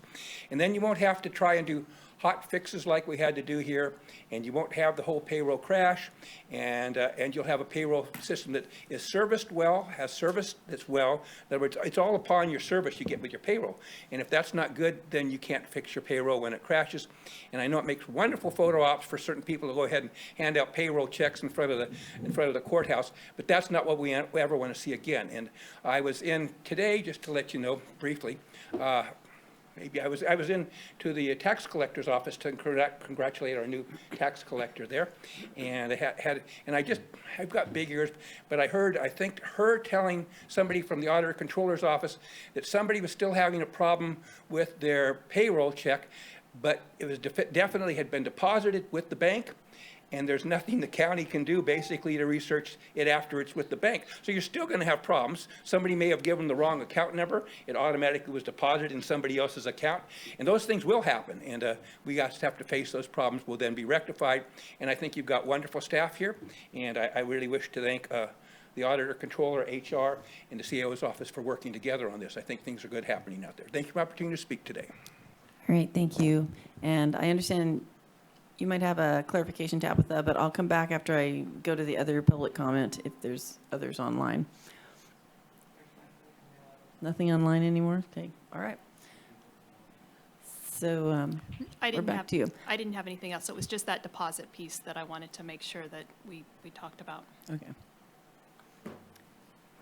All right, so we have a motion and a second. Do we have any further conversation?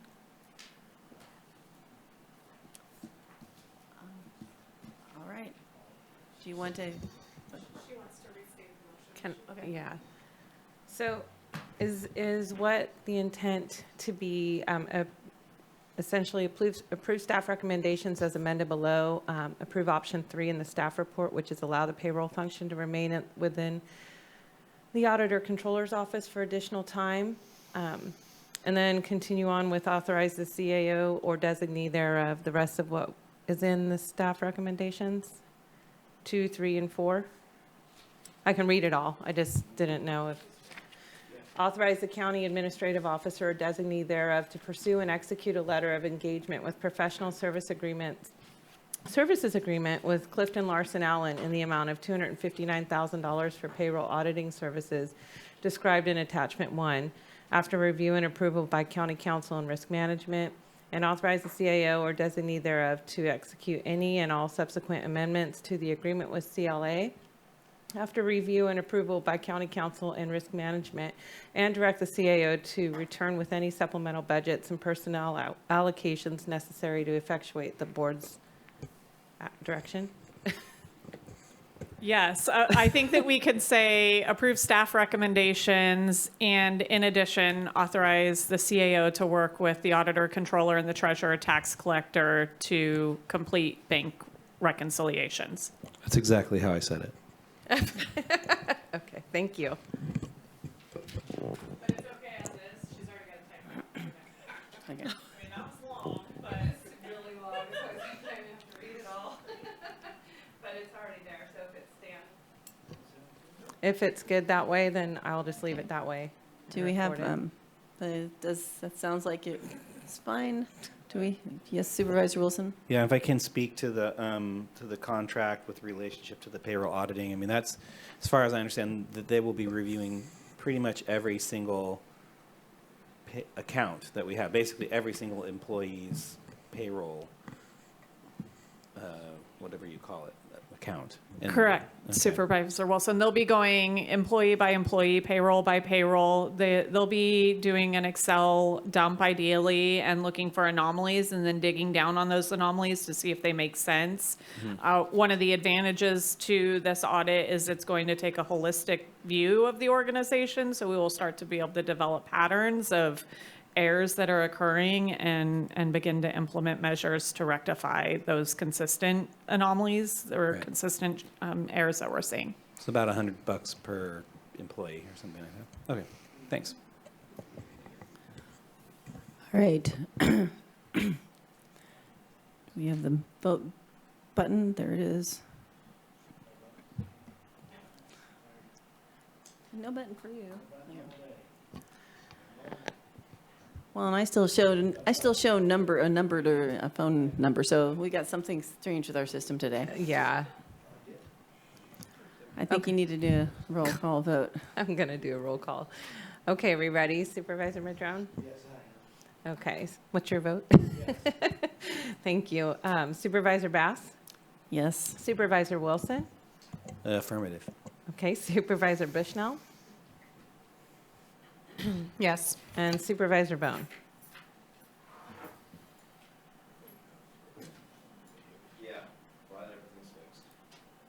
Thank you, motion passes 5-0. All right. Well, thank you, everybody, for sticking in with us. I think this is our last item, right? Oh, no? No, that one was pulled off. Okay. So, all right, well, with that, we are adjourned.